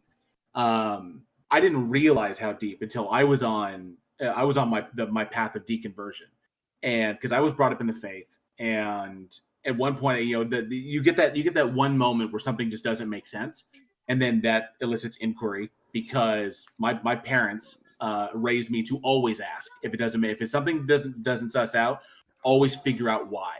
And so this one thing popped up, one thing led to another, and then you go down the path, and eventually I was but when there were certain truths that I came to in my deconversion process where you're talking about like real existential issues, like existential dread, like I am fully responsible for my entire life, and I am fully responsible for determining my purpose and my value, and I'm fully responsible not only for my actions but also my inactions.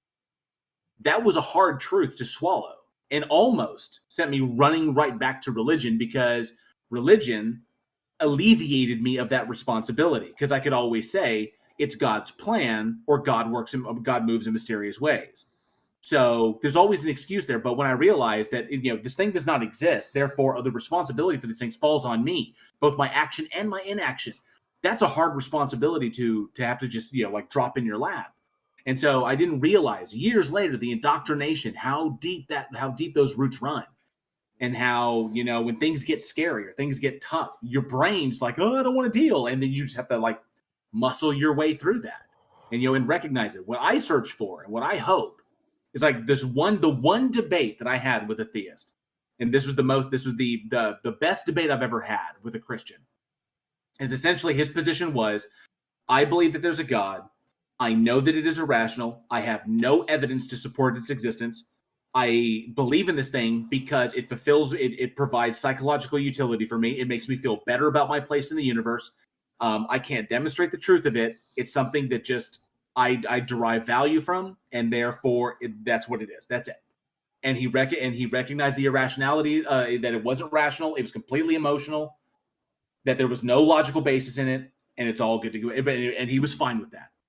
And I was like, okay, that's intellectually honest. I can't argue against that, because he was able to accept that. And if they could all be that way, that'd be fantastic. So we do have one other person raising their hand if we want to go to them before we end. I was going to actually say something. Thanks, guys. We actually already have Boomer Stein in here. Oh, gotcha. Yeah, I've been waiting. What do you want, Boomer? Yeah, what's up? I don't like defending Cloudy, but I feel like I kind of have to, even though he's pushing ex nihilo, whatever the hell it's called. Oh, I think the appeal to divinity? No. Because he was talking about ex divinity,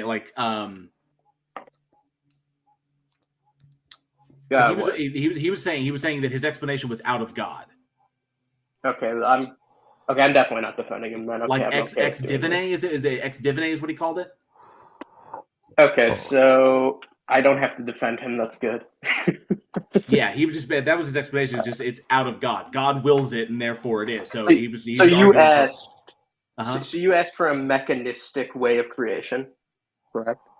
Yeah, then how out of God, how did the heavy elements form, and how did those come about, and then the planets the stars, and then galaxies, and then So so on and so forth. I think you can. So here's where it comes into just like what you think makes the most sense, because I feel like we've had this discussion before. And you said to me like you don't accept supernatural, but I mean if you can apply personhood to the changing of energy, that is divinity. Because the way like even though like the way we perceive time is pretty weird, I think you can argue that energy changing is within time, and any like rate of change is time. Right. But I don't see how you could apply personhood to like the first law. That's not what I mean. I mean the actual creation of like movement with energy and turning into the Big Bang could have actual personhood behind it. Oh, you're I talking think that about you can like argue you're talking about like the deistic explanation. Yeah, It's yeah, really that's what I powerful mean. enough agent. Oh yeah, yeah. I think that's a fair mechanistic perspective. It's not really helpful for Christians. Yeah, it's just there's nothing I can reject it just because on its unfalsifiable properties. It's just kind of like, okay, we can assert that. That's fantastic. There's nothing to support it, so I'll But just it's the reject same either way. It's an equal claim as saying nothing. That's I just think that's a fair. I don't know. I didn't think you disagree, but I think that is a mechanistic way it could happen. I believe Cloudy was one of those that was defending the contingency argument. Yes, he was. Mm-hmm. I'm gonna be honest. I dipped halfway through Cloudy's because I had to go get gas. I'm wary about debating the existence of God with him. Mm. Not that I can't That's defeat fair. it. The Abrahamic God is that's easy. Yo, when did Cloudy's voice drop? Last time I was here, he sounded like he was like 12, and now he sounds like he's actually a teenager. Weird. Okay, I think we should probably try to stay on topic here. Okay, I'll dip. I'm out. That's it. The joke, because that was an inside. I'm sorry, Randolph. That's an inside joke from way back, like way back early PNR when we would hang out in counter apologetics and Cloudy would come in. So yeah. So. Thank you for coming on, Boomer. Yeah. Thanks very much, Boomerstein. Who's next here? Thusness? Thusness. Thusness they came. I bring Thusness up. So, hello, Thusness. Welcome. Thank you for joining us. What have you got for us today? Yeah, hi. I'm just here to ask about the principle of sufficient reason. I remember in the discussion with Cloudy, it came up. I don't know if he was using it to bolster his creationism. I don't really, or theism. I don't really remember that discussion. But I remember the hosts were pretty opposed to the arguments of sufficient reason. So I'm just wondering as to what the arguments are against it, against the ability to invoke causes to explain like fundamental things. So, because it seemed like something the people were opposed to. So I'm not familiar with the argument against it. Well, Quantum Foam sent me one of the technical arguments. You could ask him; he'll send you like the actual syllogism to yourself. I mean, to you, not Quantum. And I like to go with the brute facts. If brute facts are possible, the PSR is wrong, and I'm happy with that. Can you give me like an example of a brute fact? Sure, a universe with a potato, just a potato. Wait, can you repeat yourself? So what did you say? Universe with a potato. Possible world with nothing but a potato. And the potato is a brute fact. How did you know that? How could you possibly know? Or I don't need to. I don't need to know anything. It's a hypothetical possible world. All I need to know is it's not a logical contradiction, and that makes it a possible world. Wait, so how do you know that potato didn't come into becoming via previous causes? How do you know that it's brute? Because it's a possible world I literally just imagined in my brain, which it isn't that. So if I made up the possible world where it's a potato that wasn't caused by anything prior, that's how I know it wasn't caused by anything prior, because it's the possible world I literally just imagined. So thus there's a universe, and in the universe there exists nothing but a potato. That's it. Is there a logical contradiction with this universe? Well, like, I don't understand how this is relevant. That's the whole point. There's no logical contradiction there, which means you can imagine it. And there's no logical contradiction, so that's all that it takes. You don't have to demonstrate it's actually a thing that exists. Although that'd be awesome if you could, but you don't have to. All you have to do is demonstrate that there is no logical contradiction in what you are proposing. And because there's no logical contradiction there, that's why. That's why I was asking. There's no logical contradiction about TJump's potato universe. Okay. So in terms of like physics and like existential experience, do you think that the principle of sufficient reason is true? You mean insofar as we can say the actions we see around us are caused by previous actions? Sure.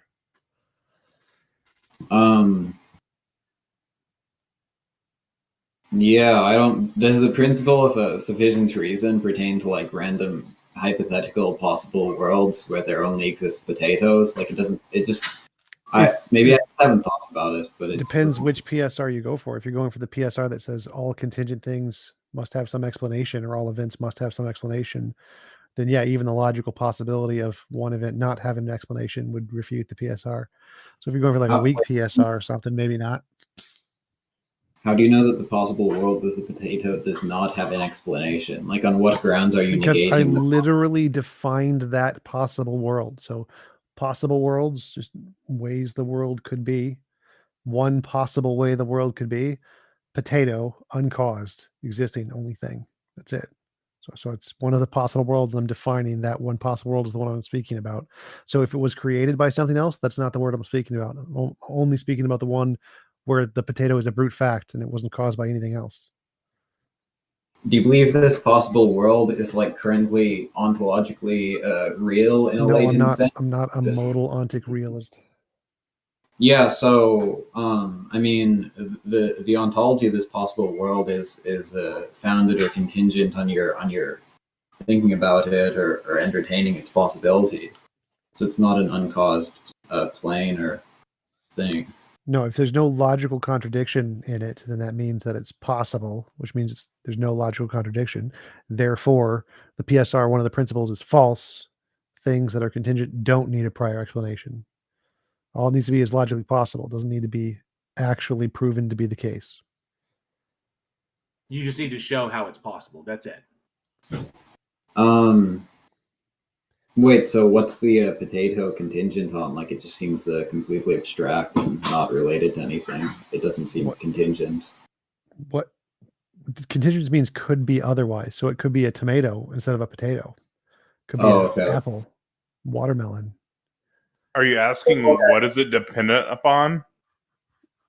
Well, what do you mean? Like what's We're asking if it relied on something, right?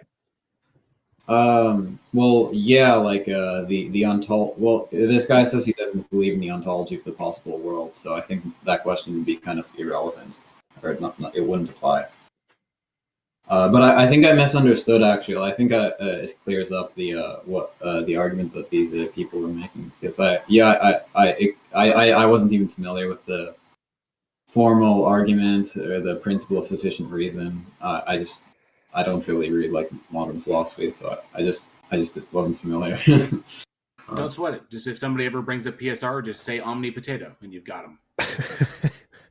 I think that works for every argument. Just omni potato. Yep. Well, yeah. Well, anyway, I mean, yeah. You cleared it up. I mean, I don't have any other further questions, I guess. Okay. Thanks, Thesness. See you. Bye. Thanks for coming up. Thank you, Thesness. So TJump, is that going to be like our answers for everything they bring up? Just omni potato? It should be. We should just have one day that that's the only answer we can give to any question. Be great if Nephilim came that day. It'd be phenomenal. Omni potato. So Otangelo sent me a PM saying he had a previous conversation with TJump. Let me pull it back up. So last time I was talking about the genetic code, but I was interrupted by TJump. I think there's more to be debated about it.